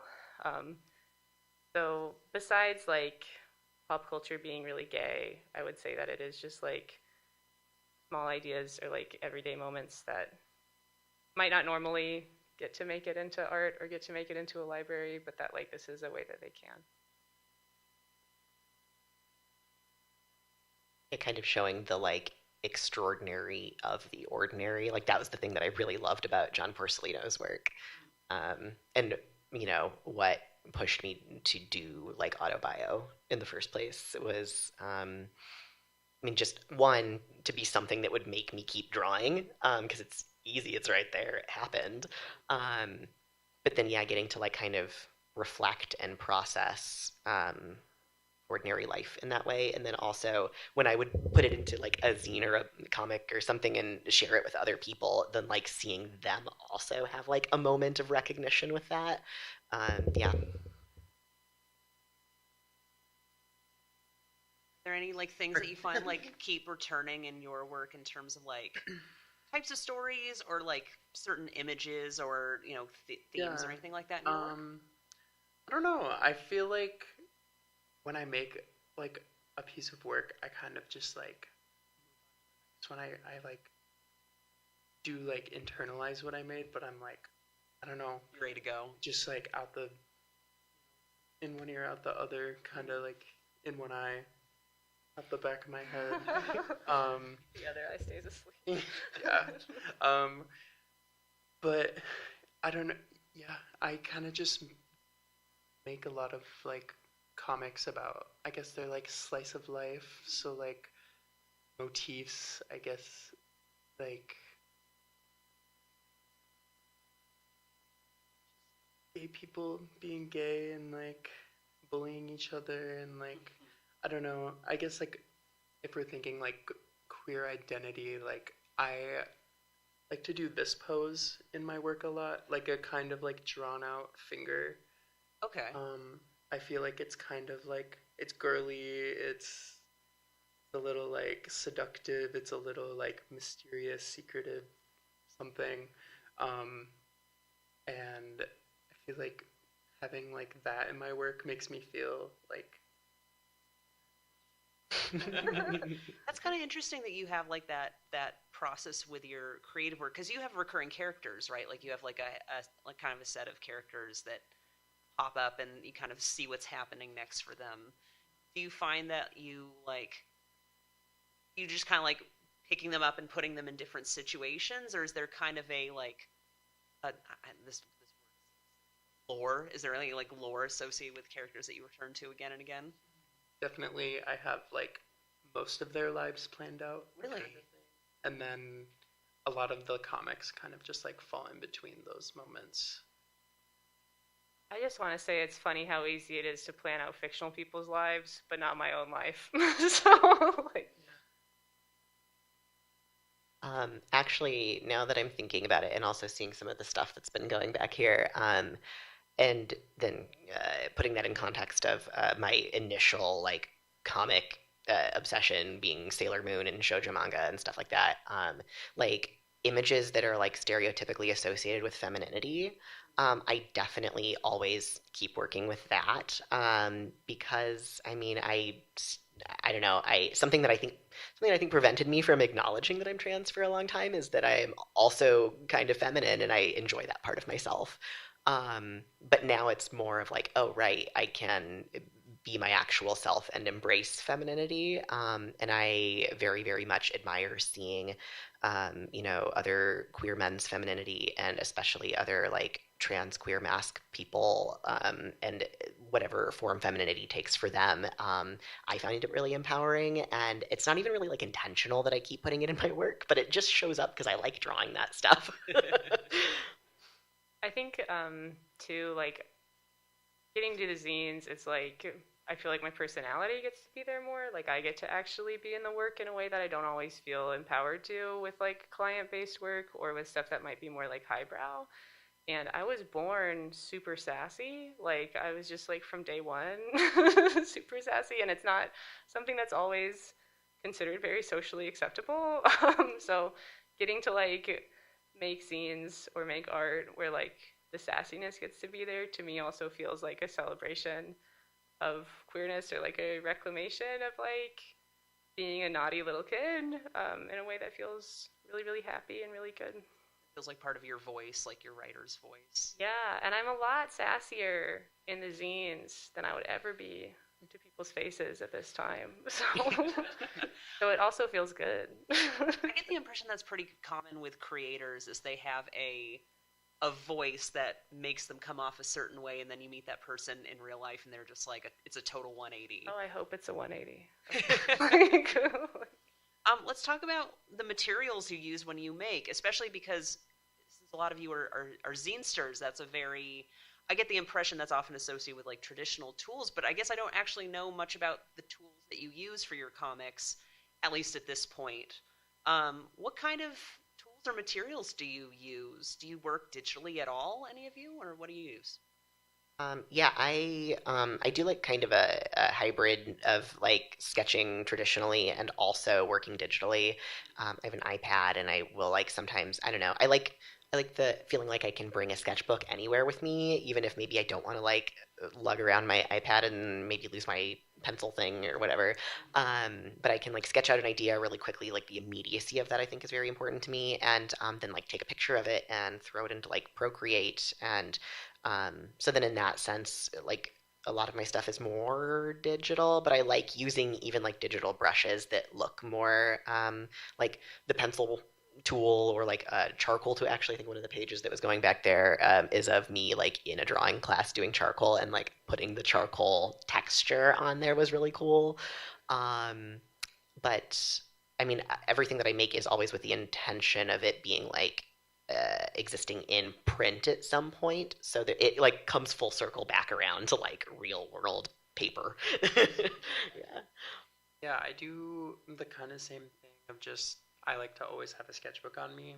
I do a lot of just like traditional, just kind of drawing with a mechanical pencil. I love the Tombow, what is it? The Tombow Furunosuke, something like that. Banger ass pen. It makes me draw like a god. But I do the same thing where I'll do, like for comics, I'll normally just draw it and like do my pencils, and then I'll like take a picture and finish it in Procreate. It's just a lot quicker. For printing, it's normally just printer paper, cardstock.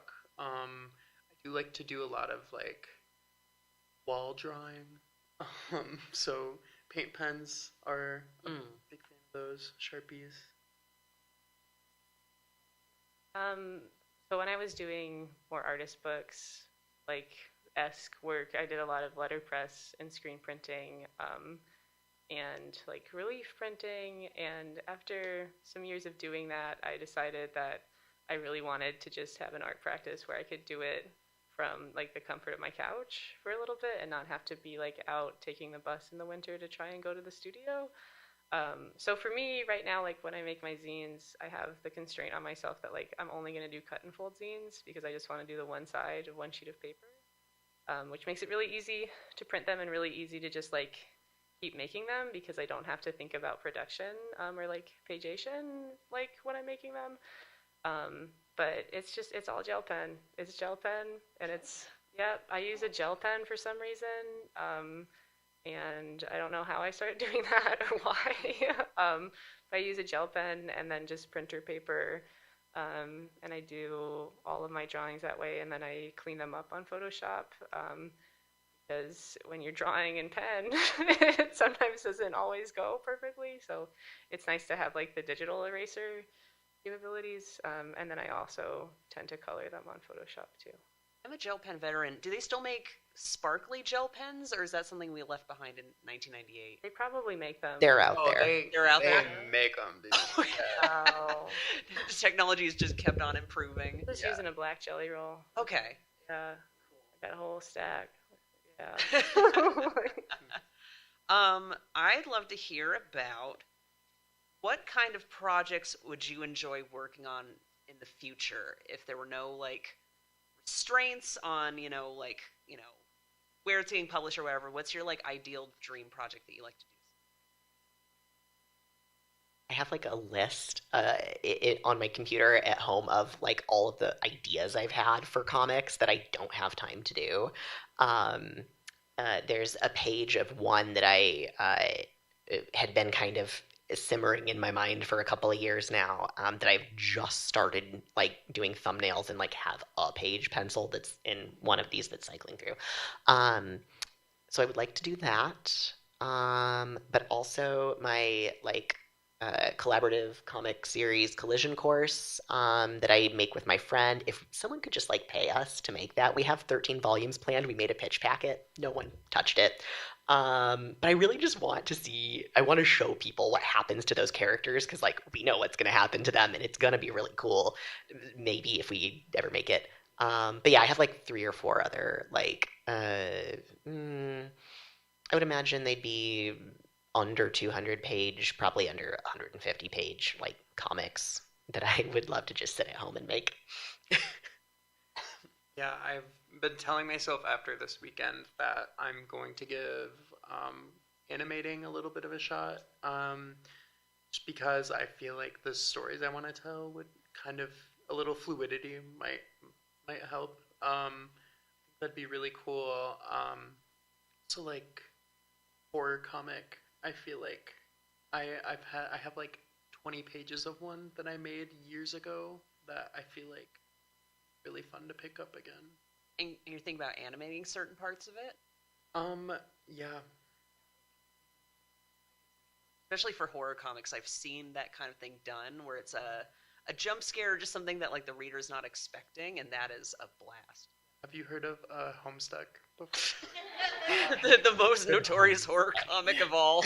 Yeah, imagine like Homestuck, but like it's scary and gay. That would be amazing. Have you read Emily Carroll's work at all? Okay, yeah, she did this thing where banner ads aren't really a thing anymore, but she made like animated banner ads that like changed and got more sinister as you clicked through the comic, and I love that. I wish more people did stuff Yeah, like that. we So should bring cool. those back. We should, yeah. That's a cool idea. Sarah, how about you? I would love to do like a children's book of some kind, or I don't really know how to say this in a way that won't sound like really lame or like really bad, but I would love to like if we were really imagining like there's no restraints, like I would just really love to be able to like never look at how much a commission job is going to pay me. Like I would love to just be able to be like saying yes to every small press and every collaborative zine and like everything, and just be like don't worry about it, don't pay me. Like I can, in this scenario, in this world, either afford to do that, or we're living in a world that's like post money, and like it's just like I just get to like like just get to say yes to like all of the cool amazing people who are like also making cool zines and cool animations and like cool gay content. Like I would just really love, like if I was thinking about like what my dream is for like my art practice and like this world, it would just be able to be like saying yes to all of the things that are like cool like that, and not having to be like, okay, like if that's the budget, I can only spend this much time on it because I also have to like work my full-time job or something like that. So I don't know how to say like I wish I could work for free in a way that's gonna like not sound really bad to artists who are always being asked to work for free, but like that's what I mean. Yeah, but like in an ideal world. Yeah, no, you were very correct. That like I don't want to charge anyone. Can you imagine how much cool art would exist in the world if we were in this post-money situation? Like, It'd be amazing. I can only barely imagine. Like, it's like I don't actually know that much about the past or the ancient past because I didn't study it. But like, I do imagine that it's like it used to be the case that like most people were making things every day, like because there wasn't like factories or production, and like most things were being made by someone, and so like to get to be in a world where it's like that, but there's also not like these questions about like are we going to survive or not, like that's like what I would want from my ideal project is like total global change. So we just need to develop a post-scarcity economic model, and then we'll be set. Like worldwide, yeah. So, and then I'd be happy finally. No, I'm already happy, but do you all have experience working on like collaborative projects with other artists or collaborative comic zine projects? yeah, I mean the one that I mentioned, Collision Course, that was my first big one and probably the one that I did for the longest. We worked on that, me and my friend who also went to MCAD with me in the comics program, Melissa Mariko Kieselberg, and that was really great. We did that for like 5 years or so, 4 years. It actually like right after graduating, I didn't feel confident enough in my own like drawing skill yet, and also my writing skill. Part of that was probably just me having some negative self feelings, but also I knew there were some things I wanted to practice more, and so feeling like I was only responsible for like one half of that equation, it was nice to, I had another comic that I did with a friend where he wrote and I drew. Yeah, and like Collision Course, we both wrote, but I penciled and she inked. I chose to work with her because one, she's a fantastic inker, and like inks traditionally still, and like gouache paints still. It's amazing. But then like I liked penciling, and I liked that I could be messy, because that's another reason I work digitally is I'm so messy. So like it's curved a little bit digitally, but like then working along with somebody allowed for a lot of practice, and yeah. Really haven't done too much of that, but I would love to do it more in the future. Like stuff. I also love to be messy, and love to. I would love if someone did my inks, like. But no. Kind of going back to talking about maybe doing animation. Like I think, like that would be a really great way to like collaborate with people, like voice acting and like. Just art in general. Also, I have a zine that I've been putting out called Bulge Mag, and I really want to start having people to collaborate with on that. Just kind of like, I don't know. I'm such like a of person that I don't really know how to go about it.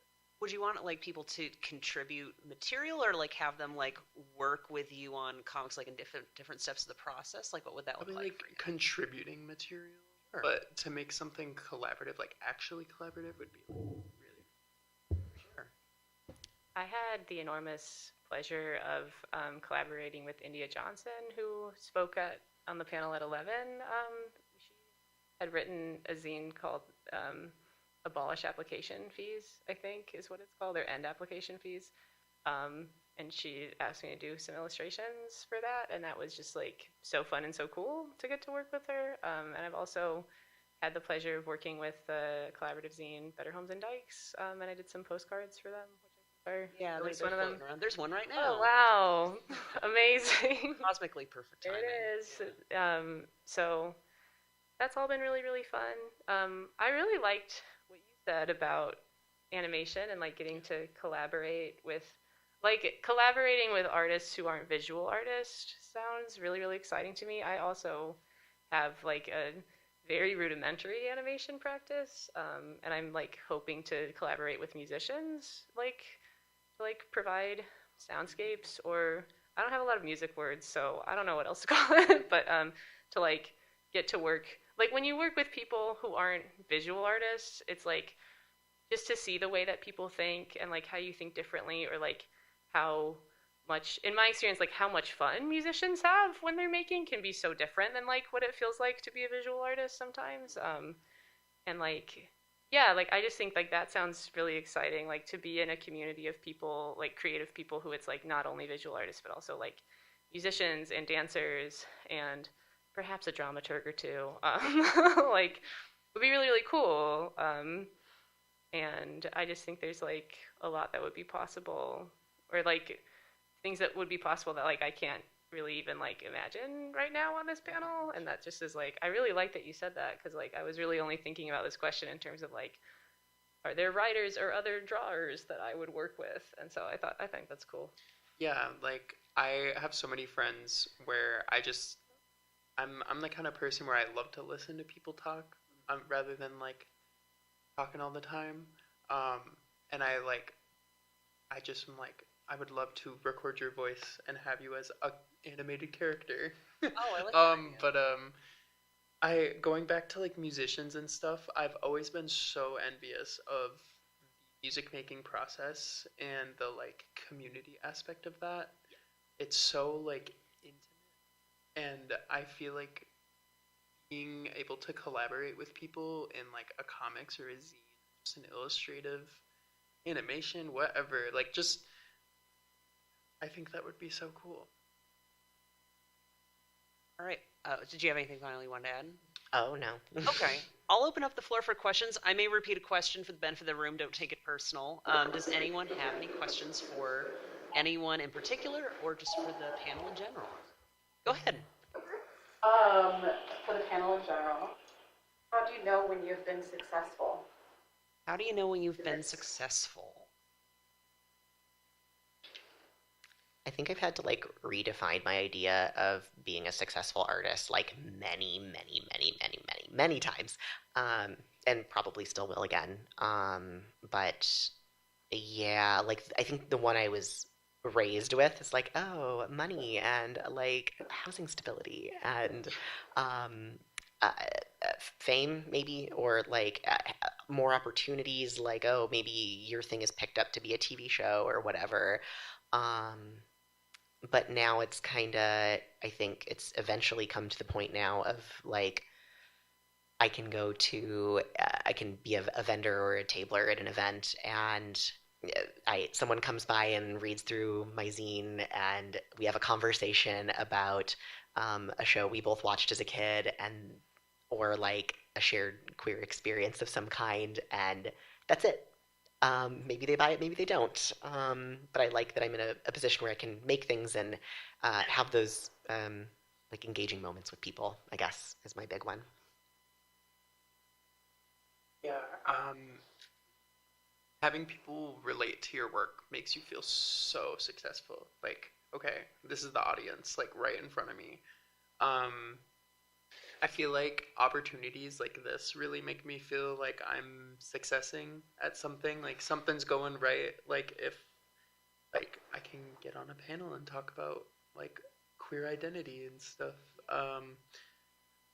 Specifically like success, I feel like to have other queer people fuck with you is like the most, like, just makes you feel successful. Having that like connection and dialogue. Yeah. Okay, yeah. I, as an artist, like outside of my zine practice, have experienced a degree of like more mainstream success, like things that, like being able to say like, oh, I have like my artist book in the MoMA library is something that like, when I say it, like part of why I say it is to like have people take me seriously, which they don't always do. So like, I don't know, like there is that, but then I think that for me, the thing that has made me feel most successful in this life is actually like coming to understand more about what my values are and being able to like live and create art in alignment with my values. And to me, that feels successful because it's like getting to know myself better, and then it also allows me to be closer to other people in the way that I want to be. I think that like when I was in school and I won't call myself liberated now, but like I was a lot less liberated, even less liberated when I was in school, like mentally. I used to think that like success meant other people were jealous of you, I think is like, if I were to like boil it down, like now that's really what I would say. And then like now, being in my 30s, like I think it's like I understand more that like, and like having gone through the pandemic and like so many other things in life, I think it's like now I understand that like my purpose in this life is to be a good friend, and like that is my plan in this life. Like other things might happen, but like that's my core purpose, like that's my life's work. And so like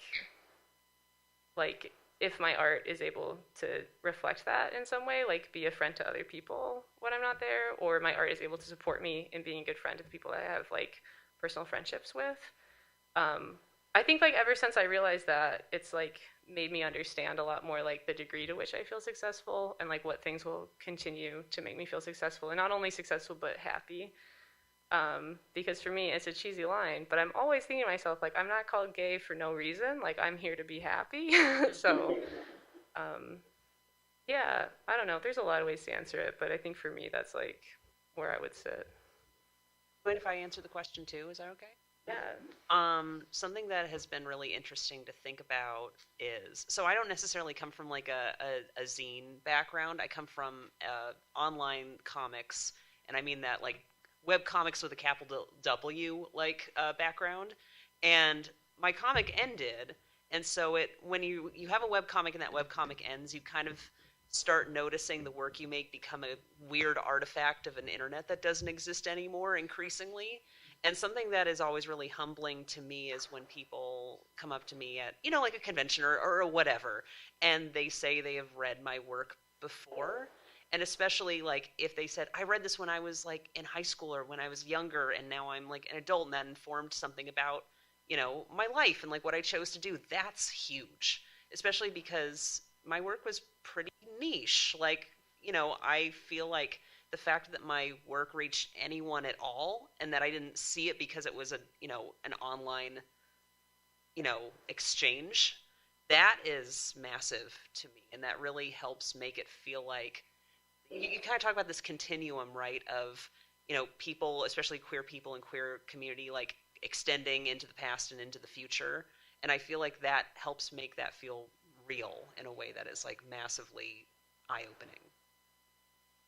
Yeah, so thank you for that. That really helped clarify that. I think it feels cool. Sorry. No, go for it. Like, I think it feels cool to like, yeah, like with stuff being in archives or publicly accessible libraries, to be like, which for me as like a person who's never going to have kids, like the way that I think about the future is more like, that's like my lineage that people will be able to access, whatever. Mm-hmm. But like being able to think about like not just queer people who are like toddlers right now, but like queer people 100 years from now and like 300 years from now. And like, this isn't my preference, but also like sometimes I do think about like 1,000 years from now, like queer people on other planets, like I don't have the desire to leave Earth, but sometimes just as a thought experiment, it's fun to think about, like, and just thinking about like I won't be here, and like no biological part of me will be here, but like just thinking about it, I don't know, like really trying to like not even max out because there's no maximum, but like extend the continuum, like of like it's not just like 3 or 4 generations, it's like 1,000 generations of queer people. Yeah. I don't know. I'm furiously Googling. Unrelated. The thing that made me think of is that like snippet of like a Sappho poem that like is exactly that. Like in another time, people will read this and think of us. I'm When misquoting in some it. future time we'll think of us, I think. There you go. Yeah, I was like, oh, it's that. Something. It's yeah, like your work will be around, and that will inform what people remember about the time and place that you lived. Love that. Fragments of my gay zines.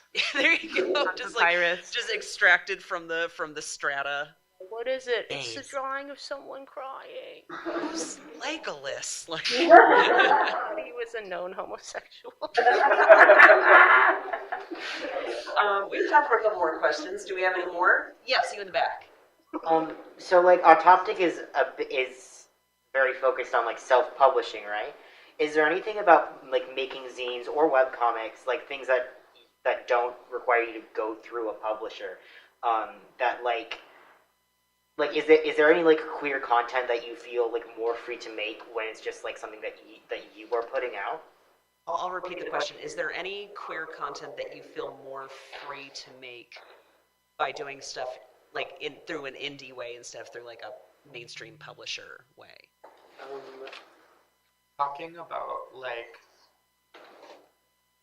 the like raw queer stuff, like like dicks and boobies, but like I don't know, just like being able to like really get into like queer subjects. I feel like I've never like worked with a publisher, so I don't know, but I imagine it might be a little bit harder to like get that stuff out there. But if you're just self-publishing, you can put anything you want in there. So I can write the like nastiest or the daintiest like queer story I want. Yeah, I totally feel the same way. I don't know like what things I've made, like maybe they're not getting the attention that I would like or would have liked at the time because of like the amount of queer stuff that I have in them. I've never really tried to like cater the things that I make to a specific audience to be more like marketable or picked up by a publisher or whatever. So yeah, I truly have no idea. I just kind of do the things that I want to do, and then when I self-publish and no one really notices, it's like, well, great, now I got to make the thing I wanted. Yeah, this was supposed to be my hobby, and then now here I am, professionalizing, maybe. Yeah. I'm sorry, I don't have any thoughts to share. I might be able to add something just, for someone who's kind of been in both worlds and also is a teacher who kind of has to like know the history of the American publishing industry at any given time. Something that I found is interesting is that the growth that mainstream publishing has experienced in comics is very much driven in works for children. Dave Pilkey is a huge example of that, like Raina Telgemeier, like the sheer number of work that is being put out for a younger audience has driven a lot of that growth. And that isn't to say that none of that work is queer. Honestly, a lot of like really like prescient editors seek out like queer artists who are doing work online, doing work in more indie venues, and like inviting them to pitch. So there is work, that genuinely good work, I think, that is like making work about queer identity. However, that's queer work for children and for young adults. So like, because just in general, there just isn't as much investment being put into graphic novels geared for adult audiences, there is content that by necessity is not showing up much. And that's like a big component of like queer identity, is like adult relationships, adult mature themes. And that's like, that is a big industrial thing that we're still trying to figure out from the inside. But yeah, does that kind of give a little more context? Like, is a big frustration between creatives, believe me. I think that's a really like great thing that you bring up. Like when I did put together my pitch packet for Collision Course, I was like, going through various like publishers and agents and like what they were looking for, and so many of them want young adult, and so I don't even bother. I've only ever really sent out to like a handful of things because I don't want to make young adult stuff. Just that's not what I'm suited to. It's fine for people who do. But yeah, I if that's happening to me, I can only imagine how many other people out there are being held back by the lack of adult queer comics content. Yeah.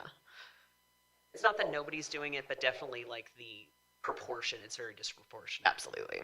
I think we got time for like one more question. Does anyone have one?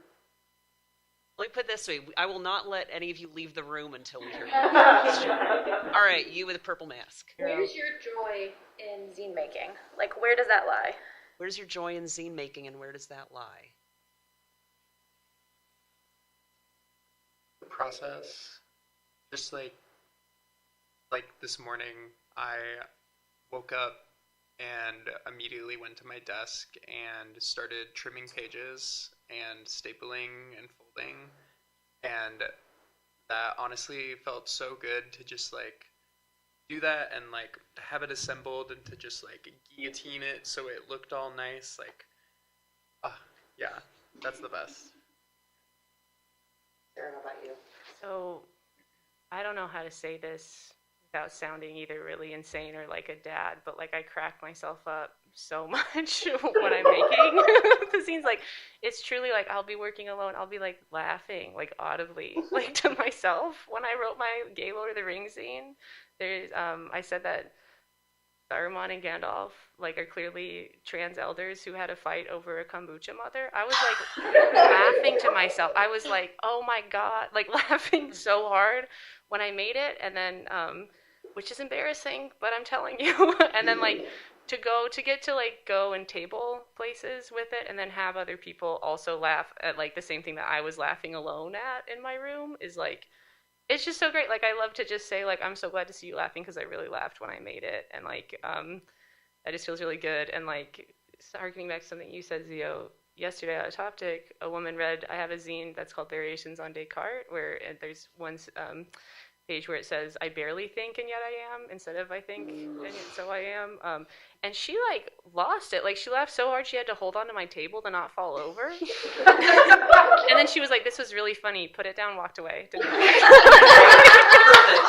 was just like, I don't know, like, for me, there's a lot of joy just in, like, that, and then getting to, like, share it with others and, like, also see other people laugh, or sometimes, depending on who they are, snarl with disgust. I think you said it like really, really perfectly. A lot of similar things that I was going to say. Yeah, just having the thing out of your head and out in the world, and then getting to engage with people about that thing. Also, like, I have ADHD. It's kind of a huge burden to like try and remember like all of the things that I want to make. And so when I finish something, it's like, okay, there it is. It's done. It's out there. And then you get to have all the joy of like, there's the satisfaction of it being done, but then also the joy of like, engaging with other people about the thing. Yeah. All right, I think that's a pretty good place to wrap up. Why don't we go down the line, just say your name one more time, and if you have anything in particular you'd like to plug, like a project you're working on or you'd like people to keep an eye out for, we'll start with Sarah and we'll go down to Zio. Hard to start. Okay. Okay, I can do Zio. All right. Yeah. So yeah, Zio, they, he. I guess just everyone should. I'm sure many of you already know about Midwest Queer and Trans Zine Fest happening in October. I took a bunch of flyers from Insert Name for them, and I can put them somewhere where people can take them and remember the date and time and place and everything. It's going to be so cool. It was so cool last year. Please come. Yeah. I have an Instagram and Twitter and Tumblr. All the URLs are wizard spells with Z's instead of S's. I just put out some new zines. Keep an eye on those for when my shop opens up. I'm Sarah, they, them pronouns. I'm not currently planning on working on anything. And I think everyone should go to the beach at least one more time before the fall comes. I'm Blue Delaquani, they, them. You can find my work at bluedelaquani.com. In October, I'm going to be doing a comic with a Shortbox Comics Fair about a speedrunner from the future navigating an underground mall. So look for that, I guess. But in the meantime, y'all, thank you very much for coming out and for attending panels today. Thank you for your questions. Have a great rest of your Autoptic weekend.